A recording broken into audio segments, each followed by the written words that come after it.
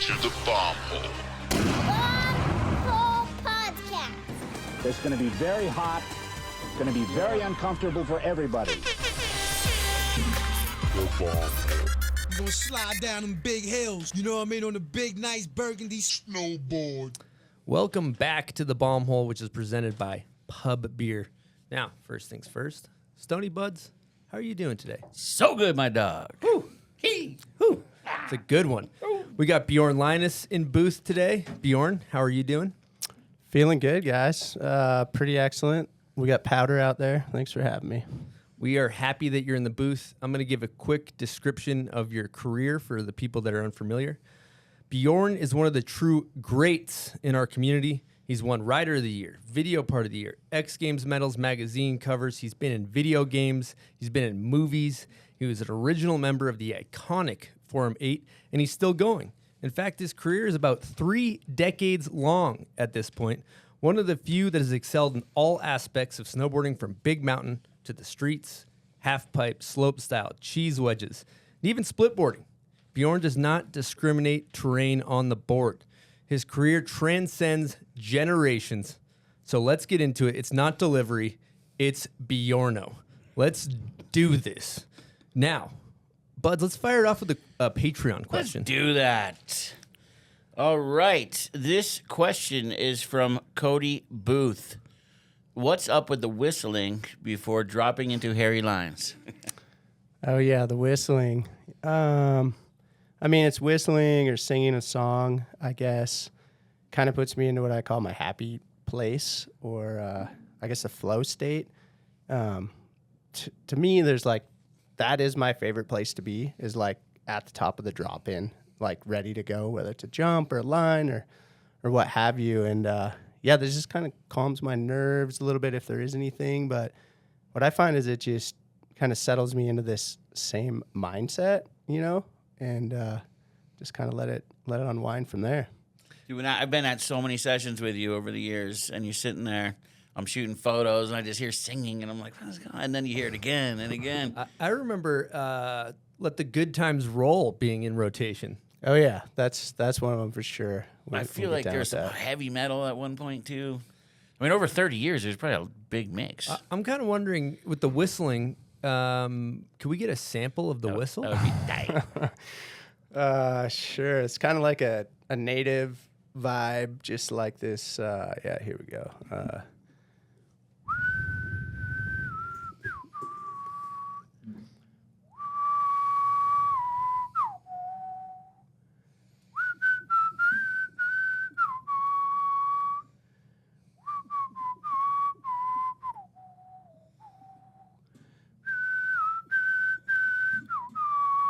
This kind of keeps going there. It's a bit of a Warriors chant. I've heard that before, like, yeah. in some sort of I don't know, a movie or Yeah. I just picture you going over some giant gap now. It's like a Jumping very over a spicy, half-pipe. a spicy line, Yeah, too. Like yeah, spicy rocks line. everywhere, peppers. We like a little pepper. That's the favorite thing. I put it on all my foods. Lots of pepper. I'm serious. I'm like a bit of a pepper freak, if you could say. I believe it. Well, speaking of peppers, I have this question slated for later in the conversation, but it's kind of fitting. If you look through your career, if you watch all the footage, you know, I was going through watching a scramble and, you know, all the projects, all the old Mac Dog videos, and all your lines and your cliff choices, there's like rocks and hazards and peppers everywhere. Like everything you're dropping into is so sketchy.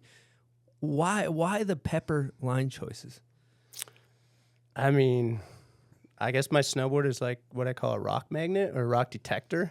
So it's good at detecting those rocks, and I just try to hover above them, I guess. I don't know, man. I mean, maybe part of it just comes from riding at Brighton and Snowbird. You know, there's just so many rocks everywhere, and in order to get like a fresh line, I guess you would kind of have to like step it up into something a little more, you know, spicy, I guess. Throw a little sriracha in there and, you know, see what happens. So yeah, and also just trying to like look at the mountain and like figure out a new pathway down it. I've always been intrigued by like, okay, what line would be like challenging and interesting, and like how can I paint my own, you know, picture down that line, and maybe that makes me more of a separates me from another rider, I guess, because they might look at the face and go, there's the obvious cliff and to that or whatever.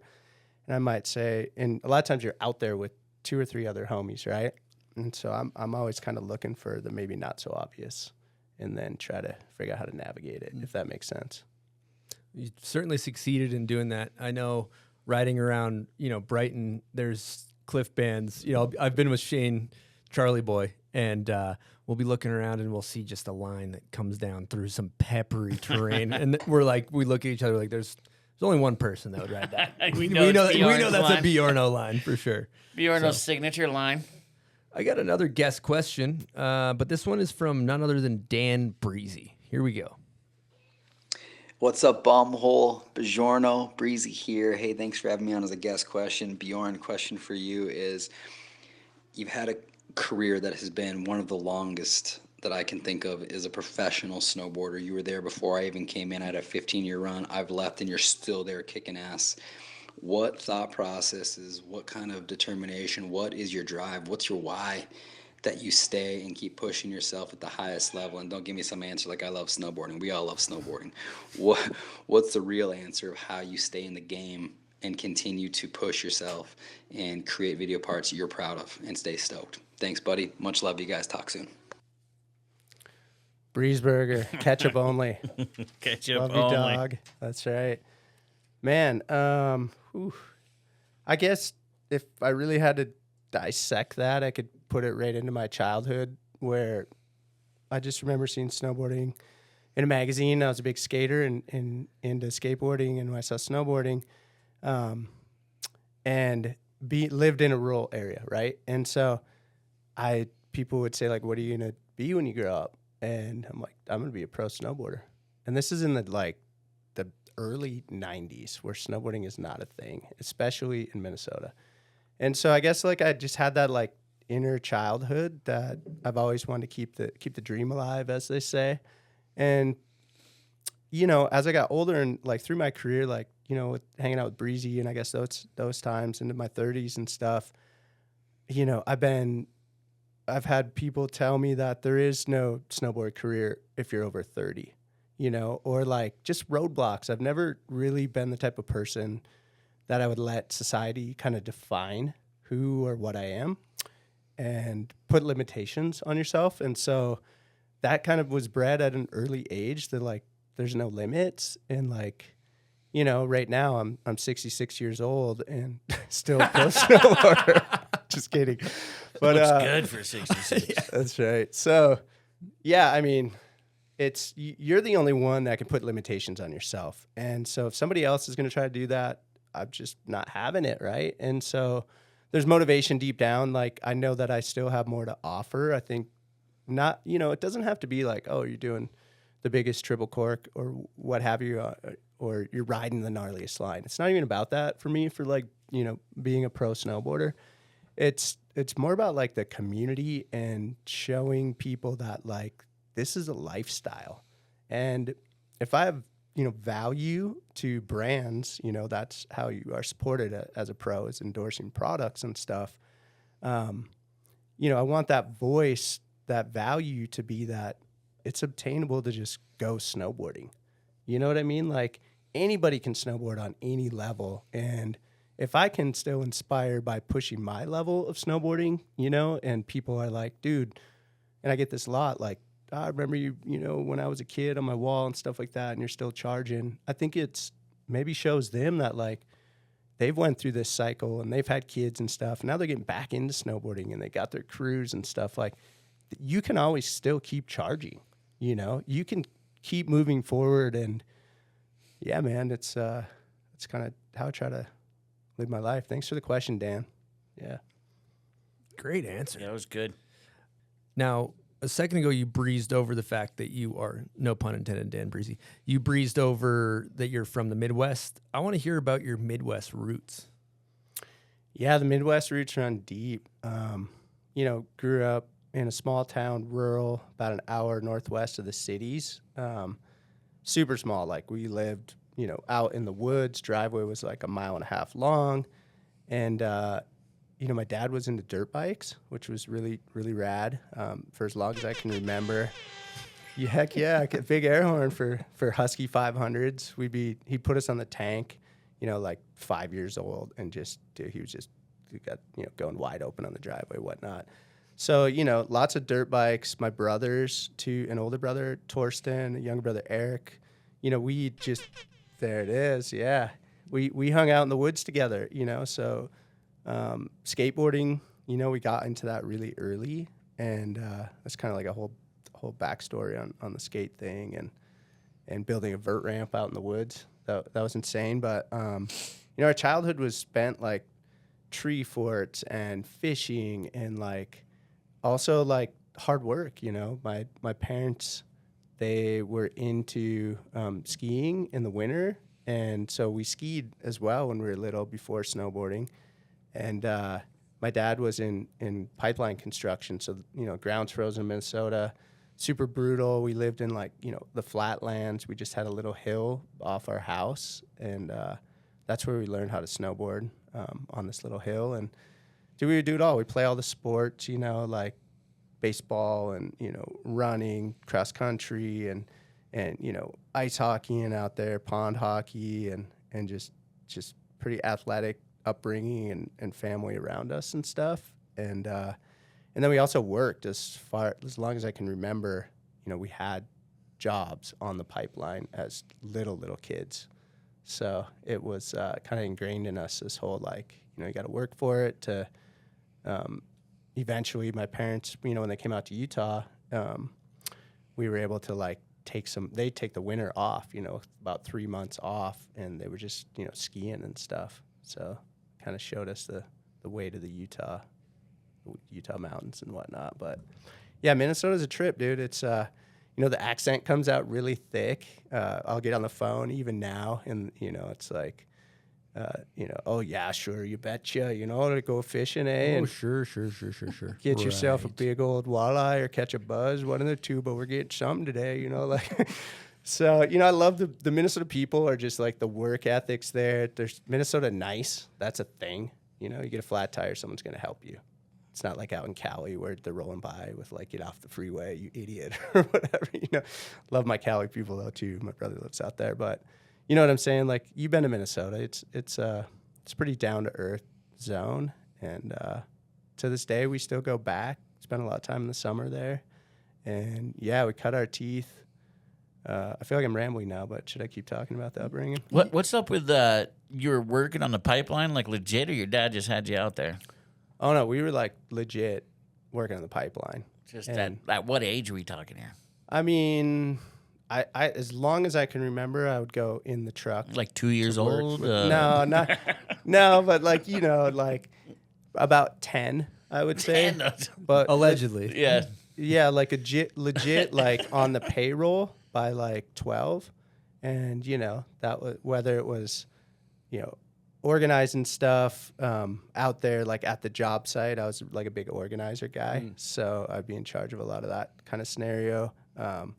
We would help chainsawing and doing various things for like removal. They're using the big equipment and stuff, and then eventually that led to being a welder's helper. So about the time I was 14, I was welder's helper, and we'd be out in like North Dakota just working your butt off like 6 days a week and just kind of doing it. I was driving to town when I was like 13, going to get supplies for everybody, and no farmer's permit or anything, just in the truck. Granted, I looked like I was like 10, puberty was a little late for me, and it was it was a amazing upbringing though, because my dad, my grandpa, the rest of my family, they all came from that background, and it just really taught us, once we got to a different level in snowboarding, to like treat snowboarding like a real job. Beautiful. Pro child labor, obviously, too, as you can tell. No, but I kind of want to highlight something, too. Just thinking about when you guys moved to Utah, your brother Eric kind of brought up this point, which I thought was really good. Park City didn't allow snowboarding. Alta and Deer Valley still don't allow snowboarding. And you've kind of been involved with trying to get them to allow snowboarding. What are your thoughts on these places not allowing snowboarding? I mean, let's be honest. that's really whack. It's 2023, you know. I mean, if you look at all the equality movement, whether, you know, it's BIPOC or gender or, you know, sexual orientation or basically anything that's been so positive in the last, you know, decade, like strong in the last decade. You look at like snowboarding and skiing and not being allowed to be on a mountain because of a, you know, one board or two. It's really ridiculous. And, you know, it's actually quite lame that even the public sentiment isn't throwing their arms up even more. But you'll see there'll be some things to come in the future. We're working on some rallies and some approaches here. So not to let the cat out of the bag, but, you know, specifically the Alta scenario, you know, that's our backyard and it's amazing terrain. And they've come up with all this BS on, you know, why they don't allow snowboarding. And I was a part of, you know, Free Alta and, you know, trying to bring a lawsuit to them about 10 years ago. So I think there's still hope and time for change, you know. Unfortunately, Alta is not really motivated by money. And there's a lot going on with the Forest Service and the connections. And you know how it works when it's, you know, it's kind of like the canyon problems they're trying to solve or not solve. There's always a backdoor, you know, kind of handshake deal and all this stuff. So long story short, I think it's preposterous. I mean, really, like, you know, we've had them tell us everything from, you know, at Alta specifically, you're not going to make the traverses and, you know, the terrain bottlenecks too much and, you know, snowboarders scrape the snow off the hill. And during COVID, it was actually really fun because we went and proved all of that wrong. We were snowboarding at Alta so much in March and April of 2020. And, dude, that terrain's insane. Alta let us in, like, to quit being clowns. Straight up. Well said.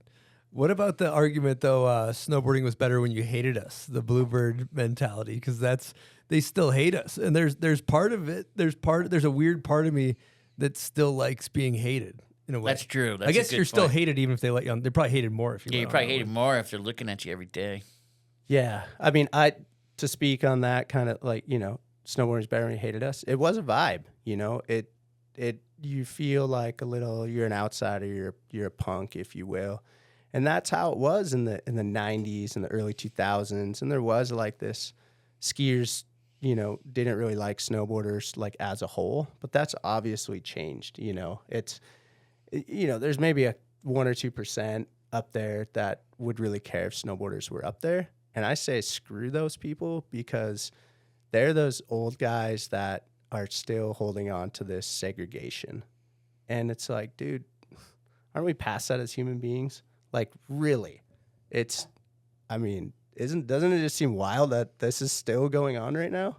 So yeah, man, it's time for a change. Those are the guys that used to like hit us with their poles. Remember that? Back Oh, in the man. day, you ever have that happen to you? No, that's Dude, past some my old era. man would just go by, you do nothing, and they'd try to slap you with a pole or something. I've been smacked with the Smacked. pole. Like, you ran over my wife. The Yeah. snowboarders are riding in packs. I'm like, You cut my it kid wasn't off. me, man. Like, are you kidding me? But yeah, you know, that mentality's changed a lot. And snowboarding's grown up. You know, Alta originally in the 80s, they allowed snowboarding. A lot of people don't know this. So, you know, and then it was a choice. Like back then, snowboarders were punk skaters, mainly out of California. I mean, it was loose and it was a totally different era. But then they decided not to allow snowboarding again, right? So, you know, but now snowboarders, I mean, look at us. It's, you know, we're family men. We're, you know, your uncle. We're business owners. It's, you know, it's in the Olympics. I mean, give me a break. You know? Mm-hmm. So, yeah, I mean, we went after Alta in a sense. Like, the original guys, if you want to talk about what happened in that lawsuit, they snowboarded there in the 80s. Jonathan Schofield, who's a lawyer from Salt Lake, Rich Varga, and Drew Hicken, who are like OG Salt Lake City snowboarders, you know, full foundational shredders. And, you know, we're the founders of Salty Peaks. And I feel like we were like 10 years too soon. Like right now is kind of like the time. Like if we were to activate now and say, look, you know, here's what we're arguing against. We're arguing on the 14th Amendment. It's discrimination against a class of citizens. And that's ultimately what it was, right? Because they allowed it, and then they said, no, we don't hang out with you guys. and they made up all these reasons why. And They got you on one thing though. what's that? Snowboards do scrape the snow. I mean, have you seen Brighton? These places, there's no snow on the trails anymore. I mean, There's no snow anywhere. anywhere that loves Pure- it's snowboarding, like a- there's it's like a just, hockey Yeah, rink. it's like just Yeah. all the snow parts. It's crazy. It's got Forms nowhere to half go, pipes. Brighton. It turns into a half pipe. What about the crazy. skiers? Don't they scrape the snow? No, they make the moguls. That's dude. true, moguls. They're mogul makers. That's right. You know what's an No, we interesting don't scrape the snow. point to talk about too is thinking about, like, if you look at snowboarding, it's fundamentally built off of skateboarding, and skateboarding is fucking cool and it's awesome, and we're a group and it's a little bit rebellious and punk kids, right? And then then skiing, it's kind of embodying that country club, tennis club, elitist vibe. Like, and that's what keeps, there's some cool skiers out there. I rock with a few skiers, but the elitist skiers from Alta and that want to be exclusive are fucking ruining skiing, because that's not what it is. It's not a country Totally. club vibe. And that's like just such a stupid fucking draw, man. Like, just get over it, you know? Get over it. You know, it's kind of like when they didn't allow, women at country clubs for golfing. That's what it feels like to me. You know, it's like to be so discriminated against because of how you choose to go down the mountain. It's, and I think that 1% that you're talking about that is up there, it's like, dude, let's take these people out, line them up, and just, a little corporal punishment on the back of the knees or something, like, so they can hit the moguls for a while. You know what I mean? Like, Yeah. let's Well, make it just- sting, because we'll it's been just make 'em stinging wear us for ski boots. so I long. mean, isn't that bad enough? Yes. You got a point there. It is. They got those bear traps. It's like on their feet. cement blocks And you on know their what? feet. There's probably skiers that back you on that too, because they're like, "Come on, guys!" Like, I'm sure there's Oh, other dude. skiers that back that too. Totally. And it's, for us, the backcountry unites us when it comes to skiing and snowboarding. That's kind of been the movement in the last, decade or so. Splitboarders going out with skiers and stuff. And it's the same thing at the resort. I got a couple homies up there. You're high-fiving. And it's, snowbirds embrace that vibe forever, and Brighton as well. And it's funny, though, like, back in the day, to Eric's point, you couldn't ride at, Park City, and, Snowbird was only a couple chairs, and, it was Brighton that was like the first to really just embrace snowboarding, and those guys are the best. I mean, it's, that's our roots here, and that's why so many people move here, and yeah, love that place. Awesome. I want to get into you getting into snowboarding, figuring it out. How did you go from being a guy that discovers snowboarding with your brother and stuff like that to getting sponsored? With the road to getting sponsored, well, Road to spons. we went from like, using our skateboards with no wheels and trucks, saved up for a year, got my first snowboard, rode that for like a year. Then my brothers got snowboards. Then when we did some local contests in Minnesota, but it wasn't like, I think it was in like 91, like some Trollhagen, Powder Ridge. And then we moved out to Utah in the winter. I feel like it was 92. And my mom was an English teacher, and so she was able to like take part of the year off. We did school out here for half of the year, and man, we would go to the local contests. Back then, there was a cool contest series that was like Intermountain. It would be, at Park West eventually, which is now the Canyons, at Brighton, and you'd go up to like Jackson occasionally or Sun Valley, and so we'd just all be riding these contests. There was tons of heads there. There was probably like 100 kids, and dudes that turned out to be like mega pros, like Jason Brown on Burton, like people like that. Tons of like influence there, and I guess we were just riding those contests, and I think we got like the shop sponsor right away. It was like, hey, if you get on the podium, top 3, then you turn in for stored credit at the end of the year, that type of scenario. And then this guy, Paul Alden, who was the Burton team manager, he had a brand called Hot that was, French and based out of Europe, and he was running it over here in America.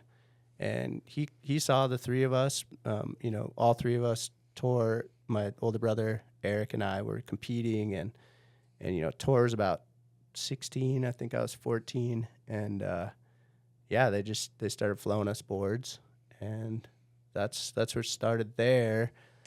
And then on the clothing side, I skated at this vert contest exhibition thing in Minnesota that summer before, and Kevin Staub came through, and he's like a big vert skater. He's like a Tony Hawk homie, you know, OG vert skater. And he had this brand called 90, and he gave me the shirt off his back after that skate event. And dude, I was like known as the mini shred, and I was like 12 or 13, and that shirt came down to my knees, and it was so sweaty and gross, and I wore that thing for like the next like year straight. But that led to like 90 clothing. He made outerwear, and some guys in Utah were on the brand, and it was, you know, George Johnston and Milo Sport, and like Andy Hetzel was running the gear, and you know, Andy was like a major pro, so that kind of got me in the door. Okay, I have a guest question from Troy Eckert, one of the founding fathers over at Volcom, that I think you're going to segue into, so I'm going to cue this up. Here we go. What's up, Bjorn? So my question is, what were you and Eric thinking when you guys sent in a portfolio with massive photos of you guys doing slalom and like doing like mini little hits out of the half pipe? And it was like, they were like full frame photos, like, and they were it was like an old school zip up portfolio. It was hilarious when I got it. I was like, what do I do with this?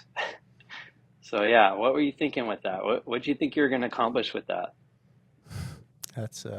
That's pretty good. Yeah, Troy, dude, thanks for all the love over the years back then. Volcom in its infancy and just blew up at, you know, for the next however long the run was. But yeah, I mean, I would say what we were thinking, that's kind of how it worked back then. It was a little bit before like sponsor me tapes. You know, sponsor me tapes were a thing in skating, and maybe they were in snowboarding, but we just didn't know.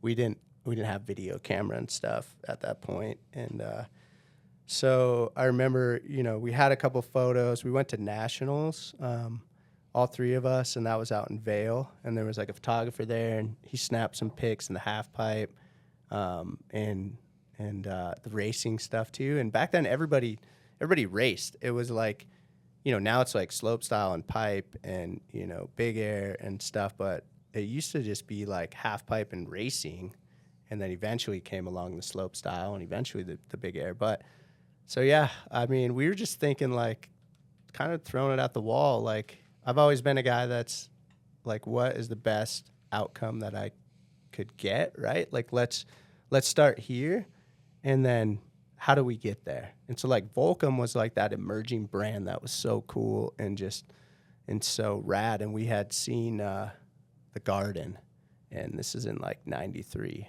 And, you know, there's like all these rad young Groms in that movie, like, dude, Joel Mahaffey, Ben Ashburner, you know, Jeff and Billy Anderson, like Jan Amai and Jason Toth, all these people. And we were like, those guys are kids and they're freaking ripping, and like, this is the brand, right? And so I can't remember if we like sent that before or after we got to ride with Brian Aguchi.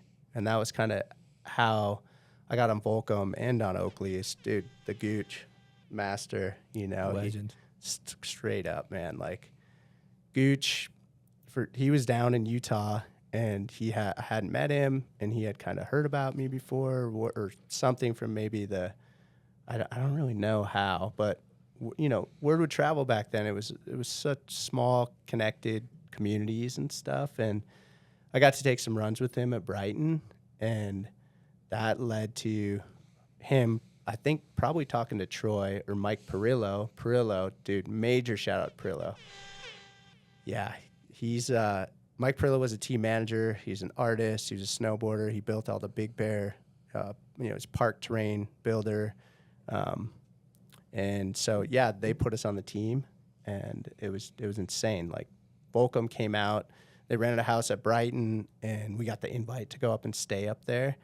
And I think I was like, I don't know, I was like 15 or so. And they brought me like this jacket, and it wasn't outerwear. It was garbage. I mean, we're talking like a glorified hoodie, but I did not care. I was so hyped to like put that thing on and just, you know, ran it until we actually started designing outerwear and making outerwear shortly thereafter in the next couple of years. And And just, that early, like, getting to be a part of a brand like that was just popping on the scene.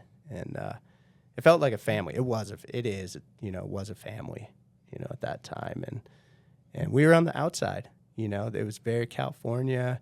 It was very cool. There was these other little kids at RIP, like I said, like, the Anderson brothers. And we were just kind of like, just on the sidelines, but just so psyched to like have the opportunity, Dude, it sounds like that portfolio worked. I mean, Yeah, you got sponsed, man. Sponsored. Yeah, my parents here and there, they like pulling out the old race photos. Dude. Do you still have this portfolio? I don't. My mom probably does. Dude, one of those race photos would be gold for us to get our hands on. It'd be tight. We probably work. Dude, I used to bash the gates. I mean, you carve. SB was bashing Dude, gate. you carve, Yeah, Everybody did, man. I think it was a good like foundational thing too, because nowadays you'll see people they can backlip a rail, but they can't really make a good turn. Look at Chris here. No comment. I'm just kidding. I'd like I've to seen comment. Big Mountain Chris can make a turn. Dude, Big I've Mountain seen Chris, him I out there. saw him on the Cybernet, just That's right. flashing The powder Cybernet? around. Yes.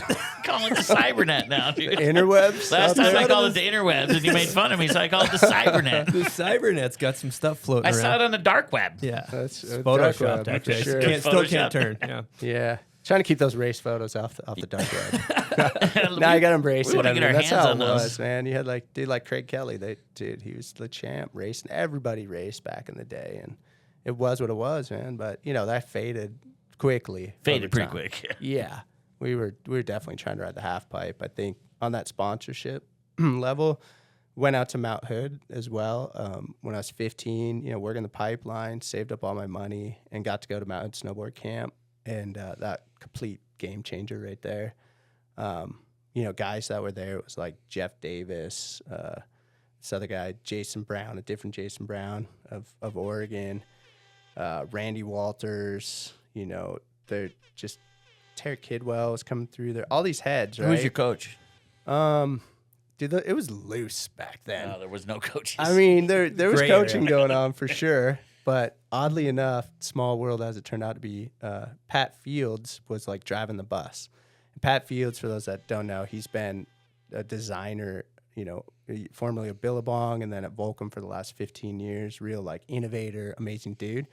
But we kind of go back and we're like, dude, remember in like '93, I was the bus driver. You know what I mean? Like Mount Hood. You guys talk about Hood a lot. It's just such a connection point. And, and back then too, it was snowboarders, we were outsiders. And so we're at Mount Hood where there's, 100 race lanes and all these guys doing their thing. And then you go down to the pipe and it was a loose operation, you could say.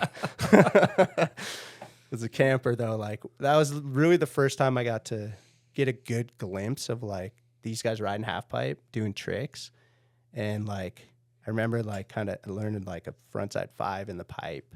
And that was like a marquee trick at the time that those guys were all doing. And I was like, wow, maybe I really kind of saw like a path, like, wow, they're pros, they're here, they're getting paid, whether they're paid to coach or whatever, they were like getting the gear. And I'd seen them in the magazines, and it was like a real, realization, like, there's a kind of a path into being a career. So it was reinforcing that, like, time in my childhood where, somebody at the Dairy Queen in Minnesota was like, pro snowboarder, what are you talking about?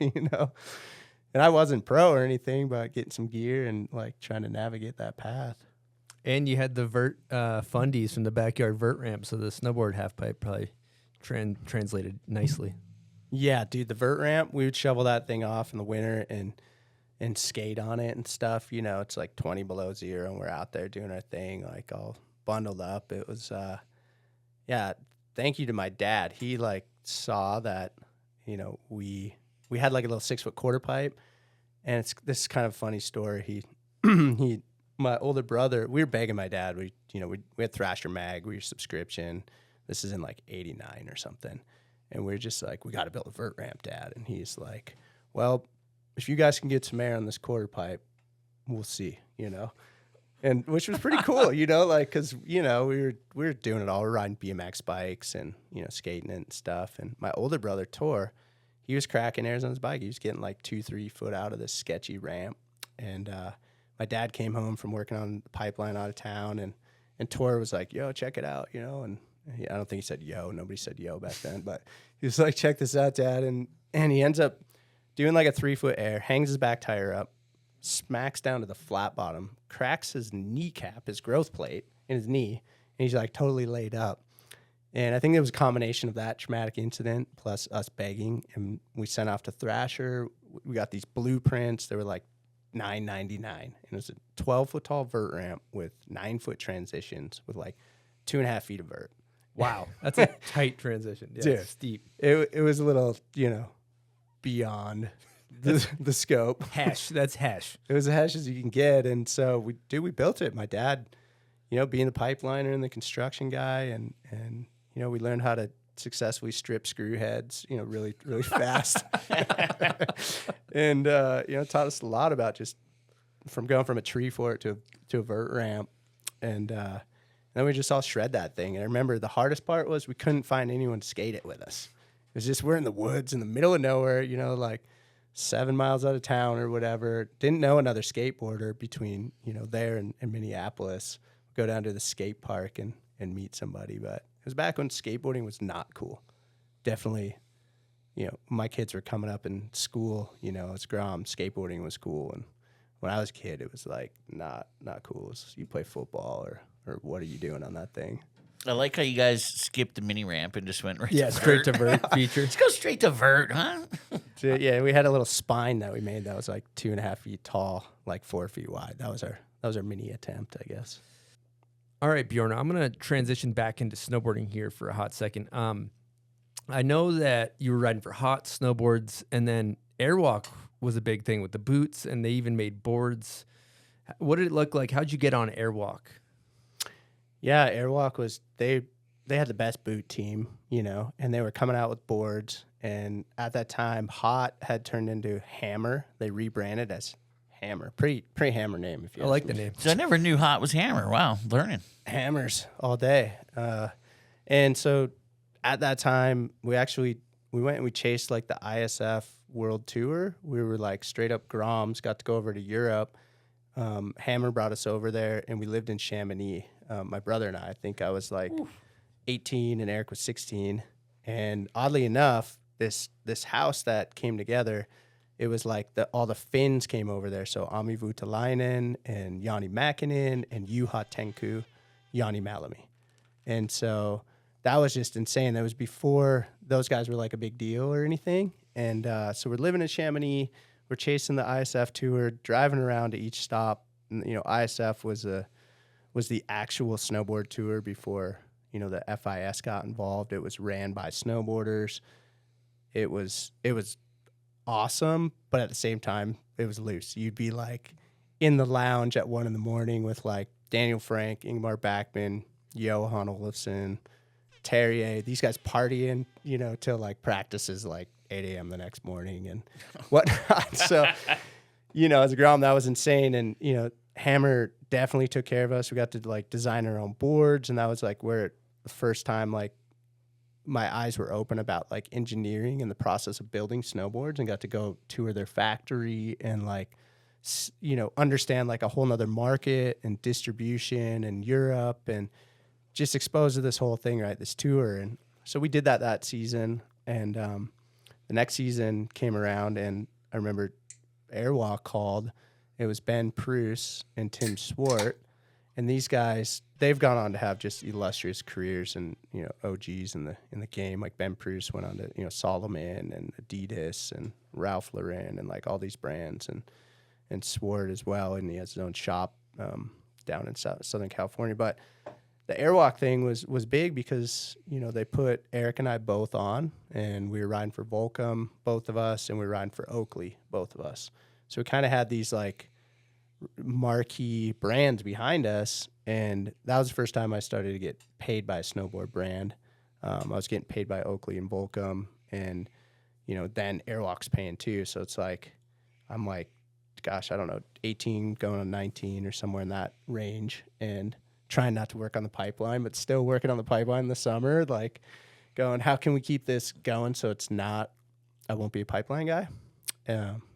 And long story short, like the airwalk thing was, they gave me that travel budget. They put me in a filming with Jamie Mossberg, getting to travel to like Whistler, getting in a heli with those guys, like some of the big dogs at the time, like, Kevin Young, who rode for Shorties, Devin Walsh, who was on Shorties, which was a sick brand, and a bunch of other dudes, Dave Craig, like a local guy. And then we got to go to Rick Scranton, which I definitely want to talk about this subject is, spent like a month in Rick Scranton. And that's when Ingemar did that mega air. Ooh, you witnessed that in person. You saw that.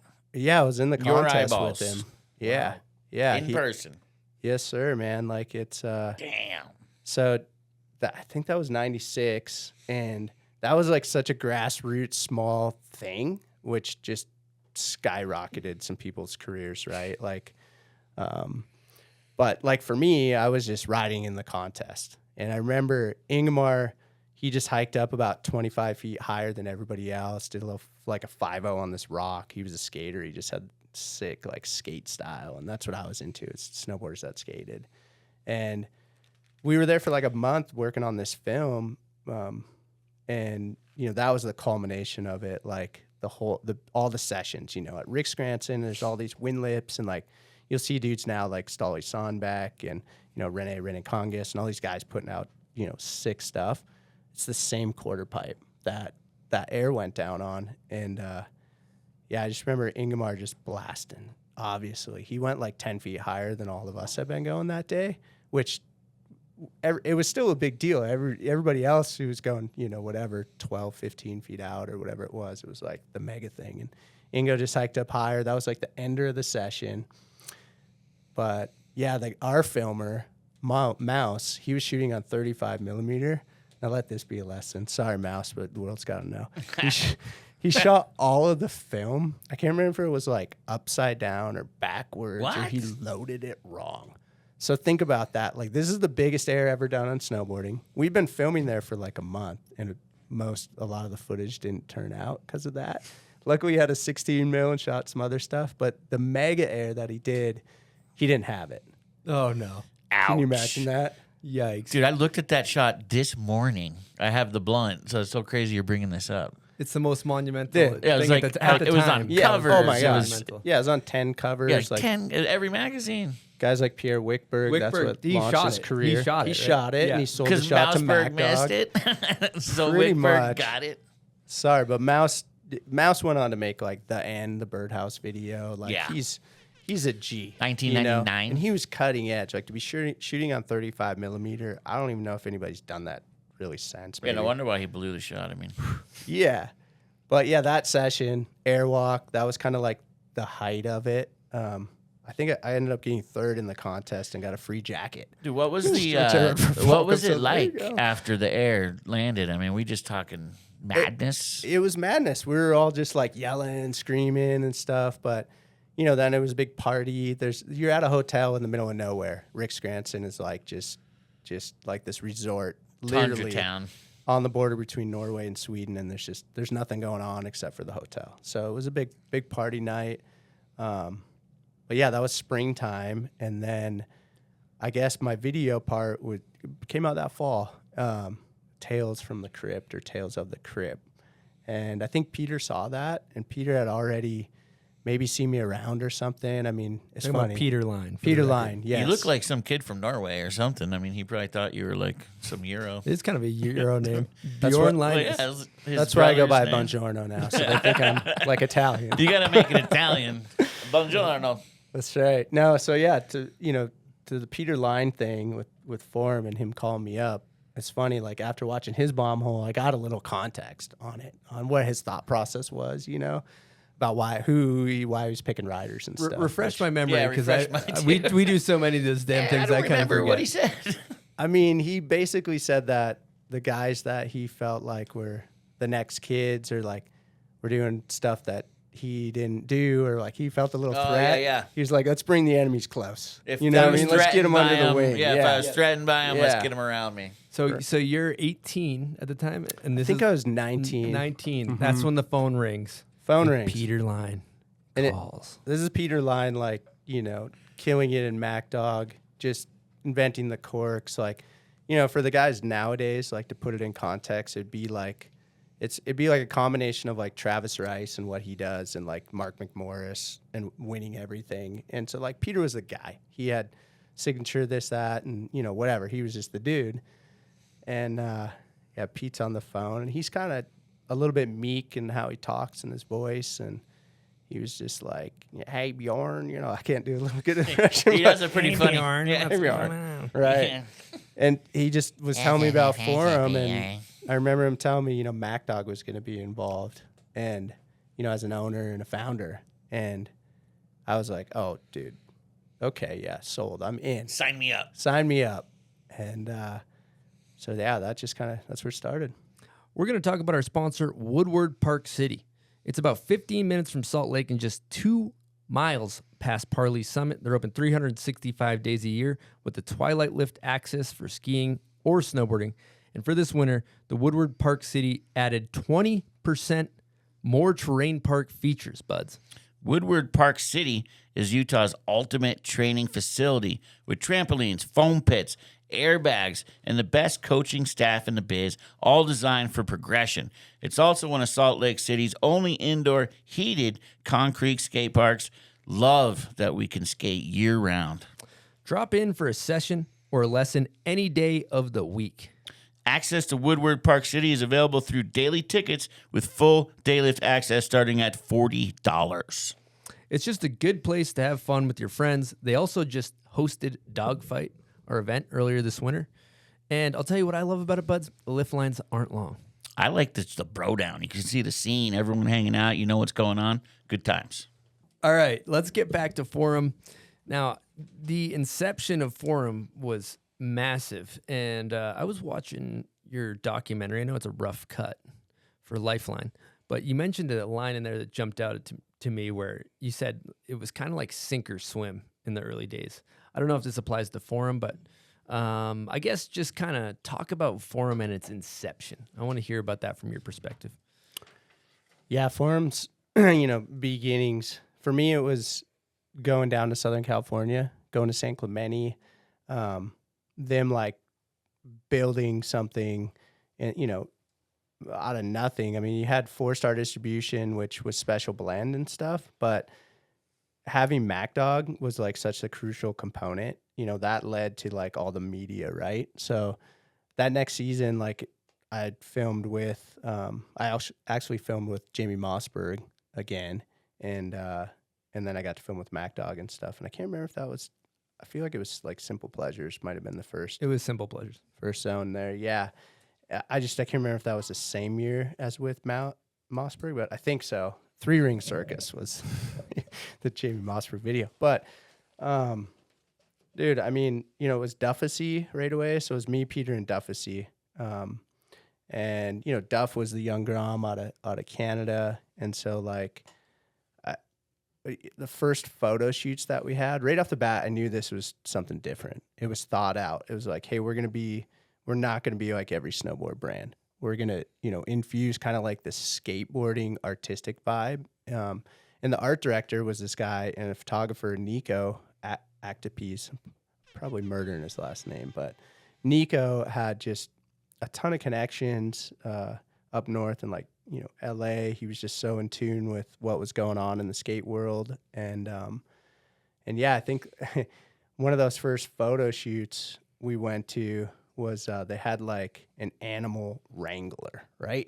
I remember them telling us. They didn't tell us the day before, like what was going to go on with the shoot or that, even when we got there.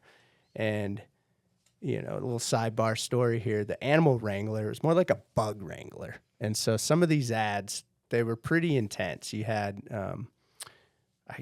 Duffacy with tarantulas. So it was an action photo. And then, at that time in the snowboard world, everything was meant to be really kind of shocking. In the ads, it was not PG. Like these magazines, you could have like an almost new girl in it or something. So there was always like a let's get their attention. And I think Forum had a really good job of doing that. They really had thought out ad campaigns, and nobody knew the boards are garbage, right off the bat. But the marketing was super sick. So that specific shoot, it was like we were all JP had scorpions. I remember they iced the scorpions' tails so that they wouldn't sting him, but they put like scorpions all over him.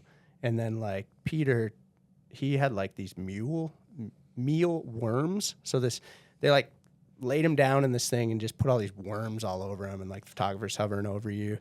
I actually had these Madagascar cockroaches, which were huge, and those things hiss. And they're like, you know, I'm laying in a box with thousands of them dumped all over me and crawling on my face and stuff. And I'm, you know, like going like this or something. And so, you know, those first like couple years, it was like, okay, we have this catalyst of really good marketing through our ads. We need a product. The product was not thought out very well at all. Like our factory, we used to have a saying, JP and I started, it was called the T- series. T- how many runs till your board blew up? Which, you know, like the die cut would rip off the base or something. Like it was loose then, but we had Dogger, and, you know, Mac Dog, he was always looking for the next talent. And, you know, whether, you know, starting with like Noah Slasnik and like these guys. And so for us to like have that opportunity to go out with Mac Dog was huge, you know, and I think we all kind of like wanted to like prove ourselves in a way in those first couple years. So we were going hard in the paint, dude. I mean, I was definitely a guy that it was like make it or break it mentality. Luckily I didn't get hurt that much then, but more like I'm going to go for this trick until I land it. And maybe I'm going for something that I've never done before, but it's going to happen today, you know? And that was the mentality, I think, with all the guys on the team at the time. You know, you have Peter Line, who is the top innovator at the time next to like Terrier. You know, it's like Peter's getting sideways in the air. It's like opening up this whole new thing, you know, spinning corks. And it's funny to even think about it, like for those that didn't live through that era, you know, like now you see stuff all the time. You're like somebody's double flipping or quad flipping or whatever it is. None of that happened, right? Like you had to like just do it, be the first one to kind of do it. And I think that's like a really important thing, because you had this like blank canvas. And when it came to all those components, we didn't know how big Forum was going to get, right? But we knew that if we sent it and we were pushing our own ability, because we were all hungry, you know, late teens, early 20s, that something great was going to come out of it. And just every season, I think in 97 to 98 to 99, 2000, it was just like continually stepping up.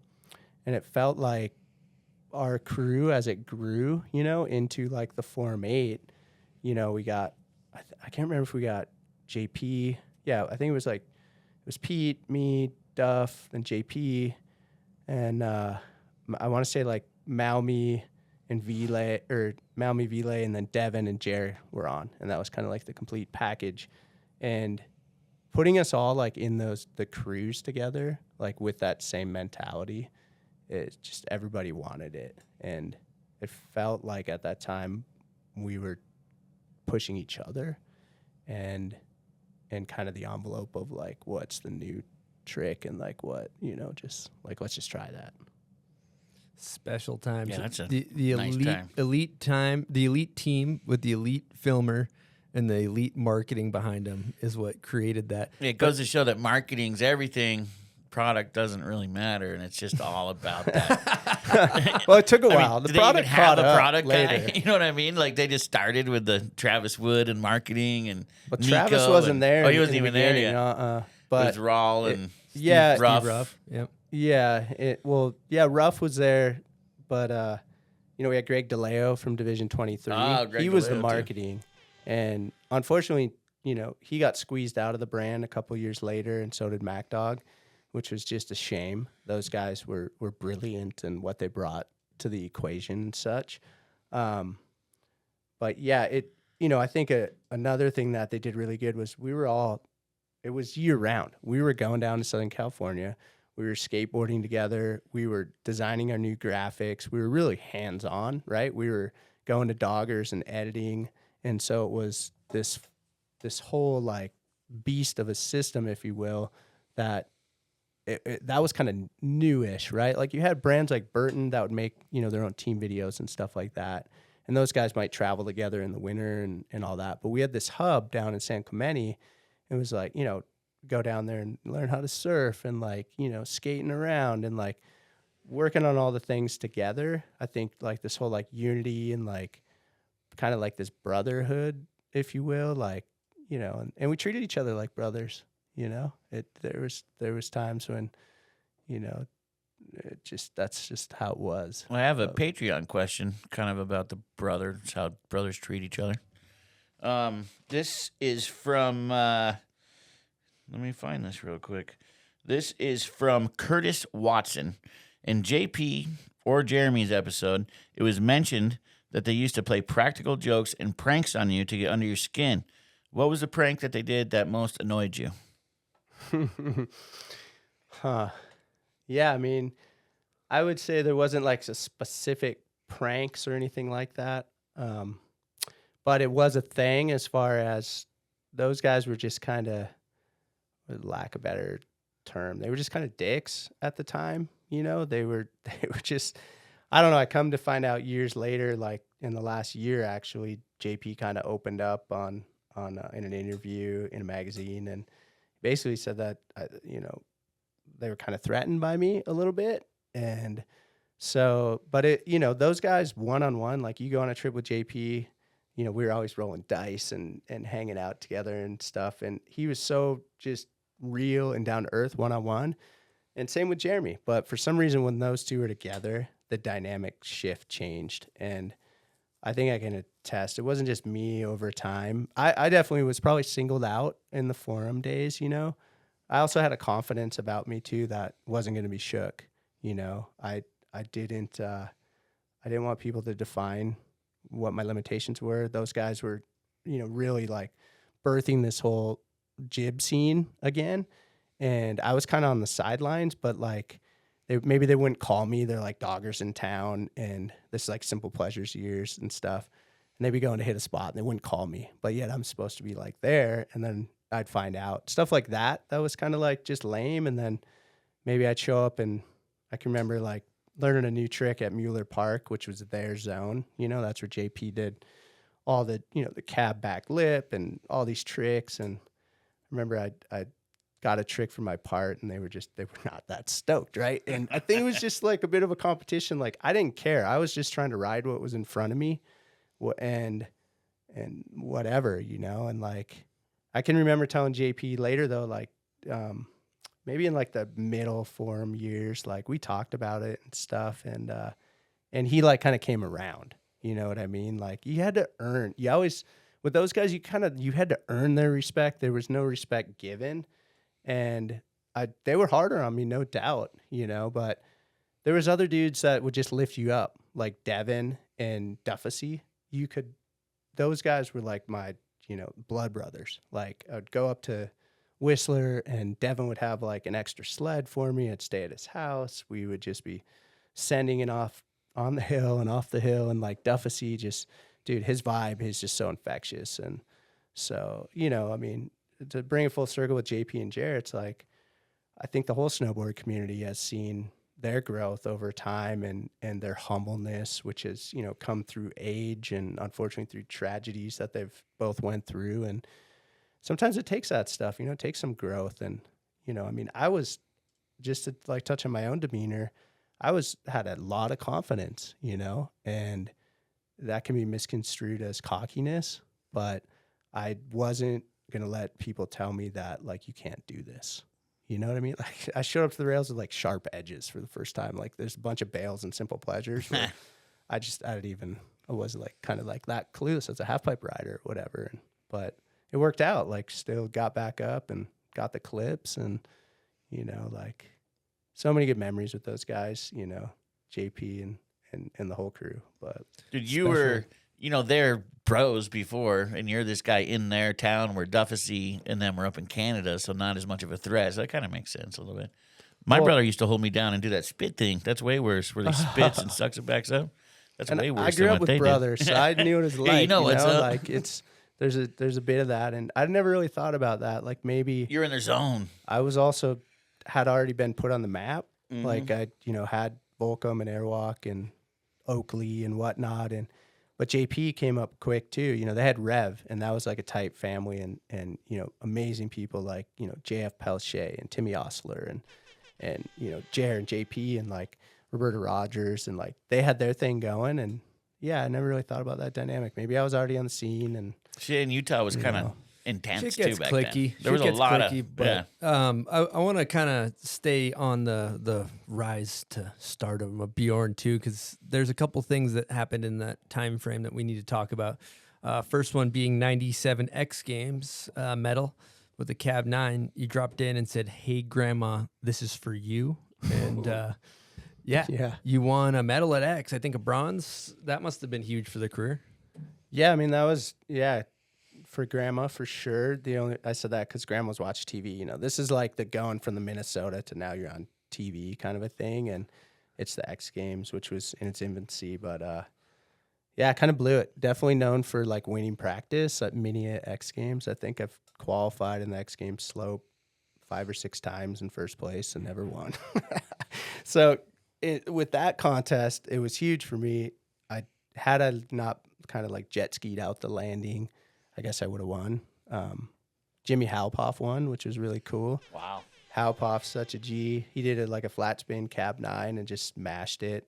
And I was trying to bring like a Cab 9 cork, which Peter Line was really the only guy that was kind of like had done that in a video part. So, but I learned it that day on the jump, right? And that goes back to like kind of how the mentality was. We didn't train and practice. We learned the tricks you see in the video part. A lot of them for me was like getting it that day, like in the backcountry or just learning it.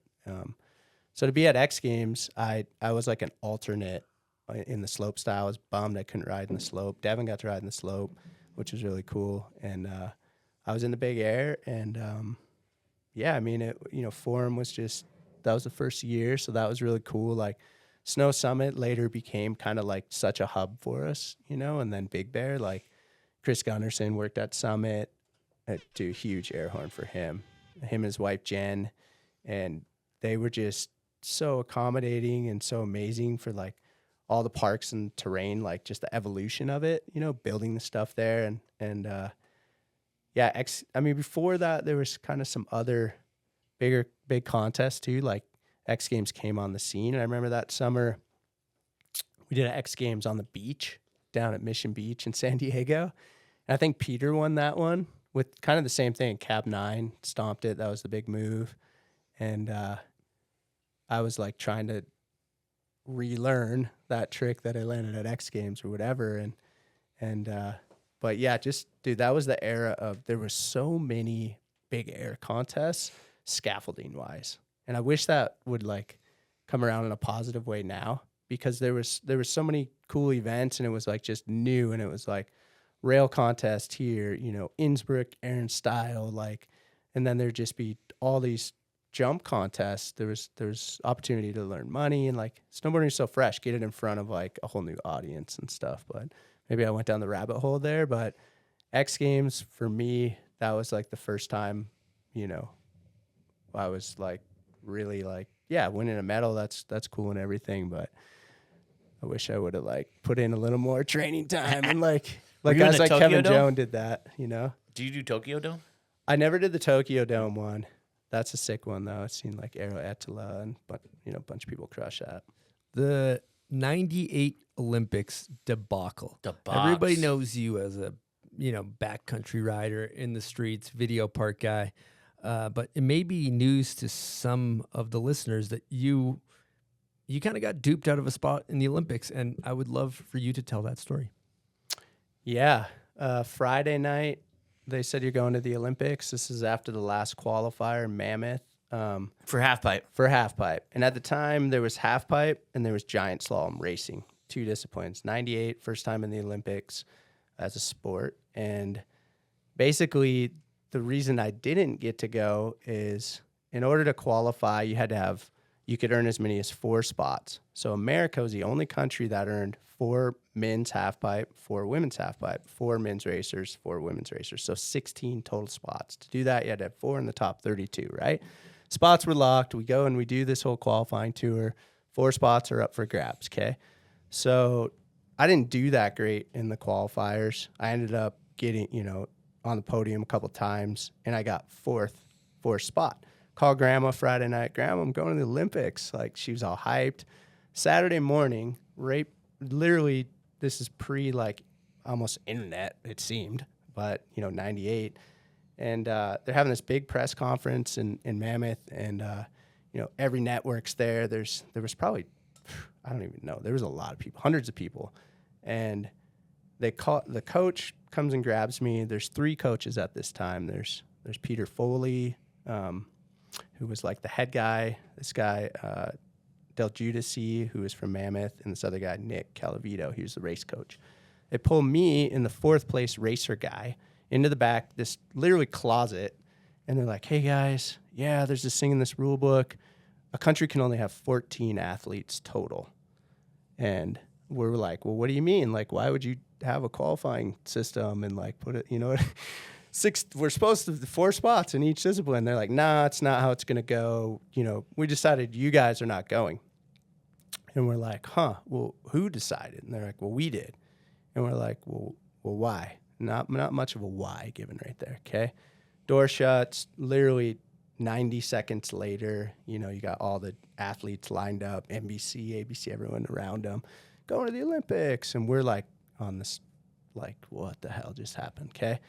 And so come to find out, later, so now they've decided to take 8 women and 6 men. They could have went 7 women and 7 men. That seems pretty fair, 50-50 split. I don't know. But it turns out, one of the criteria, and I think Barrett talked about this, or at least what they told her, was that she had, won an international event the year before, the U.S. Open in 97. Barrett fully deserved to go 4th place qualifier. Let's send Barrett. That's great. Love you, Barrett.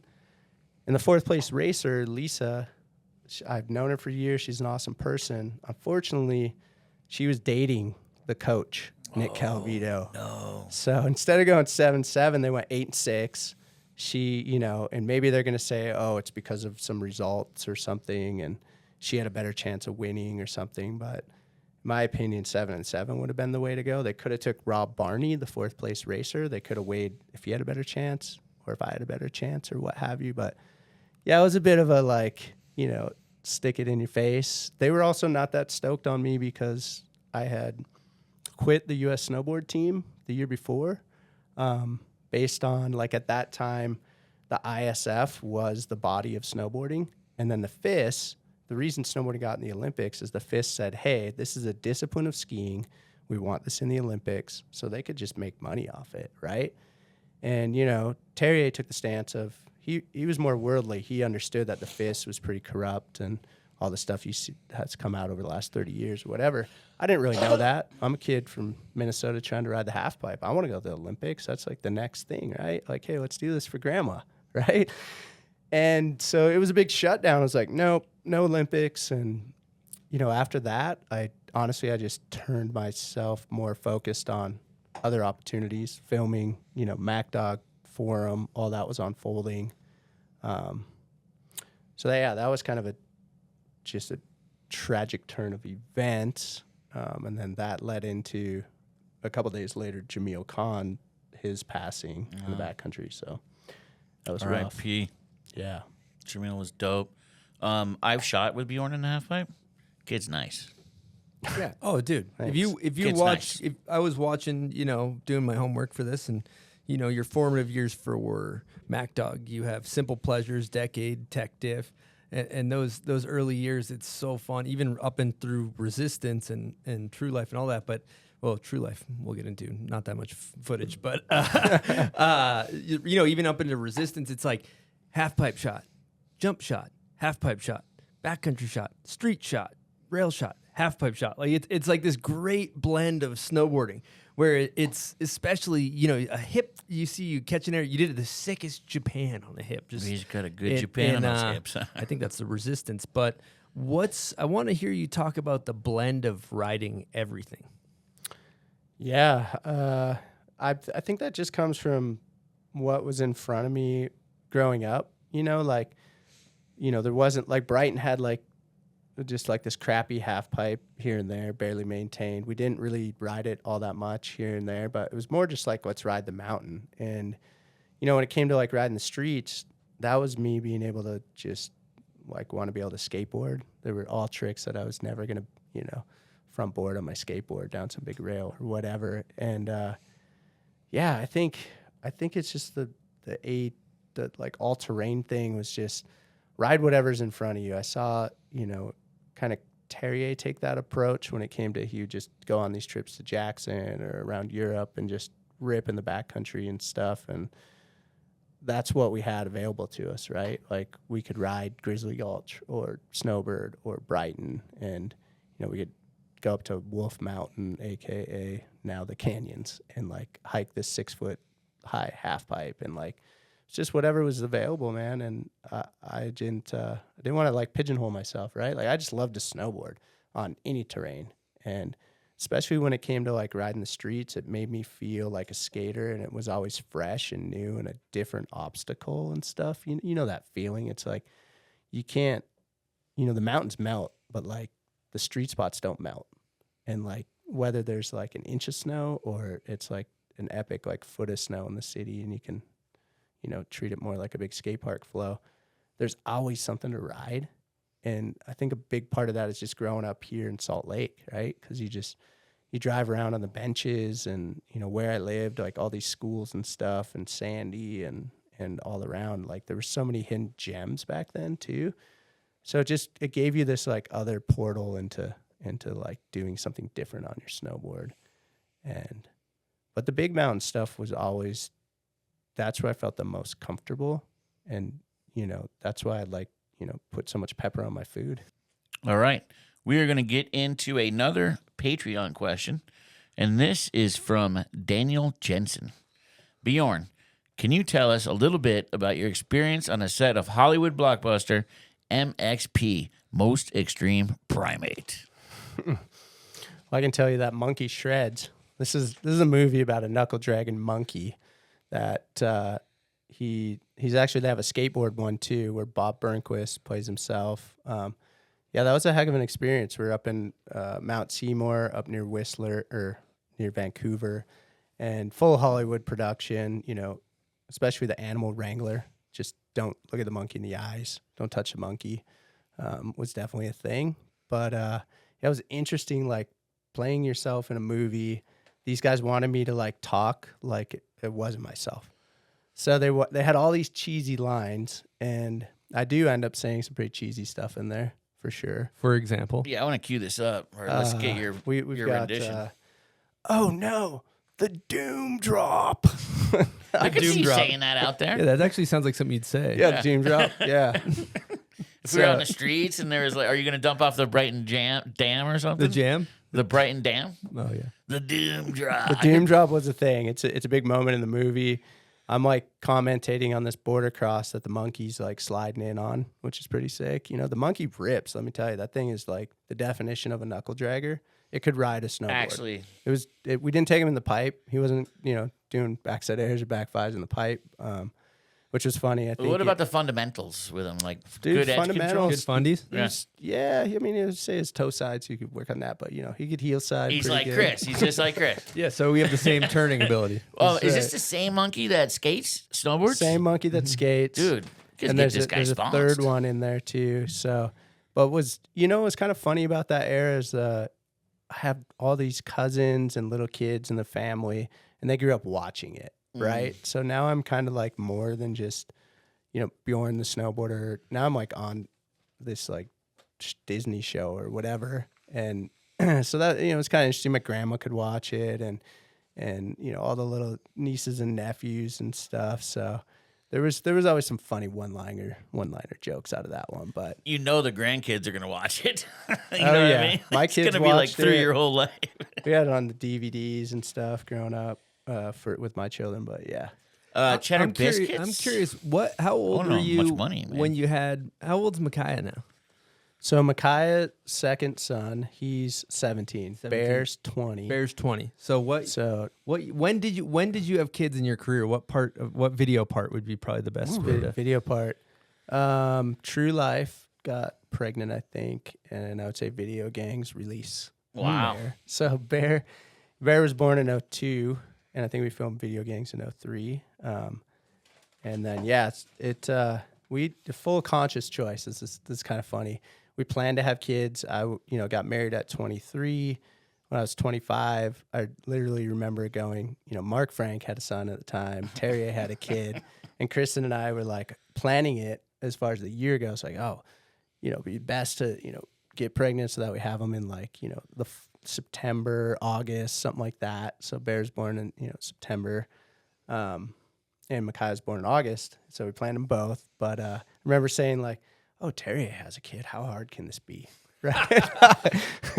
And at the time for me, like that was like I guess, I had won a lot, kind of the highest accolades. I was the most photographed guy. So they used to have this Exposure list. meter. Oh, you're exposure meter god, huh? I was number one for a couple years in a row, and You're making some top bisque with that. 5 and top I was top 10 for like a decade or whatever. And so that's to equate it to the nowadays. That's like Instagram having like the big followers, which I don't have because I've was late to Instagram, slow to embrace, but I'm getting there. People we're out there. We got a Patreon question about. We have a great Patreon question from Morrison H, and he says, "I have always been amazed by Bjorn's ability to balance family life with a highly influential career as a pro snowboarder and entrepreneur. Does he have tips for parents on how to teach their kids the value of time spent in the mountains?" Ooh, spending time with the kids in the mountains. I mean, looking back, what I always try to do was be with them at the start of the season. My first day is like we were riding like the bunny slope, and working our way up, and it just got better and better every single year. I think around the time what I noticed the golden age of like they stopped whining about my feet hurt and I'm cold and need some hot chocolate and, whatever. It was around about like 7 years old.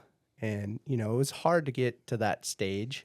There's a lot of lugging around, they're tired, they're whiny, what have you. But, my advice would be just take them, entrench them in it, and they're going to develop a love for it, right? Like how could you not, being in the outdoors and don't make it about you, make it about them and their experience. And for me, like we were always going out having such a high level, like snowboarding is your job. It's also fun, but we had systems and routines and stuff, right? So when I was with them, I tried to make it just more about like, let's have fun. And it's cool because I think that now when I look at them, it's ingrained in them. They both love snowboarding with a passion. And I feel like if we had like force fed it, been the soccer dad, like dragging them to all the contests and doing the things. Like we opened those doors, they went to contests and did that, but it was shorter lived. They were like, we just want to ride the mountain and stuff. And so I think it's really important to let them find their own path. I have, can see in both of my sons, Bear has all the ability in the world and he rips, but he's not like chasing. He doesn't want any light on him. He's barely posting on social media. He's not like trying to be like this, I want to be pro type scenario. He could in a heartbeat, and maybe that'll change. I don't know. He's trying to figure out life himself. But then you got Micaiah on the other hand, who's like looking for the opportunity and continually like grinding to push his ability and like I'm gonna learn this 450. You're gonna learn this, let's hit pyramid gap, Dad. Like whatever it is, like.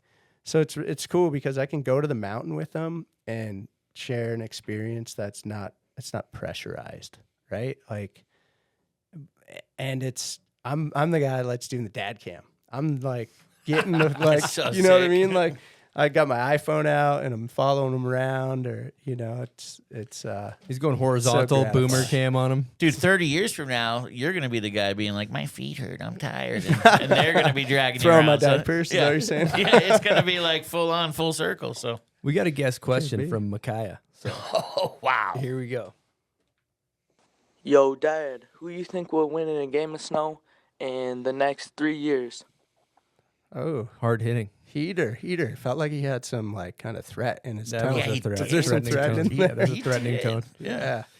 Well, considering this, in the next 3 years, he's going 3 years out. He's going 3 He's years. gonna be. He's got a training program. He's on training. Yeah, he's aiming high for 3 I hope years. it's Micaiah. I feel like it's going to be Micaiah. I mean, the projection he's on right now, we just built our own rope tow and put it up in the backyard. We've got the old DC Mountain Lab picnic table in there. We got a bunch of rails Great we welded table. up. Great table. Dude, seen some moves go down on that thing from the dead lung. Justin Benny, yourself, all kinds of homies. Lucas Magoon. Yeah, Gooner. Lagoon. Woo. Bittner. He's been blessed. Dave Bit set. Doman. Probably like back Double in the day, D. some Seth Hewitt, some Oh, yeah. probably some A grades. Oh, the Travis Parker. Chris, didn't all we the- cart that thing up to a spot? Oh, that was you and Charlotte. Oh, Charlotte. Yeah. Okay, that yeah, the wasn't him. Absinthe crew. Yeah. It was Breezy, man? I don't know who it was, but I that don't thing's know. been I wasn't around. out there that day, but I'm going to go with Micaiah on this one, but I'm not going to. There's no shortage of battle coming. What about for if you, he did buddy. it off of like a cliff jump? Ooh. Does that? Oh, do people do picnic that? table? No, game of the skate, game of skate. on a Oh, step down. Game Off of a- snow yeah. on Game a of snow, step down. yeah. Dude. That should interesting happen. one. I put my money on Bjorn. Me too. That should happen more because that takes Cab experience. 5 all day. A young kid Switchback can't one just step all up day. and have 20, 30 years of experience of step downs. And Yeah, you got a little more speed, distance, timing. there's a tranny lot. There's a lot finding. more to it. But he'll Dodging the pepper? They'll both send. I mean, Bear's more of a cliff jumper. Misty at Brighton, cruising around in the woods. Makai's more of a jibber, and yeah. That said, I bump I'm into coming for Mackay here and Mackay. there out in the wild. It's pretty funny. He's always shredding. Yeah. He's always Yeah. saying what's up. Even 7-Eleven, like out just in the streets. They're both at the Woodies, dude. Mm-hmm. Woodward, greatest place. I mean, I coached guest coach for at least a decade. When they originally started out at Boreal and then to Copper, and now to have this in our backyard, they're up there all the time. Bear actually works there right now, and yeah, I mean, I need more Woodward in my life for sure. In all honesty, I was kind of tiptoeing last year, so I didn't go true life on it and wreck the ankle or something. True life. That's a good talking point to go down, because if looking throughout your career, you have you cab 7 and knuckled pyramid gap with just a horrific bail and the shred remains. You've battled injuries throughout true life. I remember the year we filmed Nothing to Prove, you got destroyed on that water tower. You've had some horrific injuries. Do you remember when he hit his head on the lip and tacoed into the other side of the the super Bin Laden? Yeah, the Bin Laden, yeah. Ben Laden. Yeah, But- he doesn't even remember but it, bro. Hit my head a lot. No, I want to kind of lean into, dealing with all the pressures from sponsors. How have you been able to navigate injuries? I get messages like this all the time. Hey, I just broke my collarbone. I just got hurt. What do you recommend? I'd love you to kind of cue up some actionable advice for how to mentally and physically work through injuries for our listeners. You got to take them seriously. You got to do the work. It's it's not going to rehab itself. So you got to put yourself in your mind is powerful, right? There's yogis and there's people out there, Shaolin monks, that have done some amazing personal healing. And I think that we all have this ability within us. So I've really tried to kind of channel my focus on healing, meaning, and I'm not trying to go the interdimensional Twilight Zone over here, but I think you have that innate ability to heal your body in a lot of ways and through mental strength. So I meditate, I'll lay in bed, I'll visualize those bones actually healing themselves, or blood flowing to the right areas. And then, a big part of it for me is we have this guy that works on us, and any injury or injury prevention, he's a trainer, healer, mentor, guru. And I found Jeremy Jones, found him of Utah. Jeremy Jones found him, about like 30 years ago. I've been seeing him for about 25 years. And so he really helps get to the point. You know, I've realized that injuries, you did it to yourself. So you have to accept the pain. So accept the fact that there's this level of discomfort and pain that can arise at any time through an injury that you're going to have to overcome it. And when it comes specifically to like working with our guy, I've come to like enjoy, it sounds kind of weird, but enjoy the going through the pain to come out at the other side. Because without pain, there's really no transformation in life in general. You know, like a lot of people go through some tragic event and come out the other side with a different perspective, right? And so like pyramid gap, broke my arm in half, double fracture, you know, a bunch of Terminator T2, you know, metal in there and screws and stuff. And that was in April, and did the process, went through it for 4 months. And I remember Giggy Roof was making his 9191 video, and he wanted to work with me and I didn't have the opportunity. He's like, we're going to South America. I'm like, oh dude, I'm going, let's go. And, you know, I wasn't the doctor's like, you're never going to walk again or use your arm again type scenario, you know? Don't let people define you. Like, just, you have to go all in order to manifest something, right? You got to have the power of belief, and you create your surroundings. So I've also learned that your thoughts become your reality. So what do you think about the most? You know, thoughts are just vibrations, right? And your body is just a vibration. Every organ in you is vibrating on some level. You know, your heart's on a specific frequency, and, you know, different from your brain. And then realizing that you actually have 3 brains. You have your gut, your heart, and your brain. And these are 3 separate brains, if you will, that all communicate together. So syncing them, you have to be able to, like, people will say, listen to your gut or listen to your heart. That's true.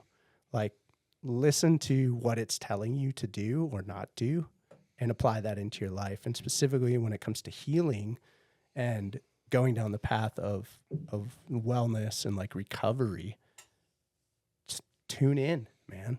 You're the one. Your brain's going all the time. This little voice in there. You guys are. What are you choosing to listen to? And then also, what are you choosing to put into it? Like, what are the specific sounds? You know, whether it's super gnarly death metal, maybe some sort of, you know, harsh message, or is it like, you know, Google, you know, healing frequencies and go to sleep with those. There's like specific frequencies that can tune into your body. So maybe a long-winded answer, but any actionable like authors or people that you've gotten this information from, books you've read? I mean, I would say look up the love frequency, you know, online. You're going to find a lot of depth on that. And then just, yeah, there's a ton of stuff on YouTube there. You know, I read a book called The Spiritual Man by Watchman Nee, and this was the book's like this thick, and that like helped me look at things from a different perspective, more that your body is capable of so much more than how we've been put in this box and are defined, right? So the world, as it seems to me, is more of a system that's in place. Think the Matrix, if you will, where we're almost like disconnected from source, and it's up to you to unplug from the machine and like realize that you're connected to the source. So I don't know if that makes sense. Makes a lot of sense. So I was looking today, man, in Salt Lake, there's shaman energy healers that you can go see that not with any medicine, but they heal with the frequencies you're talking about. Yeah. Right. Yeah. Reiki, there's all kinds of stuff. They study up on it and tap in, and fascinating stuff. Now, I'm curious, we got one of the most fearless riders in snowboarding, I would say. Fearless. I don't know if you're fearless or not, but that's an assumption.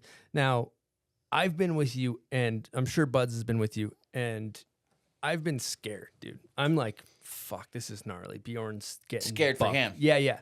And I'm curious, while we're on this deep subject right now, where things are deep. Things are deep. what's your relationship with fear? How do you work through it? How do you view it?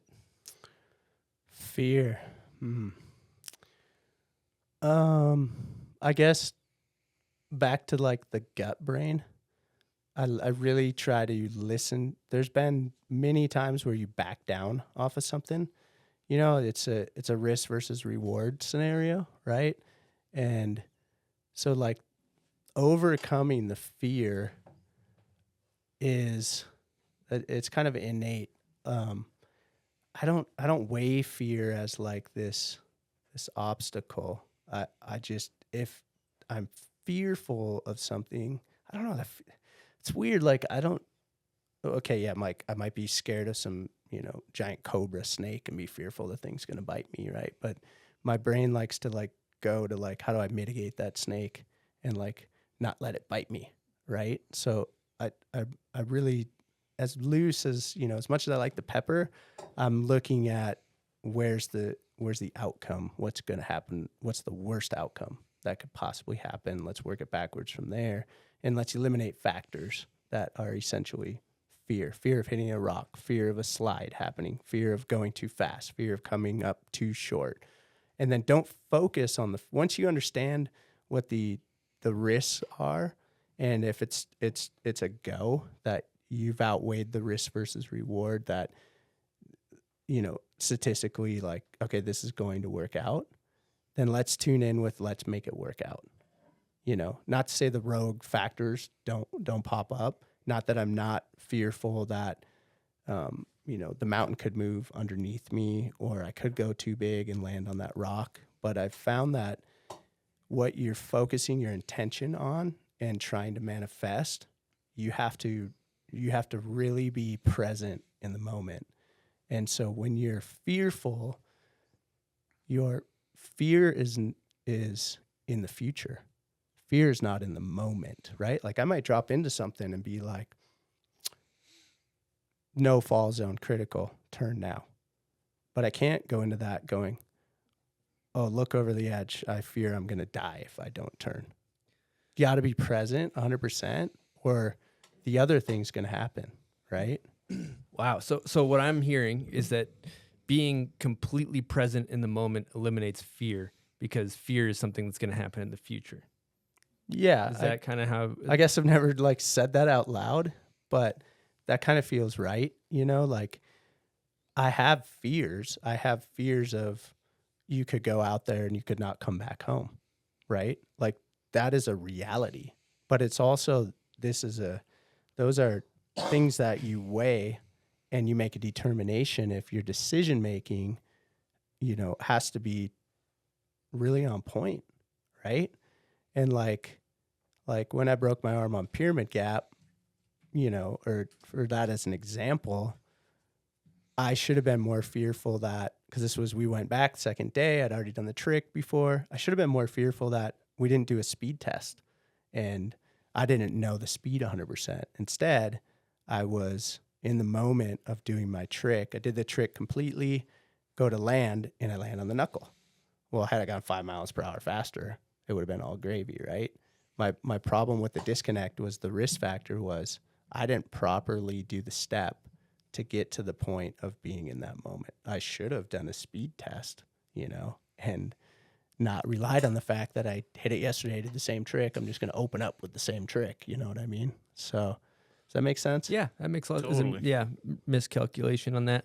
Now, another thing I'm curious about, because I feel like you are somebody who is extremely tapped in when we're in the mountains. You tapped in, meaning like present and observing everything that's going around you, and maybe the bigger energies that be.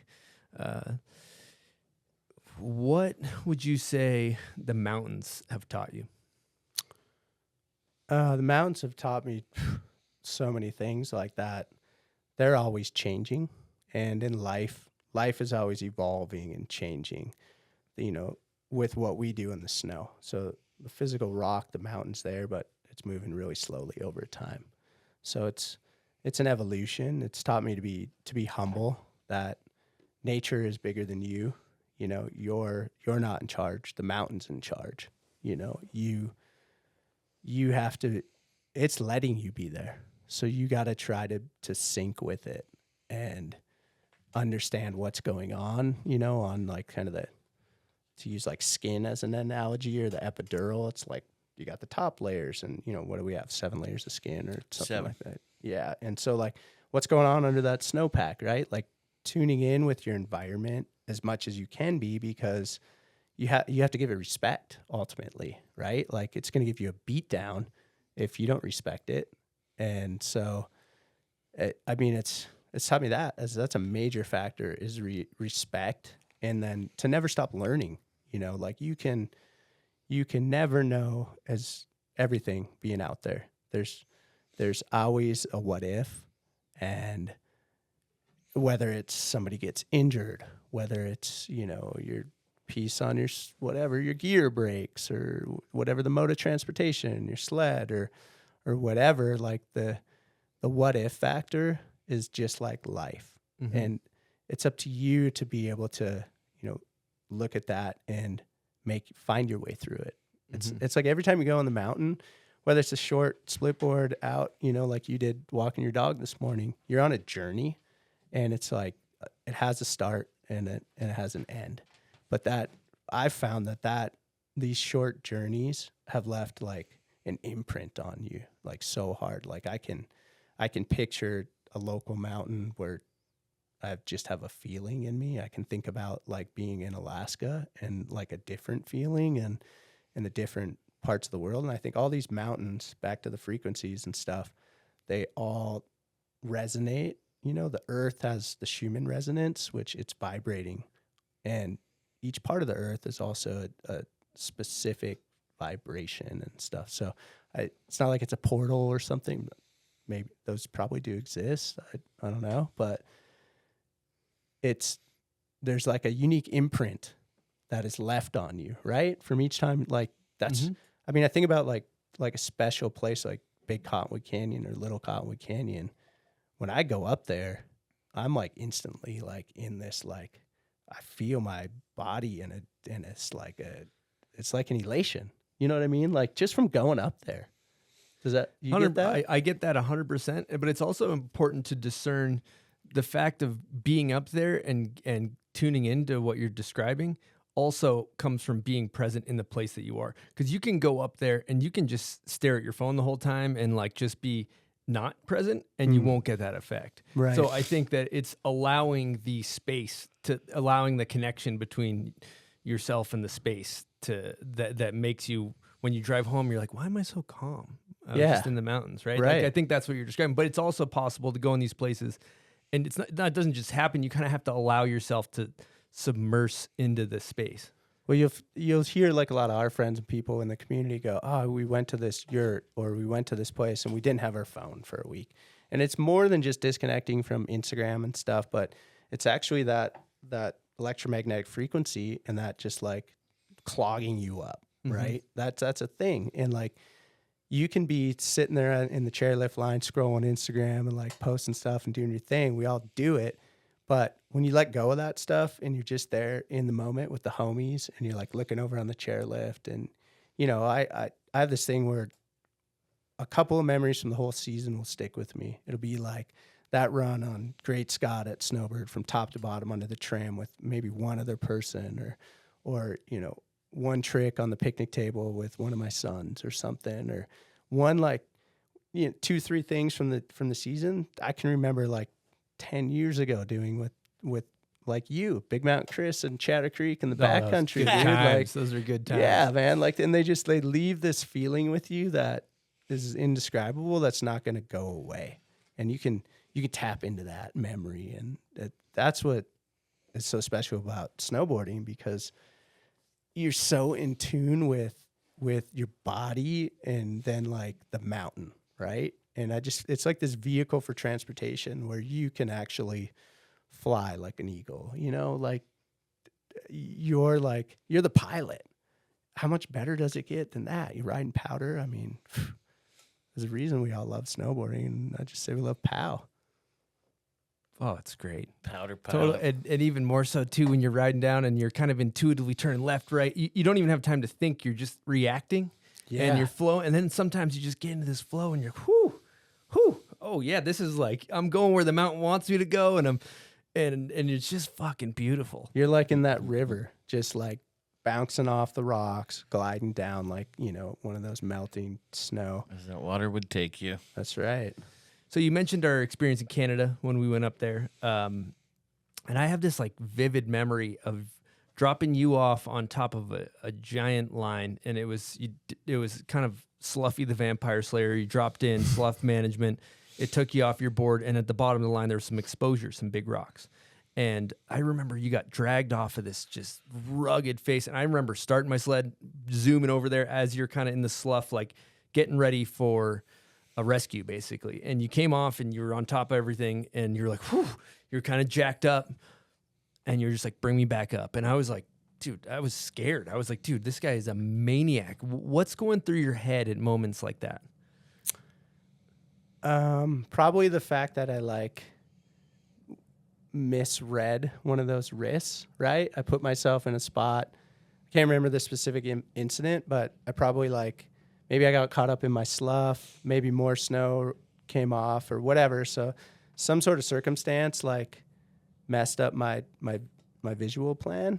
And when I say visual plan, like a lot of the times I'll look at a line or a mountain, and if I can see it before I get to ride it, I mentally try to picture myself do those turns. And so, yeah, something went wrong in that equation, and I knew that, I figured out what I did wrong right there, and just get me back up on top, like I'm down, like let's go. And then there's also this sense of like when you're making a video part and like doing what we do like as a job, there's a lot of elements that lead up to that like kind of culmination point where you're on top of the line and the filmer's in position, and we just drove 18 hours to Revelstoke, and like, we're in the camper and we got our sleds, and all of these things have to line up in this system in order to like capture it and like make it work. That time is fleeting. So that's another backcountry, mountain lesson, is that time. You only have so much time. And on these little journeys every day when we're out there, you got to maximize your time. And I think like on that trip, it was like, we're going to get lines in the morning, and then we're going to go build a jump, and you were getting tricks for like Videograss and Justin Meyer and wanting like those backcountry tricks. So we're going to like, you're limited on your time management. And again, like that's my happy place. Put me back up on top, coach. Like I want to go. We're talking Ben Ferguson fleeting time, boys. Exactly. Hey, what's up, Bomb Hall? This is Stevie Bell, and this is the Burton Blossom. We took this bad boy up to Woodward Park City. Insane park. Rails, jumps, side hits, all sorts of fun things up there. Even just some corduroy to shred. The board was overall pretty stable. At first, it took me a minute to get used to it because it's got a little bit more shallow of a side cut than what I'm accustomed to. But it also had a lot of control to it. I never felt at any point that I was out of control on that snowboard. Even going high speed into the jumps, which I know the jumps aren't massive there right now, but you're still carrying some good speed. And hitting some of the chatter that you get in the landings. I never had any issue with the snowboard flexing out or trying to wash out on me. I was able to just ride right through those things. Overall, it's a really good, stable snowboard for your average park rider. You're gonna love it. If you want to hear the full review, go to Bombhole's YouTube channel or check out the Burton Blossom on burton.com or check out your local shop. Yeah. I recently took a nice backcountry avalanche safety course, first aid course up in Canada earlier this year. Learned a ton, and got to work with John Buffrey, who's been mentioned on the show a million times, and he's just a guru in the mountains. Some might say one of the best guides in the world. And I was so blown away at a guy with so much knowledge moving around with so little ego. And I kind of want to get into this wormhole with you because you have, in your movie, I wrote down a quote from Bruce that he said, "Not knowing is true knowledge." And I think that's beautiful as it relates to the mountains. And I'd love to hear you elaborate on that. Yeah, well, the class you took, the risk maturity class, it's been going on for like 5 years now. Pat Moore started that. It's so amazing. And John Buffrey, I mean, he, was, those that don't know, he, great friend of Craig Kelly's, Jeff Pensiero, the founder of Baldface. He was like Craig's guide, basically, and taught him. He's like the Snowda of the snow world. He is the Snowda, for lack of a better term. And so I mean, what's the question? I guess we're just talking about navigating through the mountains with no ego. Oh, okay. So the knowing part, Yeah. the Lao Tzu quote. I mean, knowing, true knowledge is knowing is not knowing, basically. And, to that point, I think it relates to the snowpack and the mountains, if you're going to interpret it into what we do, right? And it's understanding that the mountain doesn't owe you anything, and you don't necessarily know everything about that mountain. You don't know everything as much as you can read the avalanche reports and get beta and see what recent avalanches and all the signs that you can read when you're out there as well. It doesn't mean that you actually know, and that's the scary thing, right? Is like, unfortunately, rogue events happen and tragedy can strike. But I also think it's important to know that we're not trying to put ourselves in those situations, obviously. Yeah. But yeah, it's just reality. Mm-hmm. It's, what just popped in my head as you're talking, thinking about the difference between confidence and ego, because those are two different things. Confidence is something that you build through time. Like, you get confident in your skills that you can land a cab 5 on the step down, right? Those are things that you build your confidence, but it's not to be confused with ego, which is a totally different. Like, ego is thinking that when you don't, and that's so those things can get kind of convoluted. But like, I just love the idea of like real true confidence might be knowing that you don't know. Knowing that you don't know and recognizing, like, there's a term, expert halo. Like, it's, that's like, basically, I know what I'm doing. I'm kind of the leader. I'm going to kind of disseminate what the game plan is, right? So like, and there's a lot of ego base in that, right? Like, obviously there needs to be a leader in a sense, but the humbleness is what really makes a leader, right? You have to be able to listen to everyone in your crew. You have to be able to be open for factors that maybe are beyond your scope or you didn't quite realize, right? Like, that's how you earn respect, and that's how you give respect, right? So you can never be this person in the backcountry that has a big ego. It will shut you down. That's how you become, a statistic, basically. And so confidence, to just go further on that, you have to be confident in your decision-making ability, and you have to be confident to weigh the factors, like there's an acronym called ALP Truth. You've seen. Never heard of that. So ALP Truth, avalanche, loading, path, terrain, unstable, thaw, right? Terrain, unstable, thaw. Yeah. And so you have to weigh these factors. When 3 or more of the factors are out of alignment with your decision making, right? Like, is there recent avalanches? Can you see recent avalanches? Okay, that's a factor. What's the snowpack doing? Is there recent snow? Okay. Is it a thawed snowpack? Like, what's going on in the actual snowpack? Is there a terrain trap? Well, that's what I forgot. Terrain. What's the terrain doing? Is there hang fire? Is there hang fire around you? Like, what's the terrain doing, right? Like, where's your path? That's the P in the ALP Truth. Where's it taking you down the mountain, right? And so, is it unstable? That's the U in ALP Truth. And when these factors, again, it's like an equation. When you're noticing all these things, you have to be willing to like change your direction. What are we really doing out here anyways? And when it comes to like, the capturing standpoint and the expert halo and what we do as like filming, and even now for like Instagram, people, I'm going to be like Instagram famous. I'm going to, get the couloir. I'm going to get it on my POV. And it's a big thing here in Utah, the top of Mount Superior, big face here in Utah, that it does get avalanche controlled, but it can still be sketchy. And all these people are trying to drop in at once and get the clip or whatever. It's like, you have to be willing to like just step back and go, you know what? These factors don't line up. we're not doing that right now. Like, like I was saying before, the mountain's going to be there. Sometimes you have to wait years to ride a face. That happens all the time, and maybe they don't see that, right? Because you just see it on the gram, you see it in a video, and you'll see stuff.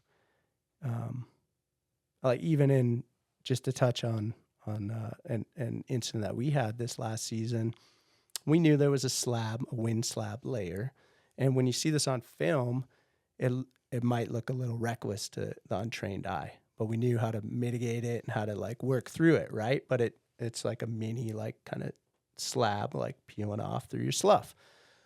To the average person, they might think, oh, that was reckless. You didn't weigh the factors right. But we actually did. We knew we had been, this line, we didn't ride it the year before because we had to back off for a certain reason, right? This had the right snow structure, and the snowpack made it obtainable.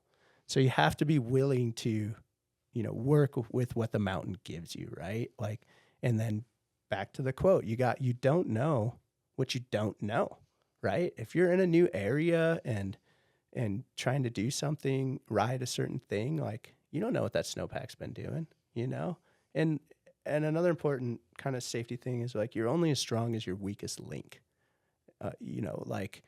Like in our crew, when I took you to Canada and we're out in the backcountry, maybe you were the weakest link in that crew. Actually, the photographer was, but he was a great guy too. But you had more training in the backcountry and stuff. But the point is like I'm relying on you to save my life. You came buzzing over to me like this slough happened, and like, did he get raked over some rocks? Is he okay? You need to be prepared to like rescue me as much as that sucks. So I'm being cognizant of that. I'm not trying to put myself in a situation where my weakest link has to step up. And now all of a sudden it's like, first aid response and, getting on the radio and, indoor, like, probing, beacon shovel probe, finding me, all those factors, right? So it's very serious, but at the same time, you can have the greatest experience that will change your life, change my life being in those mountains, Now, you kind of were talking about an incident, and I know you popped Avalanche off this year. I want to hear more about it. Did you get fully buried? What happened? Yes. So, last May 10th, I didn't get fully buried. I'd never been in an avalanche before. It's funny, we did an interview like a month before for this movie, and I was talking about that, and some of the factors went wrong, right? Like, we were present in the moment. We knew where we were going, but what happened is we decided to go a little bit higher, and we got into an area that was wind loaded, and I thought I could outsmart that wind loaded pocket. I thought I could mitigate that risk. And so just to kind of like give you a visual, we hiked up this couloir, got to a really tight choke point where it had a cliff and a tree, and there was a way through there. It was about, a 10, 15 foot kind of vertical climb. And I had the drone fly up further and said, hey, can I start up on the ridge up there? This is the backside of Alta. Yeah, it looks good up there. It had snowed 8 inches. This is like May 10th, literally one of our last times that was going to go out in the backcountry. Didn't have an ice axe and some tools that we would normally have, but that wasn't the objective for the day. So suddenly we went from, we're just going to be getting these skin trail shots and a mellower objective to, okay, now I'm on top of something that has some exposure. And, I'm verting and hiking up on snowshoes up this couloir. And I get through that choke point and I get up closer to the top, like 50 feet from the top. And as you're hiking up, you dig a hand pit. So you're clearing the snow in, you're actually visually analyzing the snowpack and how it's bonded to the layer. So this is 8 inches of new snow on some harder spring snow. And so, the temperatures are warming up. That wasn't a factor on this, but I get up there, I notice, hey, there's a density change here. The snow is not bonded very good to the underlying snow. And I'm on the mic, I'm like, this is wind loaded. It's a storm slab and a wind slab combination. It's probably going to release. Strap in, get ready to ride down. And I'm like, hey, I'm pretty sure this is going to move, but I'm going to be okay. I'm on my toe side edge. I'm going to just kind of self-arrest, meaning just kind of stop if anything moves underneath me. It's not super steep. And what happened is I got into the slope on my toe side, and this is me trying to outsmart that snowpack. And it started to give way behind me. And it spider webbed up behind me. And now all of a sudden my legs are starting to be swept out. I don't have an ice axe because we weren't trying to like ride a couloir that day. And so I wasn't prepared right. And so I tried to self-arrest. I almost stopped, and then whoosh, knees taken out from underneath me. And in a split second, I know that this corner is coming up in this couloir with this rock wall and, 20-foot rock wall, big tree, 10, 15-foot cliff drop in the middle, and an alleyway as wide as you to get through it. I'm swept through this thing, catch air, go down. Now I know about the next hazard because I walked by it on the way up. There's 2 huge boulders in the middle of this couloir. I'm trying to get my back up off the ground. So, I'm not going to hit my spine. I've got a backpack on. I've got knee pads. I've got a helmet on. Launch off of these things. The flow of the snow took me airborne down. There's not a terrain trap below me. Knew that ahead of time. The snow comes to, kind of a stall, and I'm laying there, and I'm like, oh man, I broke some ribs or my sternum. I'm jacked. This is not good. My hips messed up. Luckily, my crew was super tight. They were on me in an instant. I wasn't buried or anything.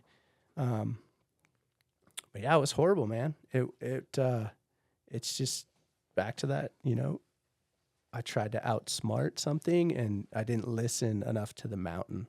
I went beyond what the mountain was allowing us that day. I should have started 50 feet lower where it was safe. The snow was bonded. Instead, I was like, oh, I'm going to start from the top. It'll be fine. And that, talking about it now, it was related to getting the shot too, a little bit, there was that factor was probably a component of my decision-making. And, one thing I realized is you got to own this stuff, right? You want to tell people about it. You don't want to sweep it under the rug. Like, oh, nothing. I've been out in the backcountry. Nothing happens to me. It can happen to anybody at any time. And, long story short, I broke a couple of ribs and some cartilage. I bruised my hip, had a bursa, couldn't walk or do anything for like a month and a half. And I was all right. But it was scary, man. It was super scary. And it another humbling lesson. Wow. And that's almost best case scenario too, It was such best case scenario. I could have had a broken hip. I could have smashed my face on those rocks. I think, being 45 and like being in those mountains for 30 years and like understanding and being in situations, I think helped me with like my instincts of like, I know this is coming. I gotta get my back up off the ground. Like, you can't go face forward, stay on top of the snowpack, like all the things you learn, but I'd never been in an actual slide, right? And this was a contained slide path with like lots of hazards. So you're at the mercy of those hazards then, and it's like, dude, I mangled my board. I haven't managed to the rock detector?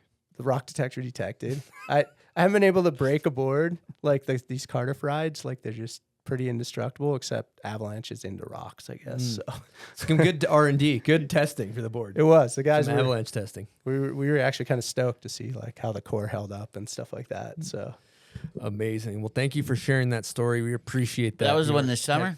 Or last time you were there? Yeah, like the 10th of May. What's funny is you're saying you shouldn't sweep it under the rug, and I remember people around you that knew that happened were trying to not talk about it like it was some secretive thing. I think right away, they didn't want people to know that I was hurt. Yeah. But it's we're gonna show the world. It's good to people can learn from it, right? Yeah, exactly. All right, buds. You know what it's time for? Oh, name that video part.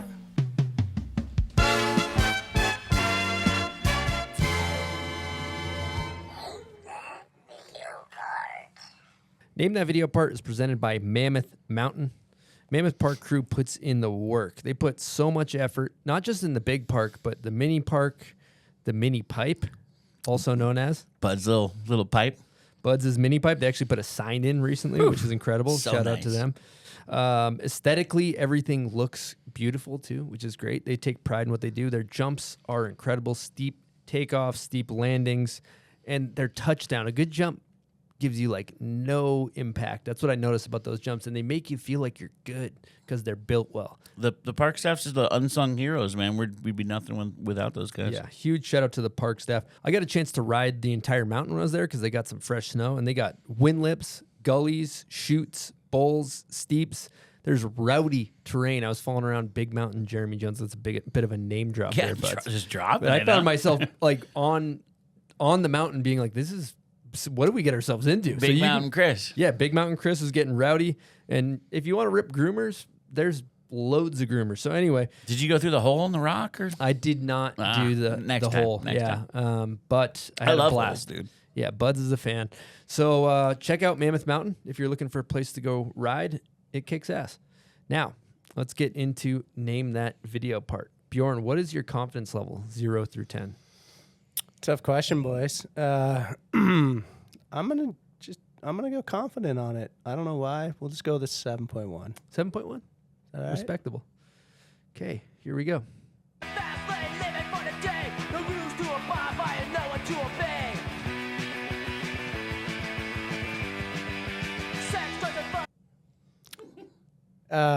Subject Hawkinson. Terrier. Well, Terrier is correct, but it's not subject. Oh, Hawkinson. it's he's riding the pipe in Norway. There's this big contest, like $100,000 he won. I believe that was 100 G's. So that was, was it the Simple Pleasures? I feel like it's the Simple Pleasures. Yes. Congratulations. Yes. That's a clean win. I'd say that's a clean win. You got yourself a bomb hole prize pack. Whoa. We loaded up. This thing is looking We stellar. threw in Boys, some it's extra, heavy. extra It's like stuff for the boys, for the bringing fam. a gym right here. You got a I love fam, it. dude. Yeah. That's right. We know Sweet. Bear and Micaiah might want a hoodie or a crew or something. Oh, they're always stealing my gear. Yes, thank Yep. you. Thank you so much. And, Can't wait to dive into that bad boy. Yep, all available at bombhole.com. We got merch, like the shirt Bud's wearing, the hoodie I'm wearing, all available bombhole.com if you want to get some merch and support the show. Part 2 of Name That Video part, this is for the listeners. Where do we get our winner, Buds? They're going to get a prize pack. It's not going to be as nice as Bjorn's, but it's bomb hole stuff, so it's going to be nice. It's a couple stickers. And we pick our winner on Instagram. So if you know the video part, comment on the photo of Bjorn on our Instagram. When this episode comes out, that's where we pick our winner. Here we go.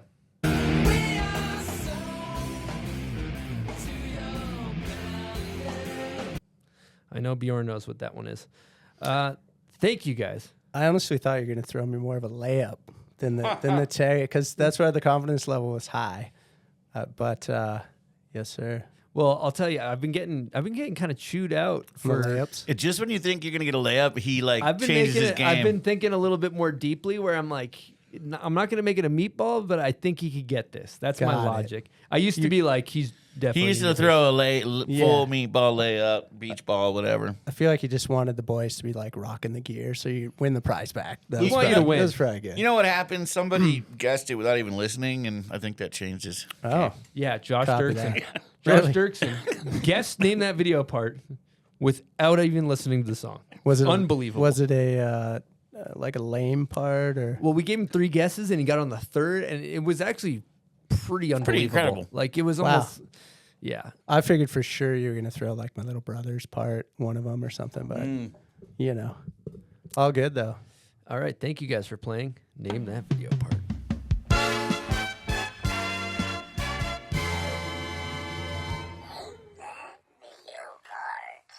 All right, time to get into some video nerd talk.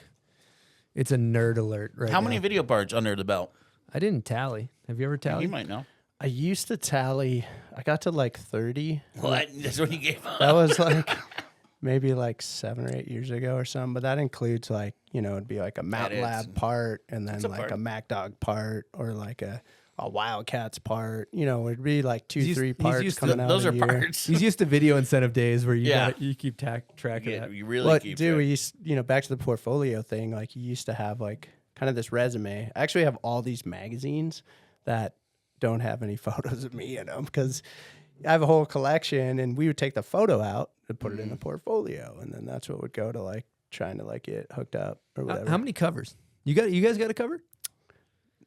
I don't think Stony Buds and I got a cover. Oh no, we got a cover of some like. Oh, we got some Euro covers. Yeah, or it's Euro Japanese covers or and something. Do those count? There's one Little Do Mag. those count? Or? They count. I mean, those are covers. I don't know. It depends on how you They count. define. They're covers. I have one that Covers. chills at my crib all the time. That Nice. blue field goal thing. Oh yeah. Griesberger broke out the machinery. Yeah, yeah. Oh yeah. I think he like knocked a bench over that was attached to the Right, school. Like he hit dude. it with the machine. That was rural Allegedly. Canada. Yeah, allegedly. Rural Canada. In the skid steer. Yeah. Yes, sir. Just Those are some fun times. Some loose skid steer we gotta- times. we gotta- Or you I don't might have have been a the guy that number. hit that. If you're double digits easy. Like what? Like I've probably had like 40 to 50 covers.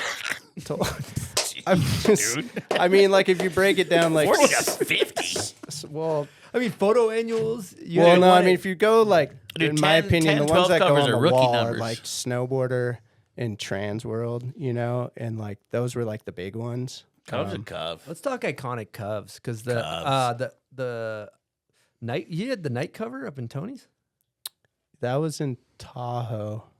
Oh, yeah. the 20th anniversary cover. Yep. Yeah, Transworld one. Yeah, that's what I mean by So like if I was gonna count those, that's like a 2-hand, you know, like maybe like I don't know, maybe like 3 Snowboarders and 3 Transworlds or something. Those aren't bad numbers, but No. Or 4. But you I don't start know. going Euro and Japan and Canada. A lot of and Euro, Japan, yeah. Covers are covers, dude. And then there used to be Snowboard Life. I think one of the Oh, yeah, Snowboard my Life. most honored covers is just a portrait shot on there was Terrier picked top 10 greatest snowboarders ever or something cover. And that one my mom had on the wall and then she gave it to me or whatever. That's nice. It's got like her subscription on there or whatever, but that one was one of my faves. Dude, I wish they still had the coverage meter because then exposure meter. Yeah, kids would care about getting photos. They don't really care anymore, dude. I think that exists for, you know, the Instagram trackability and like social. I forget the name of the app. but Oh, yeah, there's that app. It weighs like you as like a, you know, a extreme skater or snowboarder or whatever, and it kind of gives you a score based off of like how much influence you have. Is that your core score? Or is that your core score is not? That's different. Is that your non-core score? Yeah, that's your, yeah. I mean, you know how it is. You might have, somebody might have like 1 million TikTok followers, but how many snowboarders? Yeah. Whatever. I don't know. They don't have 40 covers, though, I'll tell you that much. That's your cyber web score. Yeah, that's your internet dark web score. Dark web. All right, let's talk vids. You know, I think I would say decade, simple pleasures, formative years, some great clips in there. I'm impartial to Tech Diff because that one's near and dear to my heart. I beat that to death on the show because it's my favorite video of all time. But one thing I was thinking about, you know, you're known for lines, you're known for rail tricks, all these things. But in Tech Diff, you served up to one-footed McTwist. That was kind of ahead of its time. You let the hoof breathe. Yeah, we've 1 foot of McTwist. I don't see you doing a lot of one footies. Not as of late. In the It's last time to have 25 years, maybe. Time to have a rebirth, I guess. Yeah, around the early 2000s, some quarter pipe action, some 1-footers. Maybe that one was like your a Mount experimental Hood, fizz. I guess. I don't know. I loved it. Bodie That's cool. took it to a whole nother level, though. Ah, Yes. the hoof was flying around all sorts of directions with that. All right, thing. true. let's talk True Life. Tough year. What do you want to know? First day back. So for people that haven't seen it, he basically gets slaughtered. Says first day back, gets slaughtered again. Says first day back, gets slaughtered again. It was a slaughter fest of the ankle. There's a clip that kind of funny. That clip that got used for Out Cold. It was a big slam in True Life where I actually hurt my ankle. It looks like I slammed my face like into the curb, like full curb stomp. Cue up the clip. I don't know. It's a memorable one, but The rail against the fence. exactly up Yep. above Milo's board. Yep. And Oh, that one. but anyway, so that actually jacked my ankle. And well, back it up. That was the first day back. We were at Rail Gardens, and I was trying to get a switch nose press 180 out or something, and I think it's in the video, and I like stretched my ankle really bad, and this was like in the beginning of the season, and so it tore some ligaments in there. Had to have our guru, whose name is she'll be nameless, work on me, And he fixed me up, but of course it wasn't quite healed. I lived up in those neighborhoods, and that rail is up above Milo Sport on like 3300 in Salt Lake. This kink rail with a fence. So literally first day back, I mean, it wasn't just hype. I'm like, we're gonna go ride that thing, you know? And so it was like a import snow kind of situation, barely any snow in the parking lot, shovel it up. Didn't have enough speed, ollied out. The clip can explain itself, but my legs got caught in between the fence and the rail, stretched my ankle again, right back on the couch. Then now the season's like basically done ski, and there used to be a big rail kind of in that same neighborhood. I think Benny might have had a cover on it. It's gone now. Shut by Easton. It's like a 30. It was a big, Pretty sick rail. It was steep. Big rail. Yeah, and It's gonzo. we fully back in the import snow days. We like, you know, Import, I'm like, I want to export. get some clips, and so we did that, and I just got wrecked again. And then That's some harsh tokes. and then the first day back we didn't put in there because I like got some makes. Was we were at Mount Hood then, like a month or two later. So there was some makes in the video, but it was a trying year. That was right after, you know, I won video part and best overall rider the year before with Resistance, and so it was like such a like come down, you know. But it was cool because I can't remember if JP won that year, True Life part probably, and we were like neck and neck the year before, and he was pretty sour. He didn't win, and so it was cool. He got that accolade, and like, you know, the rest of the boys were charging and stuff, and I was a sideline guy, you know. For some reason, I had it backwards in my head. It goes Resistance, True Life, and I had it True Life, Resistance. So excuse my judgment on that. But the Resistance part, it's first part, right? I think it's first part. Yeah, it's first part. You were on one in that year. Did the half pipe clips, the big air cab 9 swimming pool. Like, it's just a freaking slaughter fest.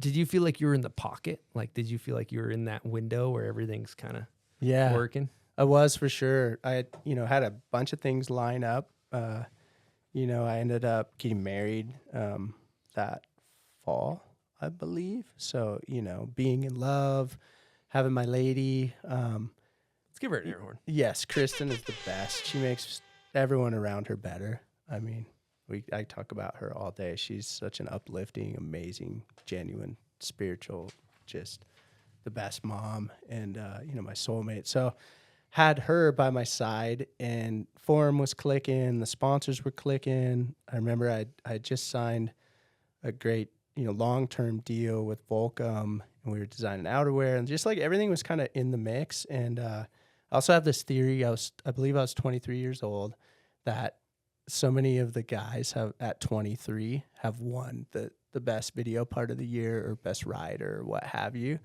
And I feel like it's like that point where you're like coming from teenage and like becoming an adult, but you got that fire. You still got a lot to prove. You're like, I'm on the scene now, and then like cruise, it just kind of just like lined up. We were getting to go. We had everything dialed up in Canada with the boys, with Duffy and Dev, and things were happening in the streets. And Terrier had like the Arctic Challenge, which kind of extended the season. That was an event in Norway where they had the sick half pipe and all that stuff. And so, yeah, a lot was coming together for me then. And then I got hurt the next year, and then we decided to have a child. And I know, like, when we put out Video Gangs, that was like, we were just on the road a lot, and we were doing stuff here, but Bear was coming with us everywhere.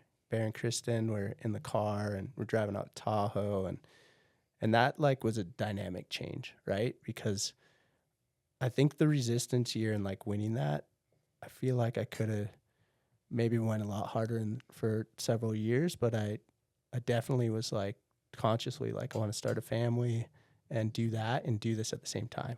But I did look back years later and go, oh, maybe could have like won more accolades, but that doesn't really matter. Like it's having him was the best decision besides getting married that I'd ever done. So I feel like longevity's the best accolade you could get, right? Yeah, man. That's huge. Thank you. I'm just psyched to be, like I was saying before, just still try to manifest my reality and yeah. So you talked, we got to just talk about video games because you had Ender, incredible part. That one was just phenomenal. Kind of like when you think of Bjorn, you don't maybe think of video games, but it's a fucking heater, man. But then we got to get into a Scramble because that was a multi-year project, a lot of pressure from the brands. What was your kind of the marquee name on the film? What was your mentality going into like, we're making this hog show of a video? Yeah, that, well, it wasn't multi-year per se. I would say it was a year and a week. Year and a week. Year and a week. Eric and I, we were with Gary Pendergrass, and it's April. I can't remember what we were filming that year. Maybe it was like a Mountain Lab year, I feel like. And we were searching for powder, and it was like, Gary worked for, he was freelance. We're like, hey, we called Richard Wolcott. He was, the owner of Volcom, founder. And we're like, hey, we want to go to Canada. There's still some powder, and he's like, okay, you guys go. Yeah, let's get Gary. And we went up there, and we went out to this place where you can sled in there, and just like, we found some terrain, and we kind of nailed it for like a 10-day stretch or a week. And we came to Woolly that summer, and, Volcom hadn't made a movie in like, maybe like 6 years or something. It'd been a stretch, right? Since this Luminous Llama movie, this awesome movie by Jamie Heinrich, if you can find it out there. It's just a super sick video, a bunch of Dune kind of vibe on it. But so we went up there, we logged this footy, we went down to Richard, and we're like, hey, we should make a team movie next year. Like, let's do this. Like, and for me and Eric, we hadn't been filming together. Eric had been like filming with Standard, and he's riding for Ride and Vans and these other brands doing his thing, and so it brought us together. Talking about your brother Eric Leines, just to be clear. Sorry, my brother Eric Leines, he also ran the same gamut. He was pro. He was upper, reaching the upper echelons, and so this was the first time we actually got to like work on a film project together, right? So now all the ducks are in a row. It's like, we've got the tools, we have a truck and sleds, and we got filmers, and we went and get the footy, and we're like, Wooly, can we do this? He's like, yeah, who do you want to hire? And we got Nathan Yant, who is mega air horn, Yant, and Gary Pendergrass, Dano's brother out of Whistler, Jake Rayner, a local guy here in Utah, who worked on Mountain Lab. And we just went at it that season, I feel like my kids were like, I guess like 4 and like a year old, and Mama Bear had, we had a good system in place. She was like just so on point with them, and we did like 5 trips to Tahoe that year. We like floored out. It's going to be blue and deep tomorrow in Tahoe, and we found some new places to go ride and stuff. I remember we saw Mike Hatchett and the Hatchet crew out in this misty zone that Mac Dog hadn't even been to, right? And we were like, oh, we're in the goods. Like, these guys are out here, and Freddie Clobbermont and Jeremy Jones were out there, and we're just like, okay, we're nailing it. And the season lined up. It was really the kind of the first and somewhat last time that I got to like film with my brother the whole time, and that like reliance on each other, and we lived like a mile apart, and being able to like, it was him and Seth Hewitt and myself. We would floor it up to Logan. We were all 3 of us had wives. We didn't want to, for the listeners, driving to Logan's like 100-mile one way to the trailhead.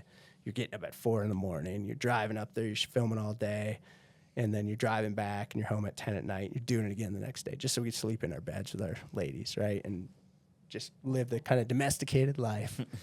And so we did that, and yeah, I mean, it didn't necessarily feel like a lot of pressure, but at the same time, we grew up watching, Subject Hawkinson. I remember when Eric and I first saw Subject Hawkinson down in California. We had like at Jay Steeris' house, Jason Steeris, J-Dog, and Mike Perillo lived there, and Terry was there, and he like showed us his video, and here's 2 cocky little kids. Like, what do you think? We're like, oh, it's pretty sick. We're just like, oh my God, this is insane, right? It was so good. It's like, to this day, one of the best of all time.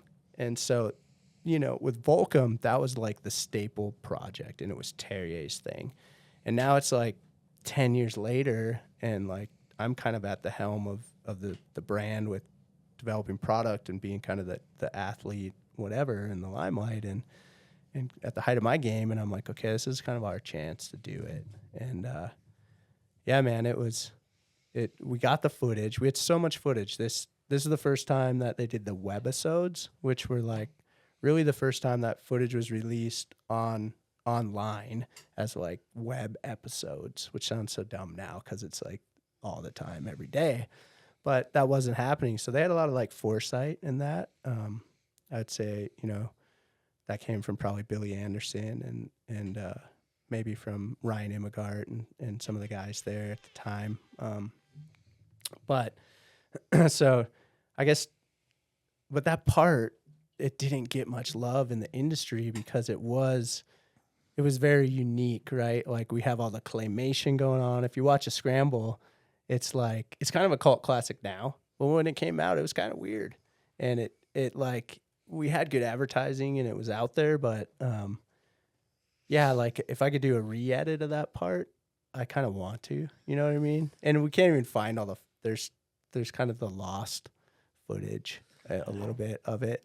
They have it. Those guys have been super accommodating. Like they've given me some footage as of late, but we can't find it all and stuff. It's like they're lost in the vapors. I'll tell you, I don't know. Lost in the cloud. We held that thing in high regard as guys did? viewers. Oh yeah, we held it in high regard. And one thing we have to talk about is the Chad's Gap session to end the movie. Were you the first snowboarder to hit Chad's Gap? And how did that come about? Or was that Chad's? Was that before Travis? That was after That was Travis. after Travis had already hit it. Okay, I was so wondering about Travis and Roman had hit it. I want to say Pop came out 2 years prior to that. Copy. Yeah. And they hit it. Maybe it was even 3. I'm not quite sure. But yeah, that session came about. Tanner Hall, skier, been on here, big air horn, and Yoon Olsen, a big pro skier at the time. They were building it, and somehow we got wind of it, and they were like, "You guys want to come build it with us? Let's hit it together."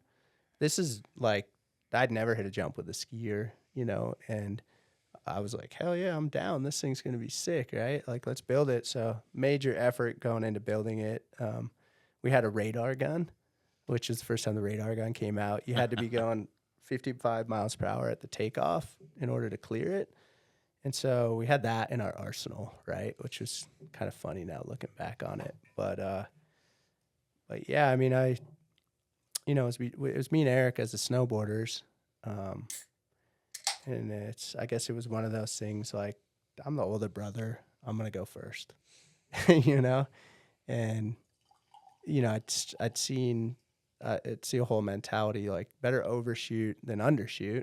And so I definitely hiked up a little bit too high and I tried to do a backside 180 and just went to the bottom, just flapping like a seagull trying to escape its own crap. Just like, oh my gosh, like down to the bottom. But then, I'm pretty good at crashing and I was okay.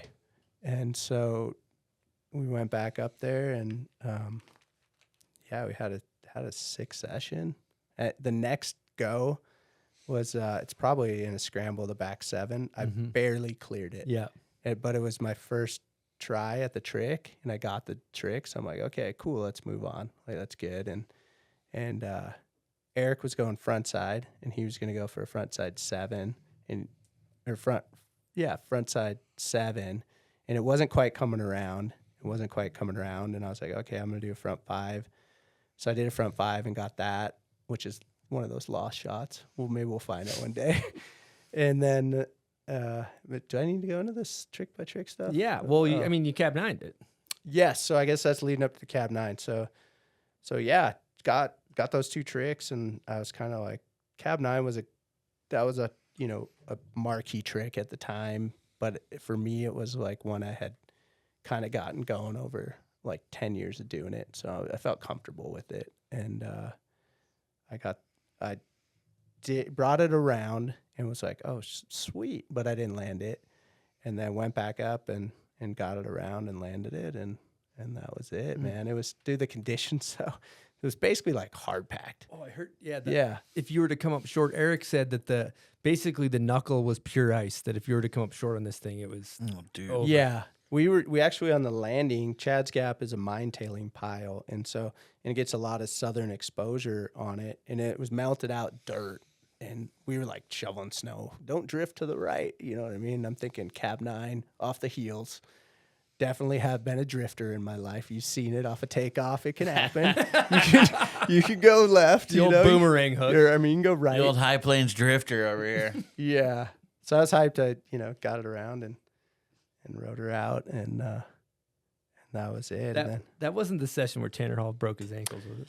So Tanner did like a switch 9 that same day. Dude, the guy's dropping in, hitting the switch on skis. It was so insane, such high level. He was at the top of his game.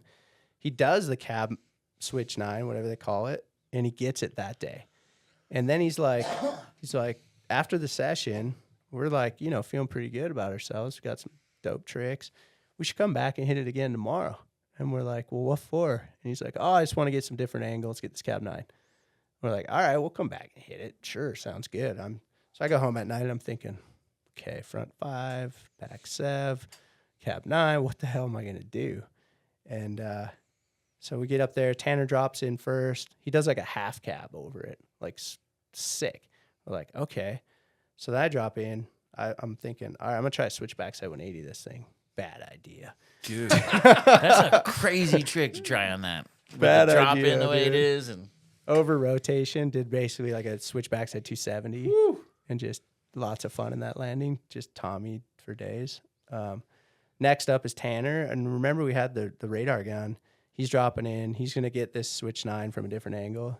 He's going 45 at the takeoff. So 10 miles per hour under the speed. Does the trick perfect. Had he been going faster, he comes around and just look it up on the YouTube if it's, I'm sure it's there. My ankles are broken. Dude, instantly he's like 10, 15 vertical feet below the top. It was like a car accident. It sounded like a car accident. Just push. He somehow lands like this into the landing, but ejects straight up over the knuckle. Like front flips, ankles are broken. The rest is history on that one. He went back though. But the dude went back. Years later. Dub flipped Years later. Got it. It's that time of the show where I'm going to go take a fit while Volcom talks fit. Hey, Bombhole. I'm Scott Blum, and I want to talk some fit.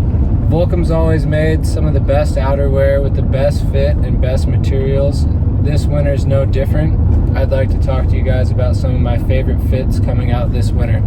For starters, I really like the utility puff pant comboed with the Puff Puff Give jacket. Another good thing to layer with those two pieces would be the Jamie Lynn one-piece suit. The asymmetrical zipper makes it super easy to get in and out of. It's full Gore-Tex one-piece, so you can put bomb holes in everywhere and stay dry. The Jamie one-piece is definitely one of my favorite things in the line. And again, with the utility pant and the puff jacket, you just slide that Jamie one-piece over that, and you're good to go in all conditions. All right, Bjorno. It's not delivery, it's Bjorno. Let's talk Celtek. Great brand. Electric energy came in swinging. Dave Doman on the design. Was an honor to be a part of it. Yeah, let's just talk Celtek. How did it start? Walk us through the whole deal. Yeah, Celtek, dude. How did it start? So about 2002 or 3? 2003, I believe. Originally, it was JJ Thomas was involved, my brother, and we we wanted to start a brand because we had been a part of Volcom's rise, and we had seen these brands come and go and come and go and come out of nowhere. And the reason we decided to do gloves was because there really wasn't that much dope gloves out, just period. Like there was a lot of room for innovation, and it was also something that we didn't have that sponsor. I was riding for Drop Gloves at the time, but my brother didn't have a sponsor. And JJ Thomas and Eric, huge air horn for Jidge. They're best friends, and so it was just a natural fitting. And so yeah, we got together and we got it going. And then you guys had a pretty quick rise. Like the team was amazing, did a bunch of cool stuff, made movies. You guys had an awesome warehouse. We'd come skate the mini ramp. Incredible number of years. Brand meant a lot to a lot of people. What happened? Why did it eventually go away? Yeah, so I mean, just to touch on that, like kind of the rise of it, it was complicated.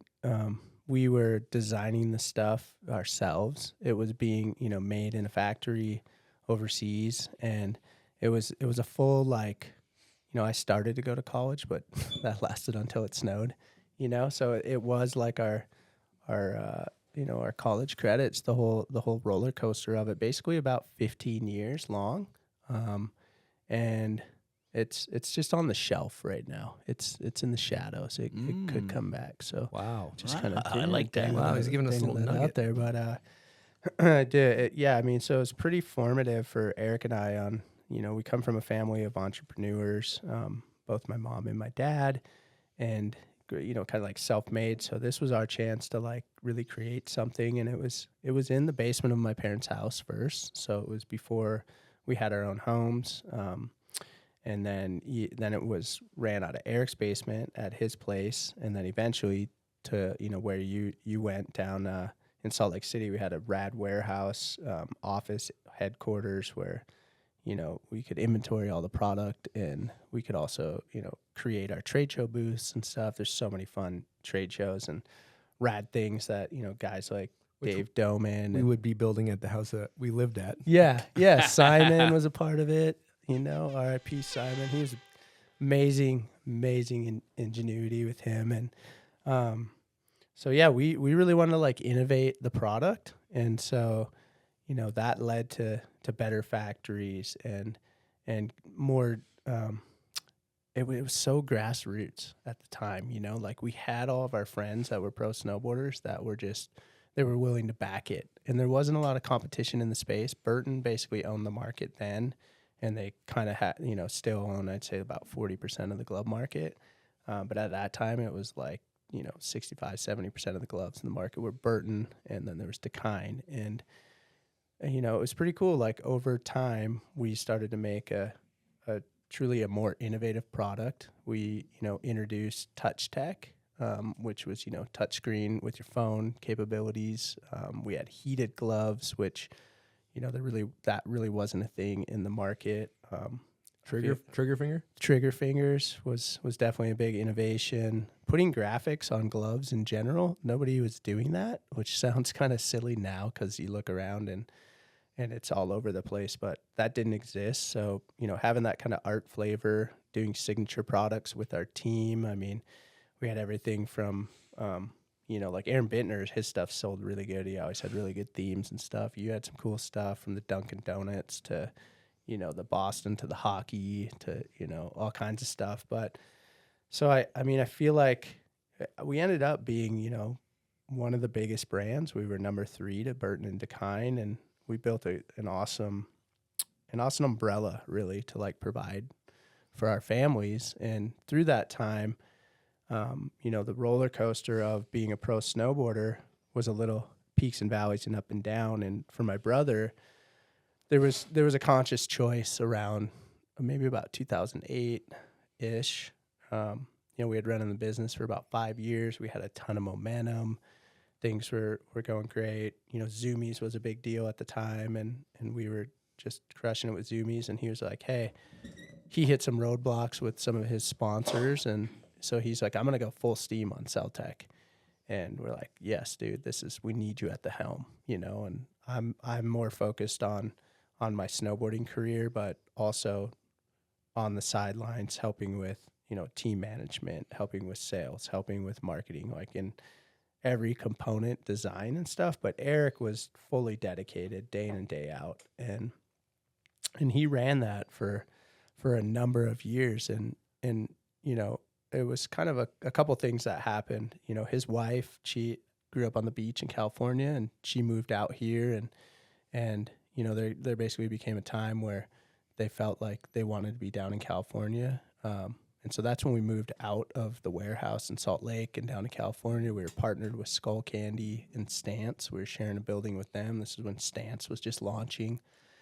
And then we continued to be in the Stance office after that for a while when they moved. And big ups to Stance and to the founder of Skull Candy, to Rick Alden and Jeff Curl at Stance. Those guys, they backed us and really, believed in our brand. And we had a ton of momentum. And then we were, got our own space. Oddly enough, full circle, we were in the same little business district in San Clemente, California, where I would go for Forum. So it was literally almost the same building. And we're down there now, 15 years later doing Celtek. And we had a great team. Both our rep force was so on point. We had, these amazing guys, whether they came from sick brands like Volcom was a big one for a lot of our guys, but just dedicated dudes that knew how to do their business, and things were rolling along great. But at the end of the day, the bottom line, there was a lot of responsibility, and we had this umbrella was getting quite large, and we had a lot of full-time employees and big overhead, and it's a seasonal business, right? So, you're selling gloves, basically once a year. You're building the products way far out ahead of time. You're laying out the money. So there was a lot going on with the business side of things, and then which was moving all in the right direction. Things were positive. Things were great. But my brother, he also was growing his family at the time, and I kind of had the kids and done it about a decade before him. And now he's right in the thick of it, running the business. His wife, Ashley, had come to work for us as well. Big ups to Ashley. She was so organized and just an integral part. This was like a family business, like Kristen in the early days, she was drawing gloves and stuff. My kids, they ended up, I still have the models in my office. They have gloves and stuff, not pro models, but design. So, all encompassing. My mom, she ended up doing our collections, which was kind of cool. And then I did collections as well. So, we were really hands-on on this thing. And Eric's living in California. He's, about to have his third daughter. He's in San Clemente. It's so expensive down there. And the business is it's right there. It's at this turning point.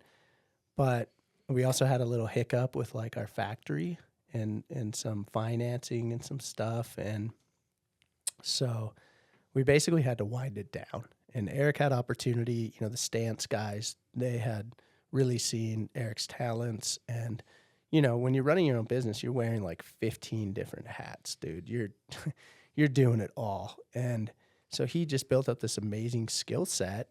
And Stance was like, hey, we really want you to come and be our merchandise manager, And Eric's like, wow, I can have one job instead of 16 jobs, and I can get paid 3 times as much. I can have security, the whole thing, being a father and the health insurance and all of those things. And so it was like, you know what, let's just put Celtek in kind of in a cave, let's put this over here and we'll revisit this, or we won't revisit it. We'll see where it leads. Right. And so he went on to have a great couple successful years with Stance, and then on to DC, became the product manager there, and for all the snow goods. And so he grew his skills. He was able to keep transforming it. And for me, I was still managing the team. I was still going to all the trade shows. We were still doing all the sales, and we had this great thing, but it wasn't gonna be enough to keep it going. Really, honestly, I mean, we could have downsized. How many gloves we were gonna make. Got through the next year.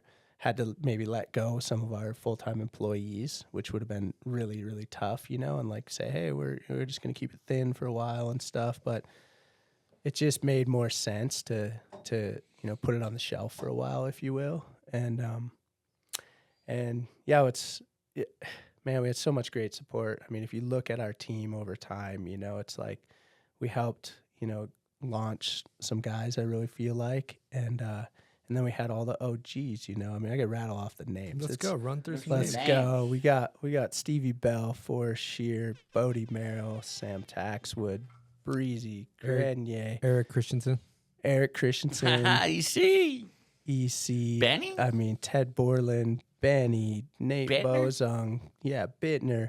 I mean, dude, we had, Shreal Moss. Buongiorno? We had not Tank. delivery. We had so many people that were all about it, and it was actually like just such an amazing experience to have this brand. And let me just say this: I have shops that were like, hey, you just make the same stuff tomorrow, and we'll sell it tomorrow, and it's gonna go like hotcakes. So, there's been this plan for the last little bit, and I'm developing it. My kids are also, they grew up on it, right? Their whole lives, and they want it to happen. They want to be a part of it, but I'm also the type of dad that's not just going to be like, okay, here you go. You want to do this? I'm like, hey, I'll help you go to business school for a year. Like, I want you to understand like what this is, and no doubt they're both, they're smart kids. They could, inject themselves into, Micaiah really likes design and brands and stuff like that. He's also like charismatic and could be involved with athletes, Bear's the same way. Like, he can manage people. He's very like task orientated. And so at any rate, I mean, the Celtek clan is for life. And so, Big Mountain Chris model might come back. You never know. BMC. Yeah. Well, I want to. Those were some really special times, and thank you for everything with Celtek in the movie. I just kind of want to let you know that Buds and I are also entrepreneurs. We have a little product called Run Through a Wall Smelling Salts. It's a bit of a juggernaut in the space. Have you ever smacked one of these? I've never done the salt. Squeeze it. Never it'll smacked pop, a salt. and then give it a little whiff. Buds. Yes. Let's see. I'm gonna just watch you for technique. Okay. Is that So cool? How many years ago did you shut it down? 2018. They're strong. Yeah, this is a strong batch. So This is a squeeze good it. batch. Nothing's This is a gonna good- like pop right. Yeah, it'll out. turn red. Nothing So, pops just out. squeeze No, it. squeeze it. It's like breaking a. There it is. Oh, he went big. He went big. Ooh. I like that. I like how he goes big. Wow, that's some ammonia right there. Dang. Wake it up though. Wake it Oh, big. put me on the ice, coach. Straight up, eyes watering. I see why. Is this what you do? Be like in front of like a bank slalom run? That's how Nils Yes. Mindick goes so fast. We actually That's did why these Nils won. at a Bomb Hole Cup. We were ripping these at the top of the course. Man, I was expecting it to be worse, but that was still a nice little. Well, it just depends on how much you take. Oh, it went left Yeah. nostril got hard. Yeah, it's what went- actually organic. Yeah, I it's think. organic. It's organic. Yeah, not sure It's legally. from but the it was earth. I mean, everything's from the Basic. earth. It's from a smelling salt plant. Yeah. actually, it buds. It flowers. It's a chemical reaction. I mean, We call that OG. it's science. Organic. Yeah. Just That's so OG. you know. It's That's OG. organic. Yeah.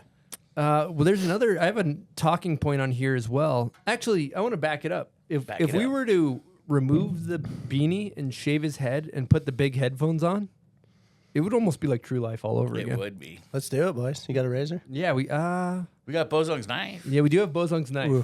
Is that maybe like you might get a little bit of like some sort of infection if Yeah. it's We have to sanitize No offense, that. nuts. I love you, dude. We could sharpen it.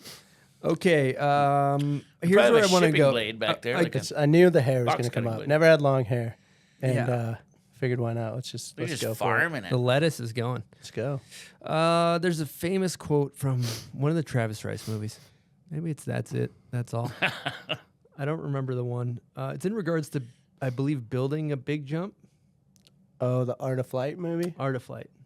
Yeah, Verger. for sure.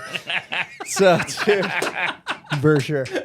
I didn't know that was a thing. Apparently, it became a thing at Mount Hood this summer after that movie came out, and this is what I was told by like Johnny Laz and Spencer Schubert. Schubert was running the flag. He was Yeah. yeah. I get so context on this. We just hit this big gap. I have like one jump in the movie and like one line, and that's what I say. But it's like it's a nasally. I'm saying for sure, but it's Verger. So it actually turned into be like a word. I didn't know it was a word, and then gosh, I guess I ran into Schubert. Told me all about this, and Johnny Yes. Laz told me, and I was like, for sure, it's a thing. Yeah, so if you're a snowboarder and you want to say for sure, just hit him with a Verger.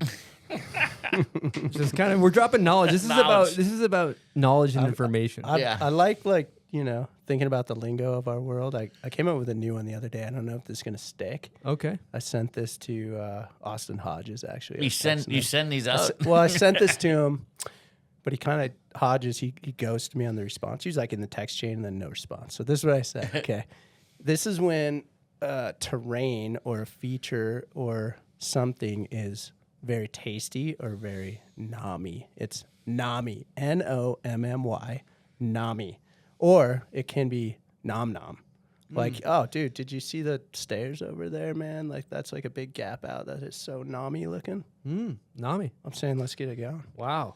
There's somebody that when they eat, they go nom nom. Exactly. Yeah. That's what it's like. It's delicious, right? Delicious. Like, look at that face. That looks nommy. Nami. That could spell that? That could be. Nommy.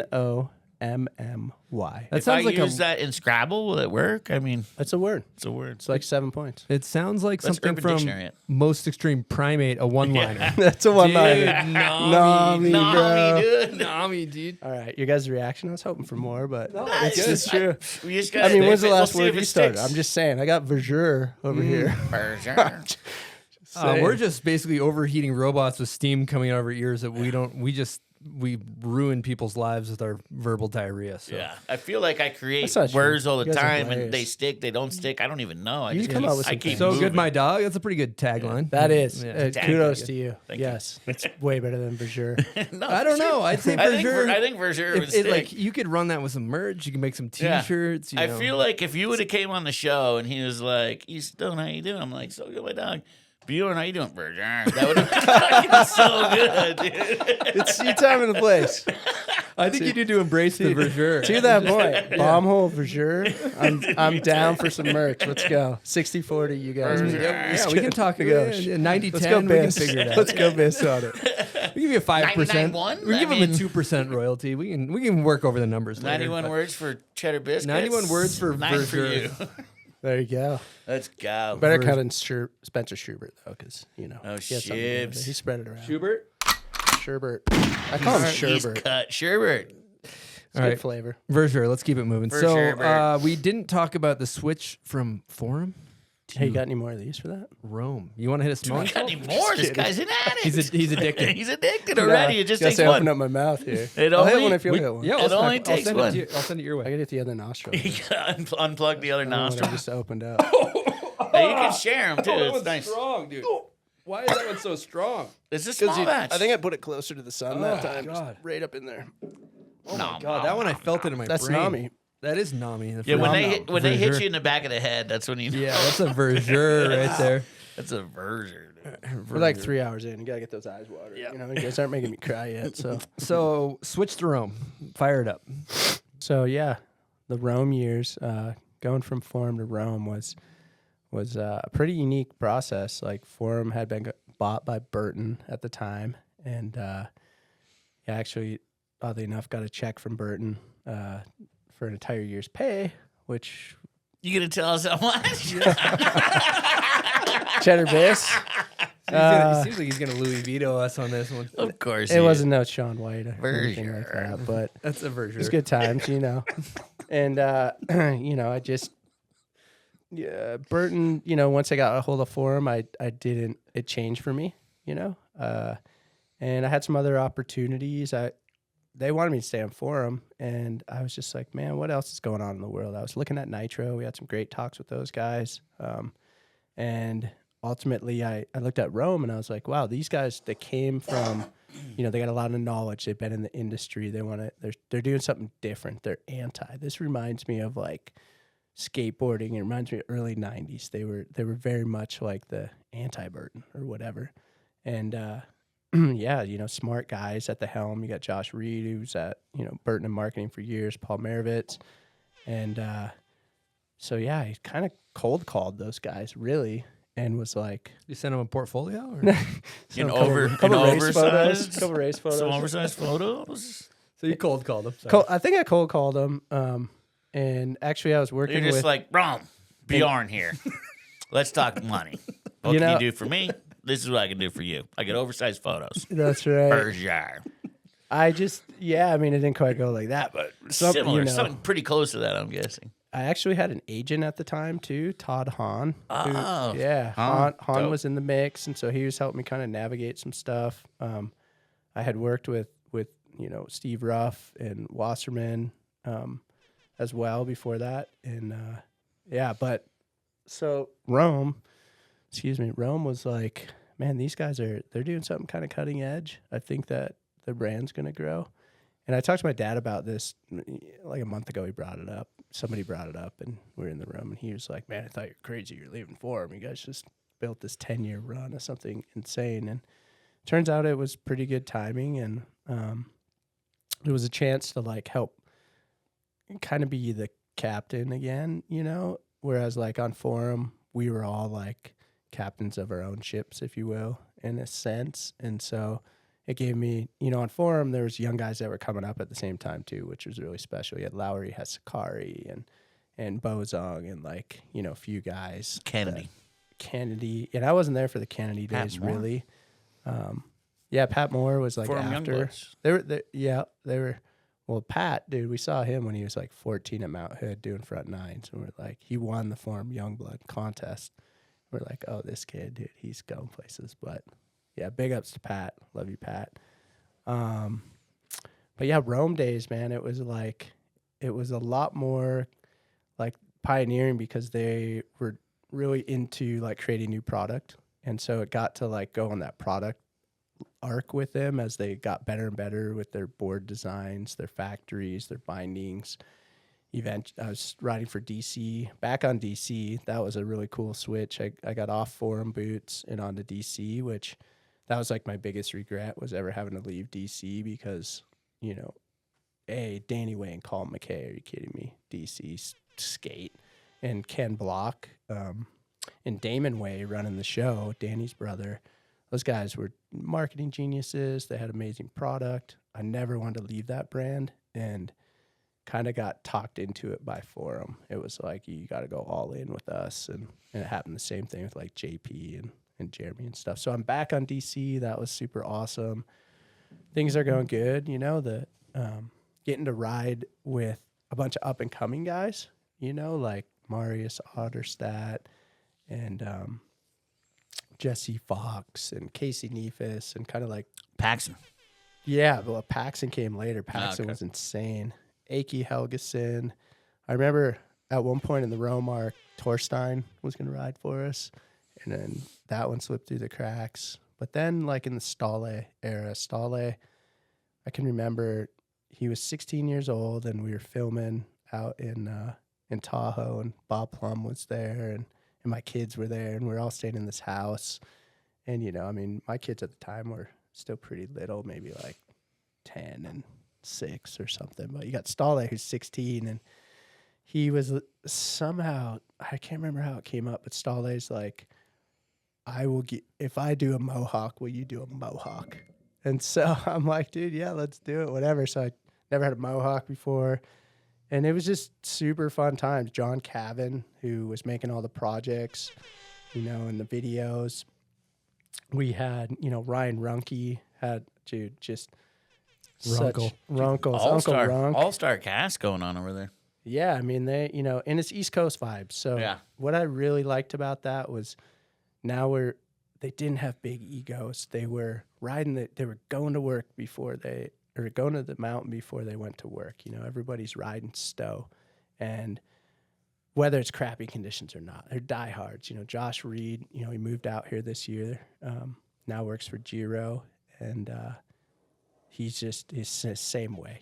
He's up on the mountain all the time. And so that mentality really resonated with me. And I was a part of like their rep force, their distributors, like they had an awesome house over in Diedemskopf in Austria eventually where they would the Rome Lodge and get everyone together and then like those it's been really cool like over the years to kind of become that like I'm gonna take you out in the backcountry or I'm gonna kind of help mentor the youngins on like whatever it is, like how to build the jump or like we're gonna go hit the streets and we're gonna shoot today and all that. So like with Rome, it kind of circled back to that and then over time, then you have all these these rad dudes like Rene Renenkongas come through, you know, and like Stale kind of watched him go from being the little kid to the man, you know, and like full global stage top guy.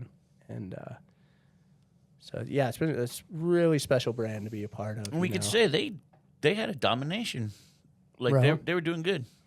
Yeah, Rome was crushing. They were steady moving their way up. Totally. We're moving up the food chain. You know, now they're holding steady. They have a good lane. You know, Mike Paddock, and Dan Sullivan are kind of the original guys that are still with the brand. Oh, they're still with them. Paddock. Yep. Too. Paddock's in design, and Sully runs the sales. And sick. And they're like, dude, those guys are salt of the earth. Like, these guys are, you know, they're like blood brothers type style, you know, and that's what's been amazing, really, like just throughout the whole run is you create these friendships and these relationships that are they're just more than, you know, like a brand and stuff. Like those guys, they're welcome in my house anytime, you know, it's like come out and yeah, I mean, Rome, they really like innovated product too. They had some really good product engineers, the board designers, and yeah. So I eventually got on the Rome boots and on the Rome bindings, and you know the boards, and things were going smooth. Well, I have a guest question from none other than Cole Taylor. Oh snap! Old friend of Stony Buds. Here we go. Yo, Bjorno, what's up, dog? It's Cole. Got a question for you. So you've been spending way more time the last few years split boarding in the backcountry, even split boarding in the side country out of the resort, than riding a solid. Just want to know, which do you prefer? And also, do you feel as confident hitting jumps, hitting big lines, jumping cliffs on your split as you do your solid? Peace out, boys. Solid. Is this some new terminology that I didn't know about? Yeah. It kind of is. It was threw me for a loop too when I first started talking like that, split and solid. Who started this thing? I feel like it's been like around for about 5-ish years. Oh, gee, I'm just Chris. Did you know about this? Oh yeah. Yeah. Don't play. I got my finger on You the heard pulse. about it today from No, Cole. I've been knowing solid. I never heard you say. I heard you say salad before. I've never heard you say solid. Dude. Big Cunch Cole. Big Cunch Cole over here. First of all, hello Cole. Didn't say hi to the boys. He just says hi to. That's how it is. Okay, Cole. Tight. We love you, Cole. Love you, Cole. Yeah. Shout out to Rocco beating down the box at Woodward. Have fun riding your Rocco, solid his around. son, Lil Rocco, he's the future. Rocco's dope. For sure. Explain what a solid is versus a split to our listeners. Solid that is maybe don't- just, or Stony yeah. Buds. I mean, you can see Or right, Chris, because right he's never here. heard it until today. We got the solid. This is a normal snowboard. That's a solid. Okay. Not split in half. You know, Solid used to be a Split snowboard board. brand, so I don't know if that's working, man. It's just. I mean, I just call it like a See what snowboard. Kurt Sometimes they Wastel, say see what the solid. Wastel family has to say about that. But yeah, I mean, this is two skis technically, Ethan, and you break them apart and then you walk up and then you put Okay, it back and Cole together. says you walk around in bounds with those things? Not so much. I think he means like Brighton, like the just out of bounds a little bit. Out the but, gates.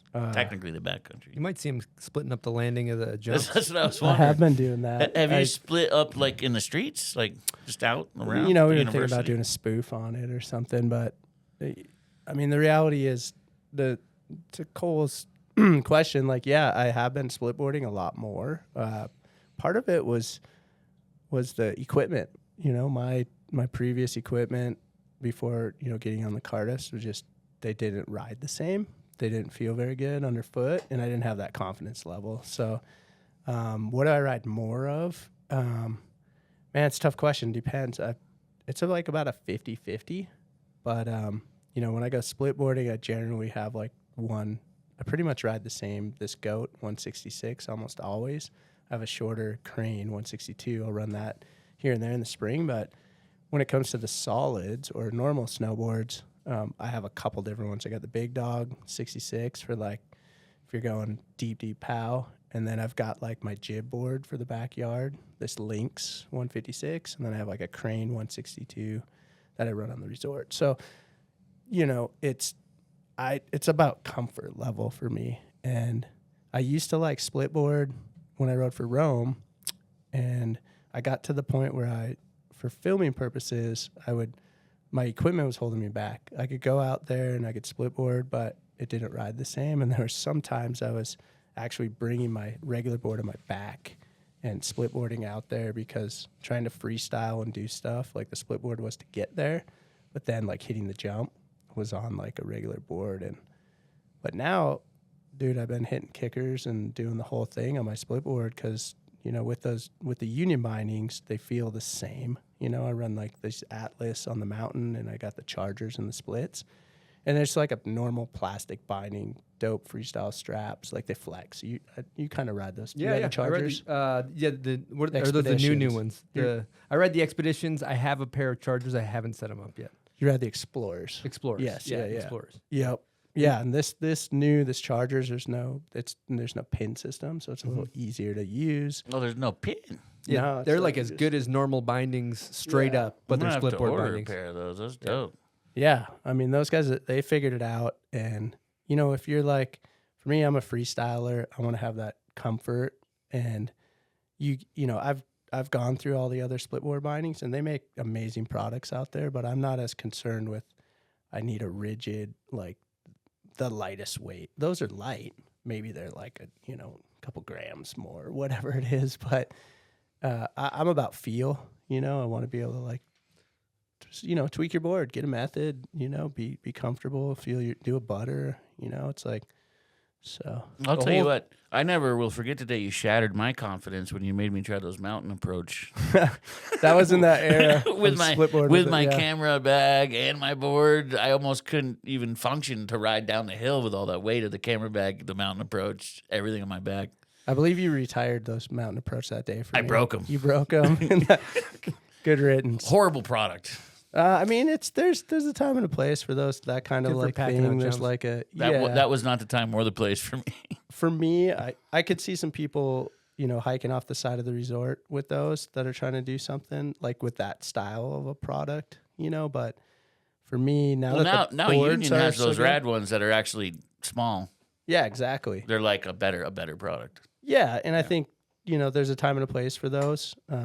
Maybe if your snowboard is not performing the way you want, or maybe you don't have the dough to get like a full split setup too. Like, it's a great option. It's a good side country resort option. You know, I think there's a spot in the market for it, but I'm more of like, now that I have a ripping setup under my foot that feels the same, it's like just walk up the mountain on that thing. Like, especially like Brighton's such a good example. There's so much accessible terrain, and, you know, you see all the homies out there building the jumps, you know, whether it's Dustbox or, you know, Van's crew, or, you know, Blake Paul or whoever, Bodie, like all these guys.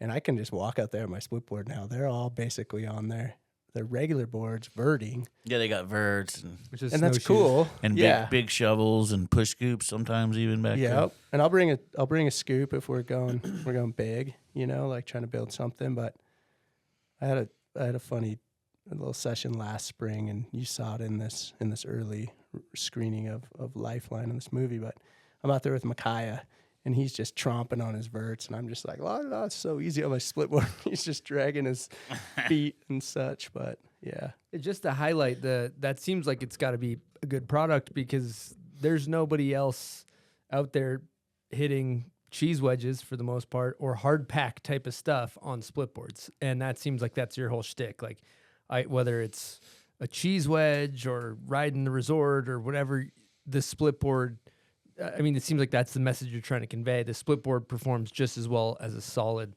for Cardiff, right? Is that kind of the deal?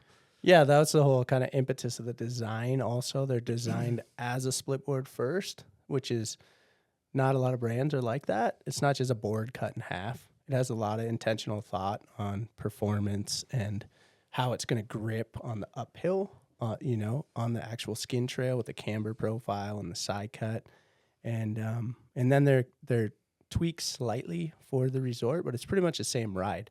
So, you know, I can go ride this board in the backcountry, feel the same in the resort. So the issue to me with split boards seems to be that the middle edge on hardpack can be the issue that causes it to be grabby or a little bit less predictable than a solid. How have you guys solved that? I mean, I don't know. That could be.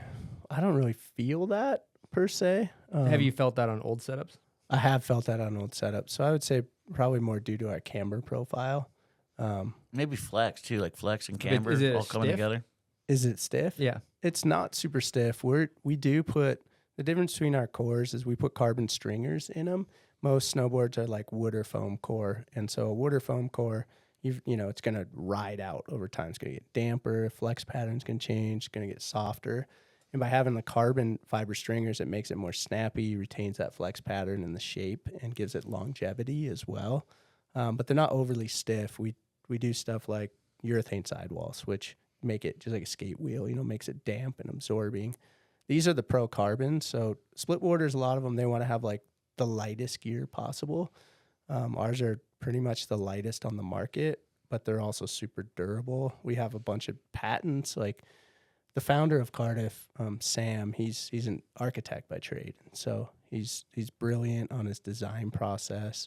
He didn't put anything in the market. He designed boards for about 5 years. He wasn't trying to make a brand. He was just trying to make a better board. And that led to our superior products. Let's put them in the market. You know what the layup is on the carbon?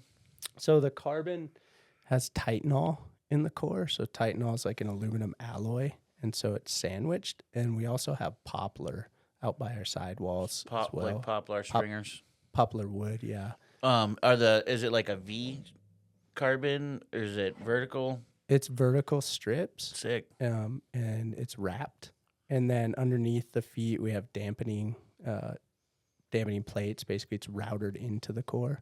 Oh. So, which is, you need to start dissecting these boards. They're pretty cutting edge. There's several patents on the actual process of how they're, the urethane is poured into this mold. And, when a board delams, right? Like you get water in between the edges. That's because they're generally sandwiched construction or pressed in a press, and you're using like some sort of an adhesive. These are like, it's a hot pour of the urethane into a mold, and so it's essentially bonding the sidewall, the edge, the base, and the top sheet all together. And so when you do get an impact, it'll dent in, it absorbs. It's not like the spiderweb fracture as much, so it just makes it more durable, man. I mean, my rock detector better be able to hold up. So what's your role over at Cardiff? What do you do? Yeah, so I started out as an athlete, which we at the time there was 3 people in the business, and this was in early 2019, and that quickly led to, hey, we don't have sales, we don't have a team, we don't have a brand. So been through that trajectory now to have about 10 full-time employees. My official title is, I run the sales and the partnerships, as well as, and then under the partnerships is also the team aspect. So manage a team as well, which keeps me really connected to like who's a part of the brand and who we're putting it on. But, in any small business, I guess I'm also an owner. So, I'm involved in most all the decisions from where the trajectory, like where are we going, like, forecasting our numbers. And, it's been a really, really fun process to be a part of, because we have some great partners that have some successful businesses as well. And so they've instilled a lot of good, like a base for our brand, and we have this internal mantra. It's humble and capable. So that's kind of like how we look at like our daily task and like who we're going to work with. Are they hungry? Are they going to be capable of their work? And so yeah, it's for me it has transitioned as far as like I'm a global pro, so I'm a athlete as well as I'm out at the trade shows. And so it's kind of like what I was doing at Celtek, but even more. I'm even more on the back end, like I'm going to the office, and I've got all my daily tasks, and we got a team around me, and it's been really cool to bring in people and also help them grow. Like one of our things, we want like anybody who's a part of Cardiff to be able to contribute something long term. Like when you're an athlete, you have kind of an expiration date, it seems, right? Like you're going to be on a brand, and then one day the brand's probably going to chew you up and say adios. So, Neo Provo would be a good example. Big old air horn for Neo.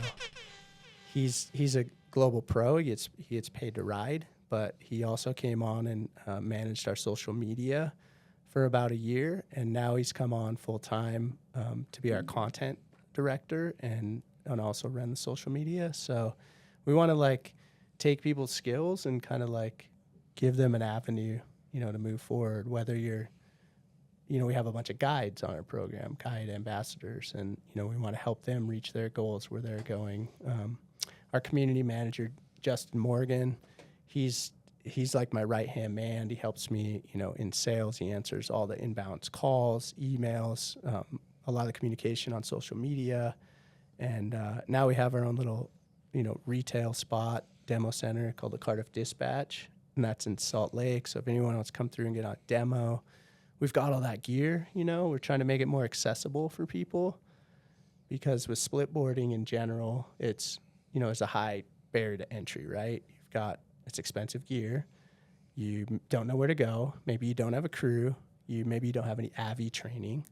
And so we decided like we have to be that community to leaders to help bring this to other people. We're saying, hey, we make a product to do this. So it's kind of now our responsibility to help mentor people and give them the outlet to go do it. So we have a place that you can meet up. We can direct them into certain avalanche classes. We can, you know, improve their day by putting them on rad gear, help them understand how to use their gear.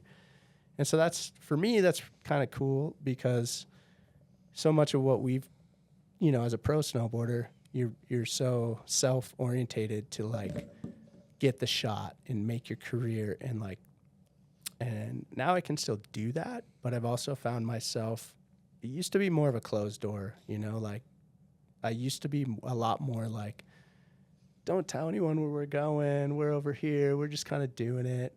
And I think, you know, obviously social media changed that for letting people know where you are, but also maybe I changed over time. Now I'm a lot more like, you guys should come be a part of this. Like, let's get you out there. Like, oh, you've never splitboarded, or oh, you've never ridden POW? Like, you know, resort stuff. Like, it's not just splitboarding. Like, that's 50% of what we do. You know, it's ride the resorts too. And so it's all about the experience, right? Like, let's get people to feel that same feeling that we've had and have those amazing experiences and create new relationships and really carve out memories, you know, that and maybe I'm rambling here, but no, you're talking with passion. It's great. Keep going. I mean, I've seen people just in the last 3-4 years that we've been doing this.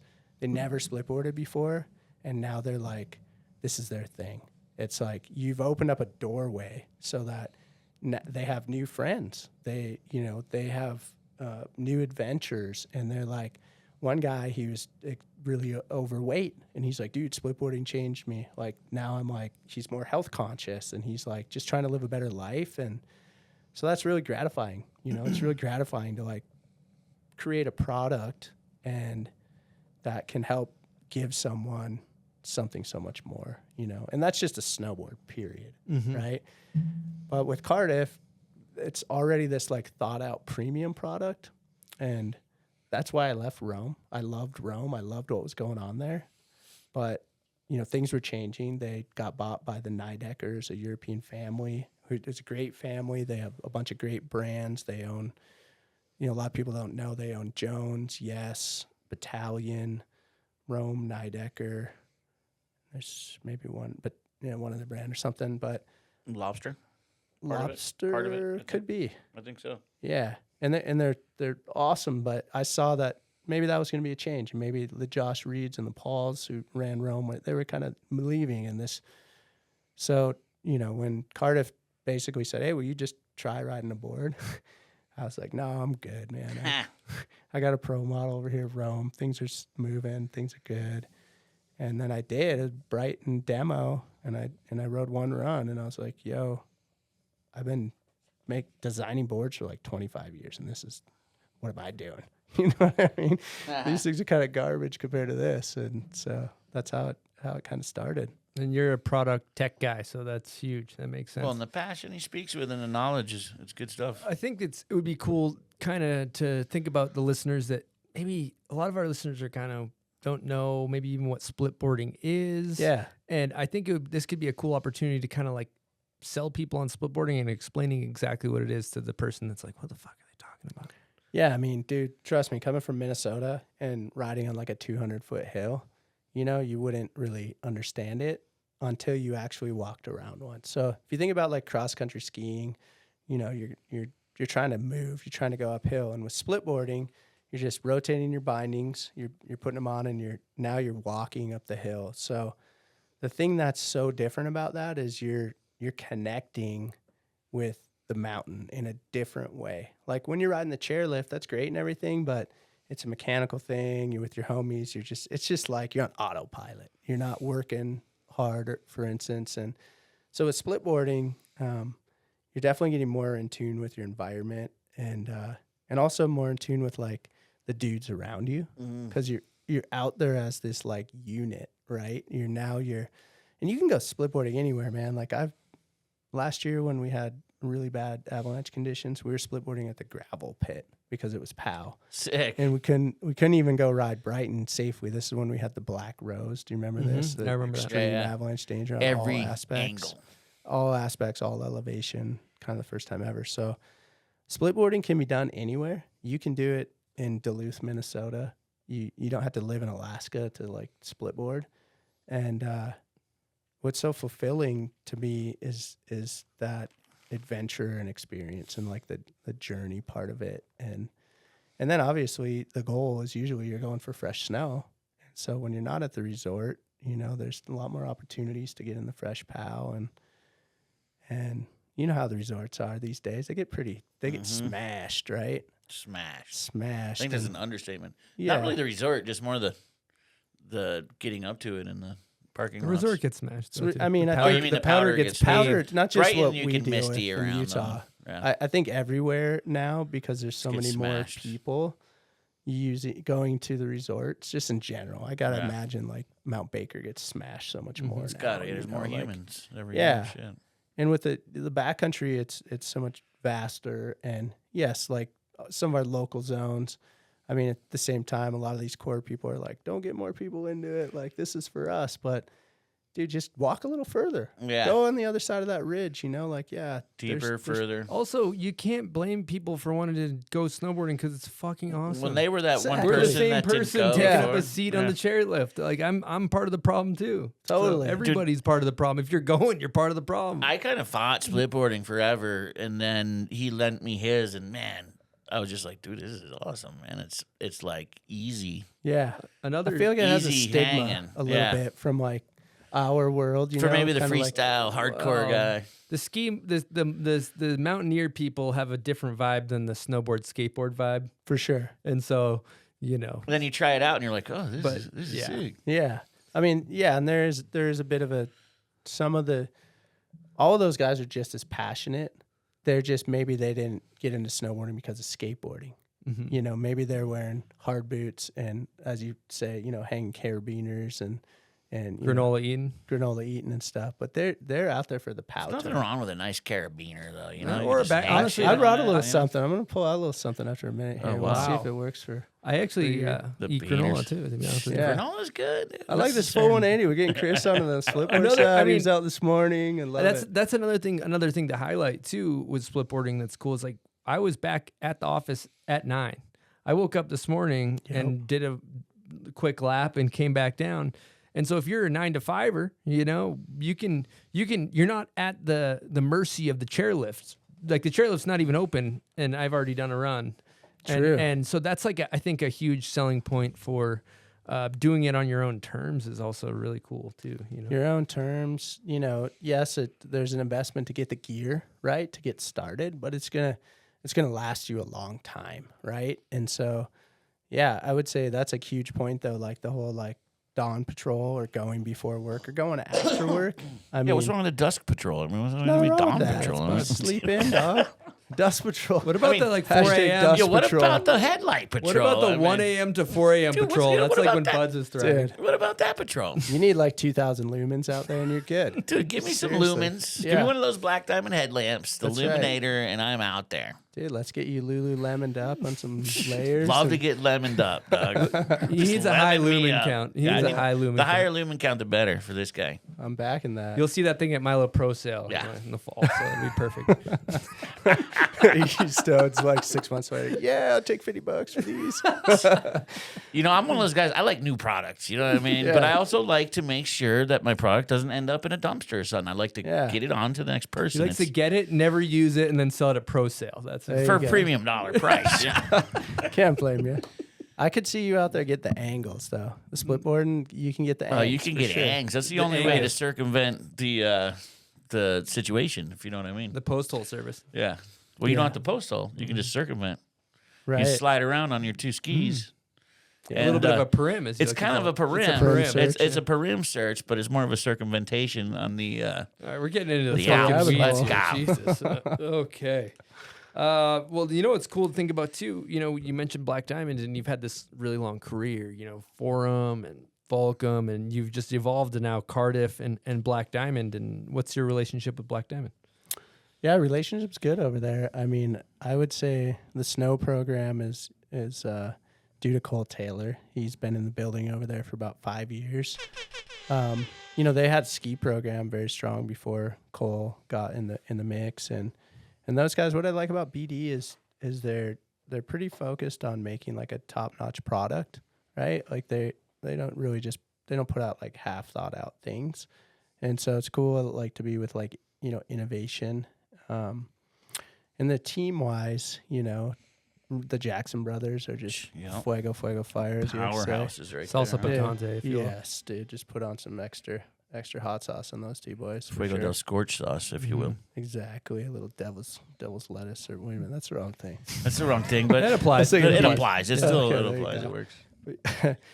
But yeah, I mean, overall the program is, you know, it's hopefully it keeps the trend in the right direction. You know, I feel like there's a ton of opportunity. They make really, really good outerwear. You know, have guys like Mikey LeBlanc going like, dude, that stuff's sick. Like, look at those cuts. And Mikey knows what's up from Holden, right? Like, he's been in the game forever, and so that's really cool to like help a brand kind of also see that, you know, snowboarding is meaningful. They've embraced it. We actually, Cardiff, we do a board for them. It's our goat, but we have them do a special graphic, a Black Diamond influenced graphic. So, you know, there's like that other side of the business for me too, which is really fun to develop. And yeah, I mean, that brand is just, you know, it's such a legacy brand in Utah and in the climbing world in general. I mean, they're like the leaders out there. They make a lot of carabiners. A lot of carabiners and In-house, beyond. actually. Yeah, they make their most of their stuff here, just right there in 3900 South in Salt Lake City. So yeah, really, really fun to be a part of the Black Diamond family. Yeah, nothing gets me going like a big old bag of rope and some carabiners and just some chalk. A you know? chalk bag, man. God, it's what I dream about. My ball bag and a chalk Dude, bag. how That's all I often need. have you rock climbed? Zero. I feel like the Zero. fear factor. 0.0. You're just gonna hate what you don't know. This is what I realize. This is what I realize about things.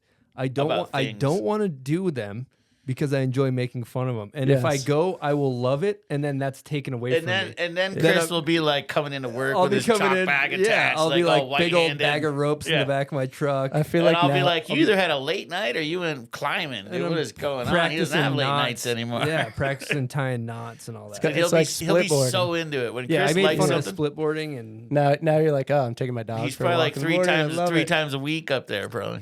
I Yeah. remember like first time trying split boarding. I remember being like, "Fuck, shit, this is awesome!" Like I wanted to hate this. I want to hate this so bad, but it's so fun. This would be like you owning a Sprinter van now. Yeah. And then you'd have to like Exactly. take back everything you've ever said Yeah. about Sprinter vans. Yes, I love making fun of those too. It's just too fun.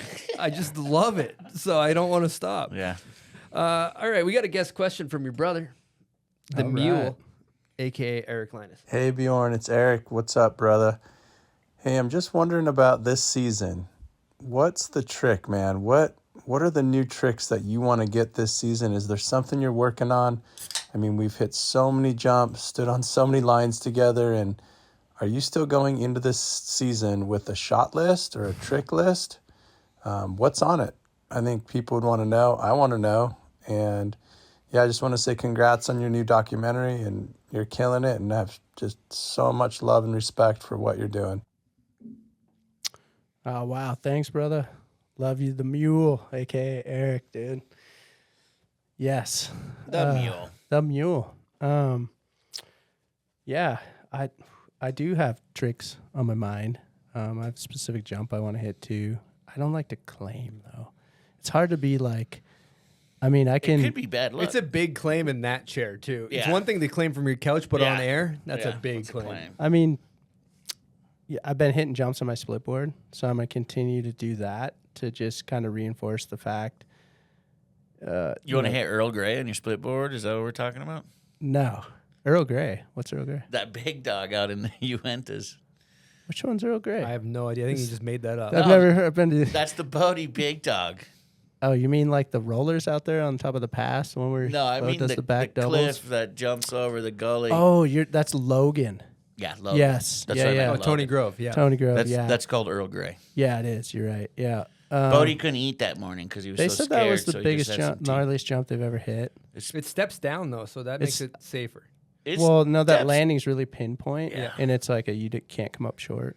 I No, think that it's- one wasn't in I think my it's mind, actually the but- biggest jump in Utah. Well, there was something that your son said not- he wants to hit pyramid with Oh, yeah, you that's earlier sick. in the Yeah. show. That is Is sick. that That's going to go down. woo? We want to hit pyramid together. So, and he wanted to hit that last year, and it just didn't quite get there. But yeah, Father son pyramid.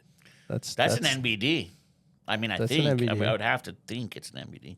Yeah. I have a don't- trick in mind for I mean, that. I don't that's know an any other NBD, but father it's not son. like it's. No, I just mean the father son combo hitting a Are jump. you gonna hit it on a splitty? Yep. That's Pyramid on a probably an splitty. NBD. That's like he's claiming. We got him to. We kind of. He didn't Louis Vuitton the claim. We got it out of him. We made him I comfortable don't know. enough. I mean, and- it's just. Well, there's really only one other jump that I could think of that comes to mind that hasn't been mentioned. With Chad's Gap? Yeah. I tried to go back and hit it with Breezy, and I had to.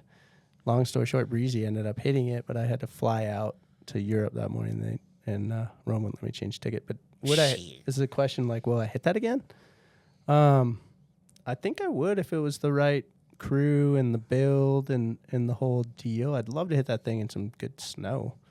We did not have good snow. And then I'd have to think of a trick, though. It ain't a switchback side 180, I'll tell you that. Nothing like a 3-day build up at Chad's Gap, huh? Like a 5-day Yeah, build. 5. Yeah, that thing is. Travis Rice said 3 the other day, but it's really a When 5. when It's they a 5. built it, it Stony probably Buds, was it's like 3. a 10-day. I want to say first go of the season's definitely 5. Depends on the in run and like how big the fill is. And how on big the- your crew is. And how big your crew is and the whole deal. But I don't think Chris has ever built it, so I mean, he wouldn't. What would he know? yeah, I don't know. That's a good question though. What he asked earlier. I think this is interesting stuff. Do I have a shot list? Have you in Trick your list? career operated with a trick list of goals that you want to do? I have a little bit. I've written down some of the stuff that I've gotten, and then I have gone into a season and wrote down, hey, I want to do these tricks. And, then like you end up getting some of those tricks on the list because it's always about the spot, but not super focused. But, like I do have a trick list in my head. There's a couple of tricks that I haven't done yet, and I want to do them. And, it's like, it's not like it's to like show someone, oh, you're like old guy can still do a double cork or something, but it's more like because I want to land the trick and like do it. It's not about like a glory. It's just about like doing the trick. It's kind of like skateboarding. When you learn a new trick on the skateboard, it's not for anybody else. It's for you. Just want to like feel what that trick feels like. And with snowboarding, so much of it is in your head. Like it's like golf.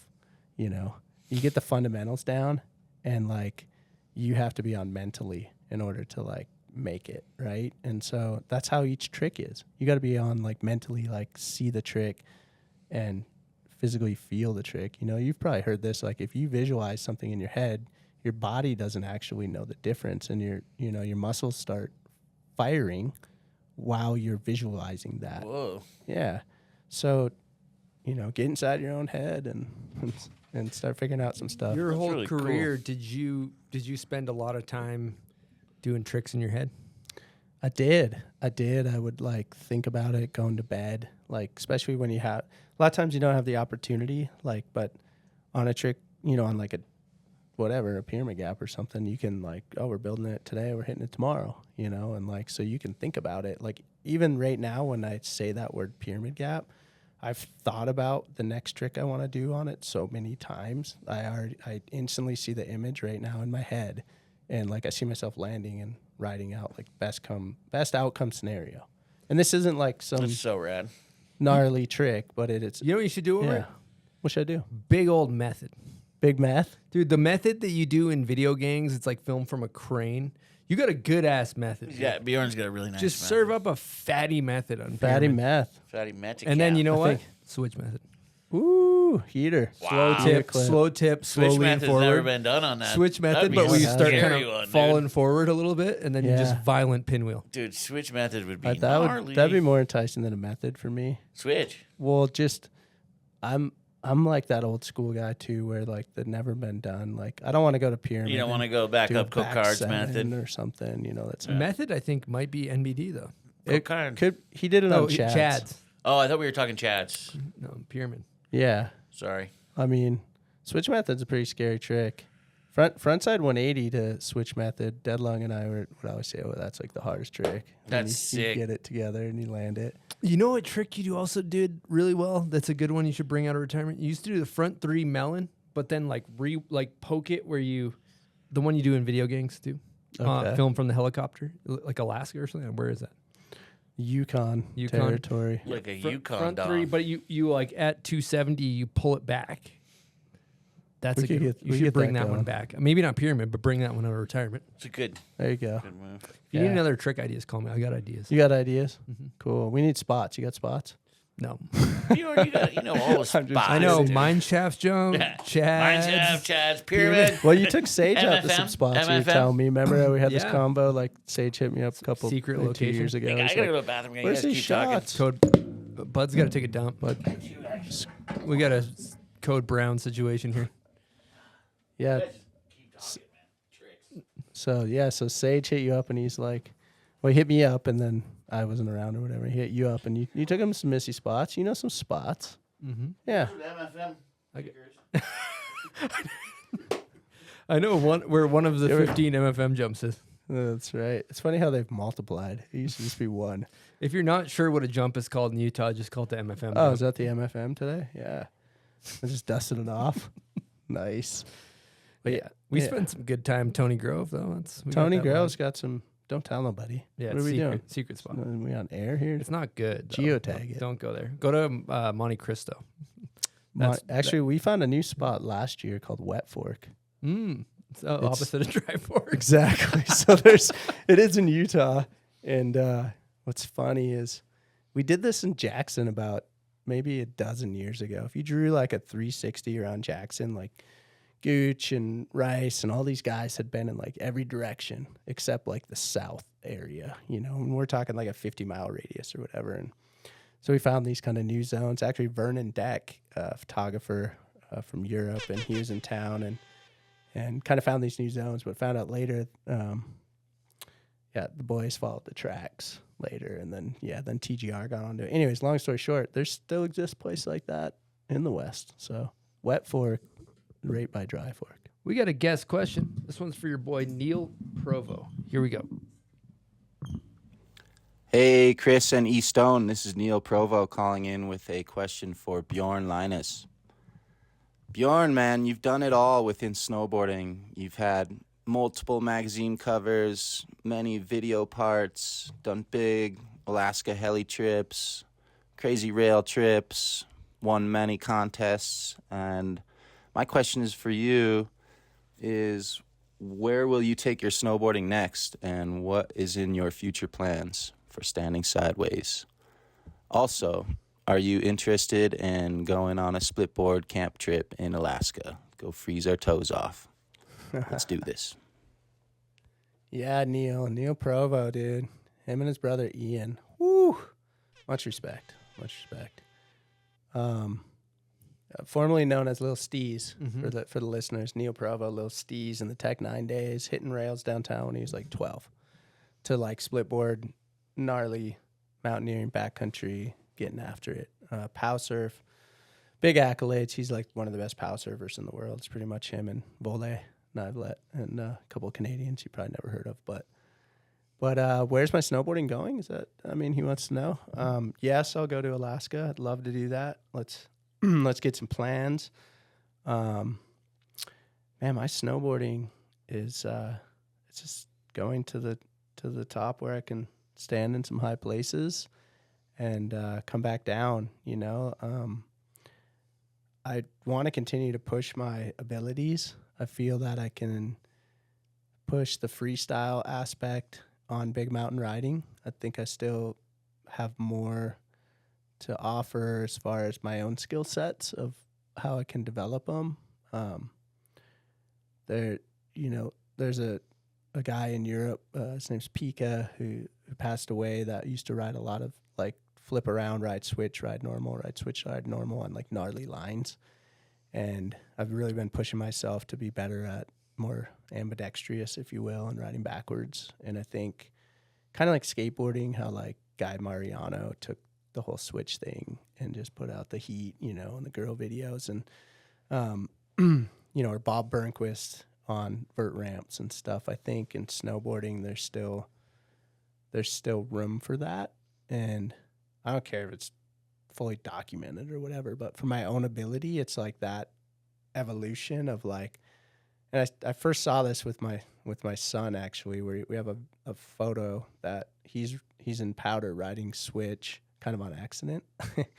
And I'm doing a heel side turn, and I didn't realize it at the moment. I was like, wow, he's riding pow switch. What am I doing? And then that led me to like change my stance for a whole year backwards and stuff like that. And so I just want to continue to not only like push my own ability in snowboarding, but also open the door and hopefully be a good like liaison for other people to go down this path. You know, I mean, I'm a self-proclaimed student of the mountains and a lifer, I guess. And with that comes, more mentorship and for younger people, and also just keep growing my own skills. As it relates to, I don't know if I'll become a guide one day, but that could be in the cards with some guest guiding. I'd love to, places that are special, like Baldface or Baldface Valhalla, something that if I was, all dialed in and could go up there and bring some groups, or maybe even some global expeditions and things like that. I'd like to climb some bigger mountains. In the camping aspect, really, being out there, like what Neil's talking about, like staying in the glaciers and stuff. I'd love to do more than that.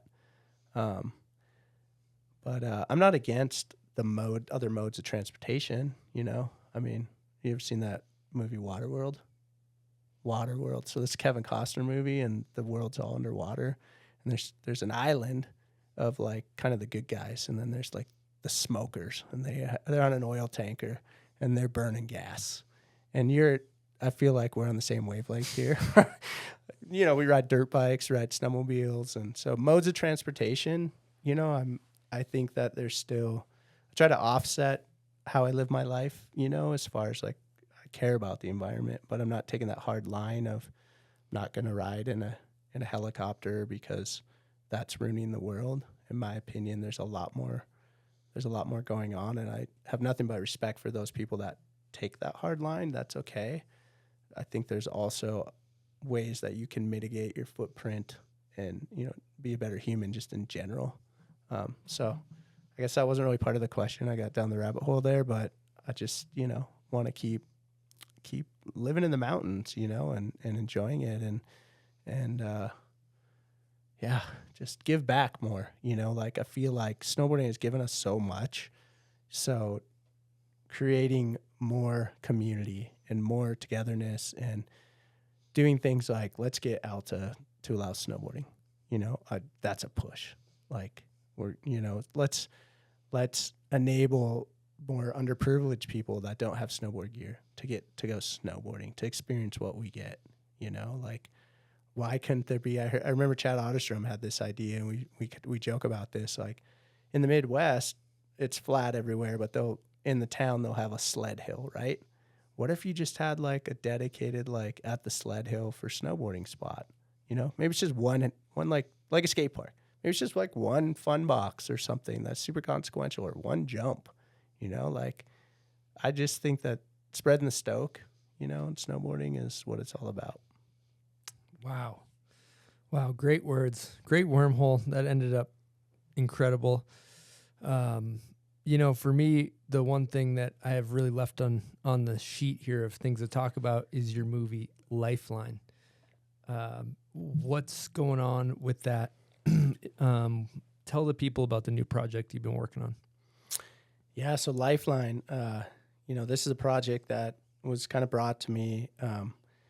Basically, it's gone a lot further than the original intent of like a 20-minute kind of YouTube edit about, you know, showing some backcountry survival and using backcountry gear and you know, higher level snowboarding. And now it's kind of developed to a two-part thing. So we're going to be releasing an edit that is kind of a synopsis of a little bit of the storyline of my career, showing some old footage. Actually, the edit's out. What are we talking about? It's out right now. So this edit that you guys are seeing is not the full spectrum, but it is a good glimpse into, it's a story of my lifeline. You know, snowboarding's my lifeline. It always has been since skateboarding led to snowboarding. And so it's current snowboarding mixed with a bit of like a story arc of coming up. And then we're working on putting out this is like a full more film style that has, you know, 6 or 7 chapters, and it has an overtone of, I guess, navigating and surviving in the backcountry and kind of the roller coaster that goes with it from that whole scenario, as well as how that ties to the story arc of my career, and then also as a father with my kids and showing their side of snowboarding, and then them stepping into the backcountry also. So, you know, it started with my dad coming out to Utah back in the day in between high school and college. He worked at Alta for a season and kind of fell in love with it. And then that led to the migration of my family, and then my back and forth, and now my kids, and kind of so showing that heritage and that, you know, the backcountry is available to anybody that, you know, wants to get out there and learn and grow and try to become, you know, symbiotic with it. It's there for you. All right, buds, you know what it's time for? It's time. Crack can. Crack 'em. Nice slurp there, buds. Slurpy buds. Slurpy buds, that could stick. If you want to enjoy a nice ice cold beer responsibly, what are you going to choose, buds? Pub beer. Every time. Welcome to the Pub Beer Crapshoot. All right, we're going to roll some dice here. Here we go. You roll them, I'll tell you what you got to do. What do we got, 20 rolling? We didn't really talk about any dice. We're not really gambling. You just got to, like, answer a question, basically. Oh, man, So that's such a letdown. It is. Okay. I thought we had like 20 rolling. You want to go 20 or something? Well, this is a different game. Yeah, I'm just kidding. Here we go, boys. What do we got? 4. Well, a good question for Bjorn. What is one of your worst bails of your career? Ooh, worst bails. Yeah, nothing to prove. I would say it was probably the worst. It's up there because this is a Celtek movie we made maybe like 2014, and went up this water tower, and it was a winch in. It was one of those, had to do it one try because, you know, security guys rolling up, and held on the winch a little long. Long story short, Superman back down the water tower and broke both my wrists and my arm at the same time. Ouch. Which makes going to the bathroom extremely not so fun. So yeah, that was probably my worst injury. So you have to have somebody help you? You know, Kristen claims she helped me one time, but I don't remember that, so I must have blacked it out. She left you high and dry. No, she helped me. I'm pretty sure, like the once, but then The after once, that, you figured I it took out. the painkillers for a couple days, and I don't like those things. So yeah, then I didn't, and then it was all on me. That's a good segue too, because I didn't realize you haven't drank or smoked or anything in a few years, right? Yeah, not even the lettuce. No. I mean, I could have a glass of wine tomorrow. I don't really have a game planned around it. But yeah, I guess it's running on to 3 years. I had someone close to my life that had some issues, and so I was just trying to support them. And I thought, let's just show them that it's not that anybody can do it. And so I just didn't. And then it just I just noticed like, oh, well, let's just keep it going. But like I said, could change tomorrow. I don't really have a game plan around it. And that person is definitely in a better place now too, which is cool. And there's been some side effects. Like I've had other people in my life that have had problems that have come up to me that are, snowboarders and stuff. 'Cause it's such a part of our culture. Right. And so to be a good influence, that was part of it. And then afterwards I was like, you know what? Like I thought about my dad didn't really do any of that stuff growing up and how that influenced me. And so it's kind of like, why not, show your own kids that life's a party and you don't have to be partying to, like have a good time. And so I don't know if that's sticking with them, but I've always been a big guy of just like lead by example and yeah. Good for you. At their age, Yeah. I mean, they're around it all the time. That's a part of our snowboard culture for sure. And, and I tell them like, it's not going to elevate your abilities. And so, but, might be out on the glacier with Neil Provo and have a nice glass of whiskey after a good line this spring. I have no idea. I'm not personally, I don't have an issue with it. But at the same time, I might not have another drink for another 3 years. I really don't know. So we'll see what happens, man. You were never like a guy on a trip that's like cracking beers every day after. I mean, that I ever noticed, It'd be more if it was like a party night, we'd all drink, but you weren't like, oh, I gotta get. Yeah. I mean, I would say I did my fair share of partying and stuff, for sure. That's just, again, it was like part of our upbringing, part of the snowboard culture and stuff. But I have seen guys that, I learned early to treat snowboarding like a job, kind of like back to the pipeline. Like I didn't want to end up, in North Dakota working 70 hours a week. And in hindsight, had I gone full pipeline, I'd probably be retired because those guys just they get banked. Well, yeah, and if you run your own company and stuff, but technically, snowboarding is a job for you too. So well, it is. Why not treat it like one? Exactly, and I saw a lot of guys. There was a lot of people that were on in the 2000s into the even 2010, 2015 that their careers could have been so much longer, and they faded out because they went down that rabbit hole of partying and maybe some over consumption and stuff. And so, I don't, maybe I've reinforced this on the show, but no limits and no control. I don't want something to have control over me. Right. Like, and so when the only thing you're at the mercy of the mountain because you're putting yourself there, but I don't want to be at the mercy of a substance because the substance has control. Now the smelling salts, maybe I'm going to be getting on them. You guys might sell out. No, I'm just kidding. You're a no-limit soldier, huh? There's a lot of freedom associated with not being dependent on anything, for sure. That's a good point. Yeah, man. I mean, and you can see a transformation in people too. Like I personally felt more alive and more in tune with myself. Even, I kind of might be on here talking about frequencies and vibes and, trying to understand yourself and stuff too. And it's like, somebody also told me once, your DNA is embedded with 7 previous generations of experience. And so I'm thinking about, I know my roots and back to my, great grandpas and people coming from Norway and other parts of the world. And for sure, alcoholic consumption, I've seen it in my own grandparents and different things. And I think culturally it's just accepted and it's just like part of the norm. It definitely is in the Midwest. I mean, everybody's just crushing beers and, you know, catching fish and just doing it, right? And so I think when they say, you know, the sins of the forefathers, and this is said in the Bible, it's 7 generations.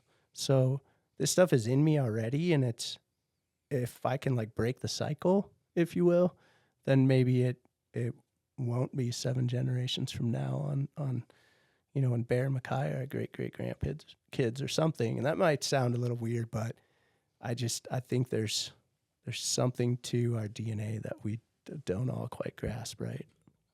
I agree. Well said. Love it. Okay, I think it's a good time to get into hot takes. So, first one we always ask is, who is your Michael Jordan or your GOAT of snowboarding, both male and female? Dang, that's a heater question. I'm gonna start with the ladies first. 3 people come to mind, and I know you got to boil it down to like one. Okay, but I'm just gonna go through a bit of a timeline. Okay, so you know, present day, you've got Jamie Anderson. Maybe, you know, in the middle of my career, it was Tara Dakitis, and towards the beginning, it would be Jana Mayen. And I think, you know, there's a lot of definitions on this whole GOAT MJ topic, right? But to me, someone who really hits home the most, and I think rode with so much style and just swag, was Jana Mayen. And so, you know, and I also feel like her career was a little cut short too. She, you know, motherhood, and she like won like 3 X Games in a row, I believe, and then basically became a mom. And so, you know, knowing Jana and her just gnarliness and her ability, I'm gonna go Jana Mayen. Strong. Dope. Yes. And on the men's side of thing, that's kind of a tough one too, because, you know, if I had to start in the early stages, it'd be Craig Kelly. You know, I'm going to go 3 people right here and I guess choose one. Craig, for me, you know, watching what he did, he established snowboarding, right? Like, everyone kind of knows the story of Craig Kelly. But for me, I really saw his journey from, you know, riding the half pipe and doing it all, and then transitioning into the backcountry, and then becoming, you know, on that path to be a guide, and just his whole, everything that he did besides, you know, being the MJ of winning all the contests and stuff. I think he really gave back a lot, and he was so influential to so many people. So with Craig, and then Terry came along. Terry just innovated the whole freestyle game and his board control and his awareness. And then T. Ricky comes along, and it's like what he's built, not only from his tricks and who he is like on his snowboard, but also to, you know, the natural selection tour and like his give back, and, you know, being like, I think he's just turned 40 and won the tour. I mean, let's go. You know what I'm saying? Like that's amazing. But then I back up and I go, well, Terrier, he started the TTR tour. He was, you know, Screw You Olympics, you know, and Grant Terrier, he's not like Travis. Terrier's a lot more complex of a, you know, Norwegian like Viking, to put it nicely. And so Terrier had a lot more influence on me as like, you know, if you go Michael Jordan style, he won all the contests. I'm going to go with Travis, just purely based on Jordan's career. It went and then it came back down. I still feel like Travis's career has a lot more to go. And that, in my opinion, is the unknown. And so I'm going to, I was about to say Terrier, but I'm going to go with Travis. This is the longest answer we've had yet. Sorry. Very well thought out, though. No, I like the way you put it all together, because I didn't realize that Terrier did that event thing you're talking about. The TTR tour. Fighting Fist. Fighting Fist. Fighting the Fist. And he started an international, you know, the whole snowboard tour, Arctic Challenge.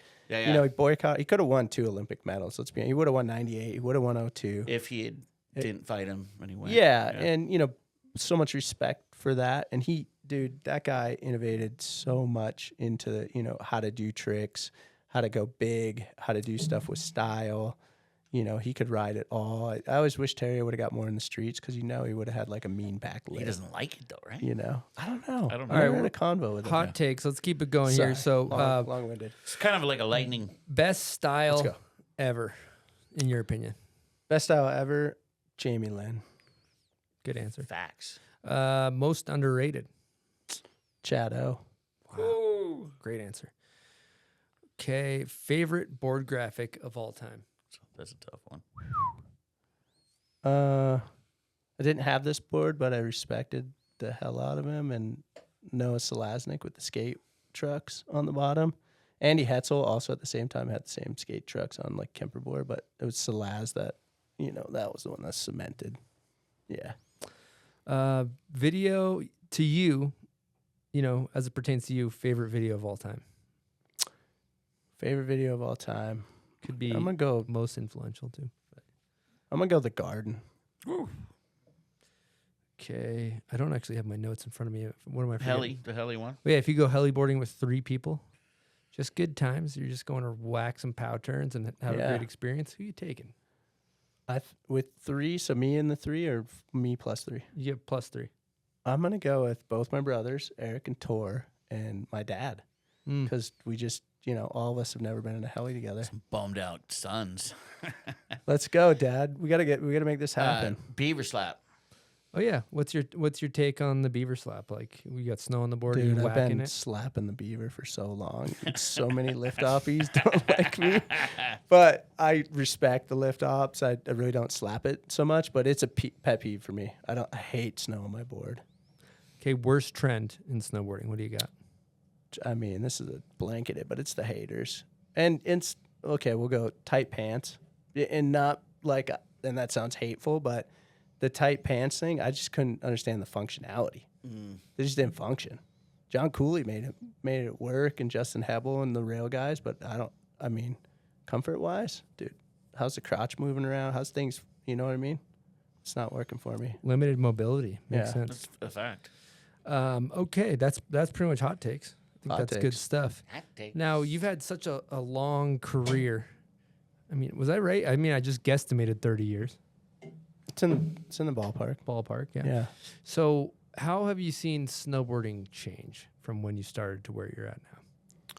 Man, it went from a bunch of kind of like outsiders, punks. You used to show up at the ski resort and you see another snowboard, you're like friends with that guy, right? I've heard people say that on here before, whatever, but that's a fact. That's how it was. Like, you know, and then like as it went more mainstream, you know, as the internet era started popping off, 2000s, all the jump contests, all the mainstream attention, the, you know, big brands getting involved from, you know, Red Bull and all this stuff. And it just, you know, to making it like a legit sport. And then the ski industry, I mean, in my opinion, snowboarders should be getting a royalty from skiers.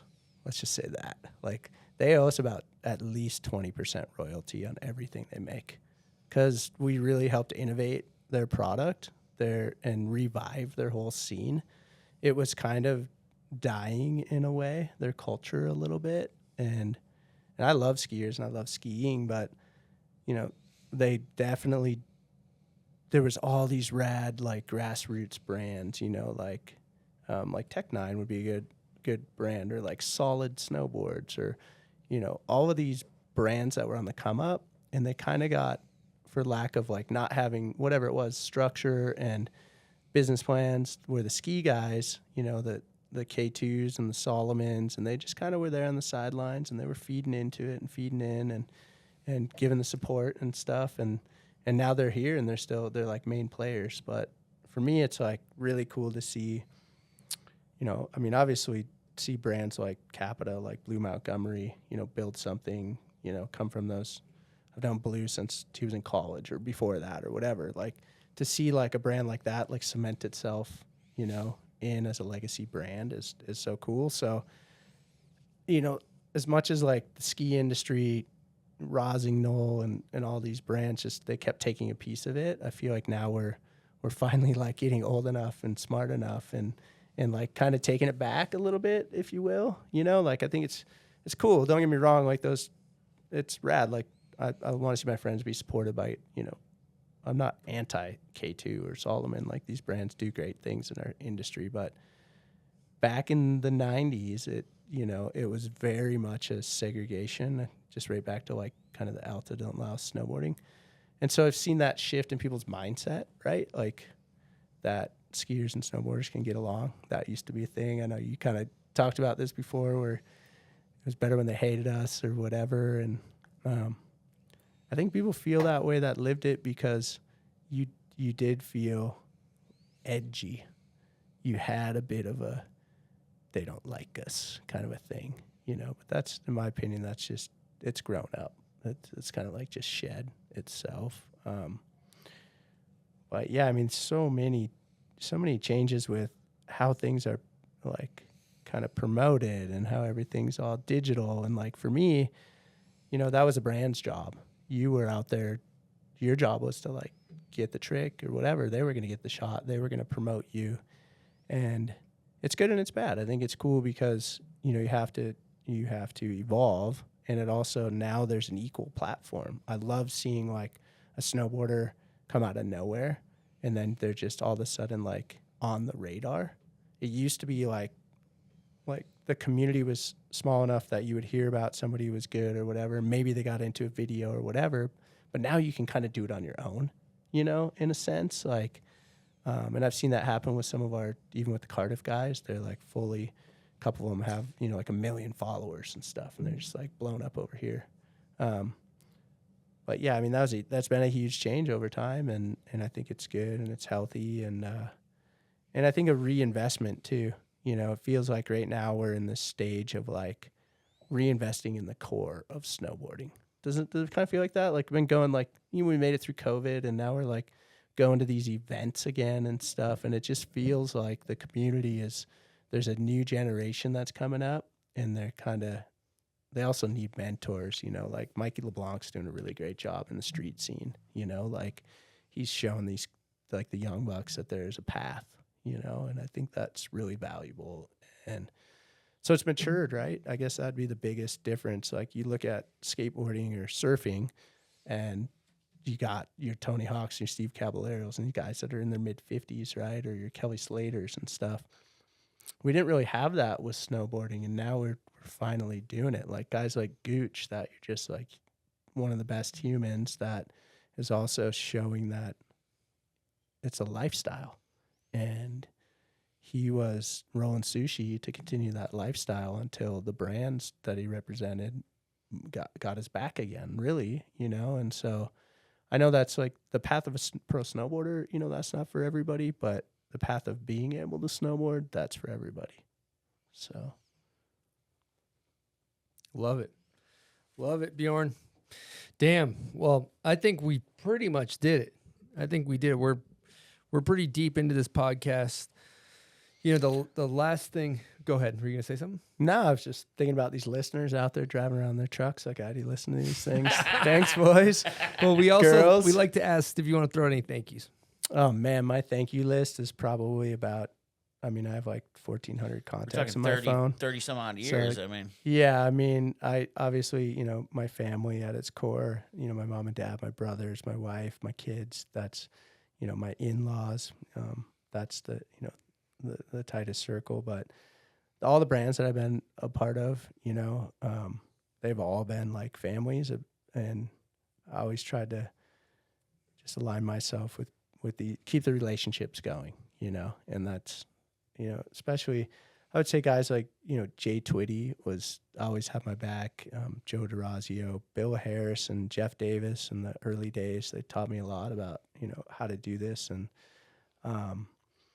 dude, I mean, my list is just so long. All the filmers and the photographers, I started typing a list the other day for these credits on a video, and it was just like, whoa. It was pretty mind-boggling on the amount of people, you know, and then just the riders too. Like I've gleamed so much from my peers, you know, and then even like all the guys around me, like the Celtek clan and all the teams I've been a part of as well. I mean, so yeah, to the riders, to the media, to the magazines, guys like Pat Bridges and, you know, Mark Sullivan and, you know, Nick Hamilton, all these guys that are, you know, editors and really support community. You know, they're in the scene to this day. A lot of these people, and I think that just goes back to the fact of this it's a lifestyle, and so the core is there, and the core is only getting stronger, and it's up to us core leaders like you guys. You know, thank you to you guys for keeping the culture alive and this spark, and this is so needed for people to understand where we're going. You got to know where we came from, and it's important. So thanks for having me, gentlemen. Dude, been a long time coming. Yeah, we really appreciate you coming on the show, Bjorn. Thanks so much. Also, I want to say thanks for being a mentor to me in the mountains. Learned so much. And thanks for everything you've done for this culture of snowboarding, for so many generations of people that have looked up to you and being a great steward of our sport. So I just want to say thank you so much for that. And I want to say thank you to all of our listeners and everybody that tunes in and supports the podcast. We really appreciate you guys. Over and out from the bomb hole.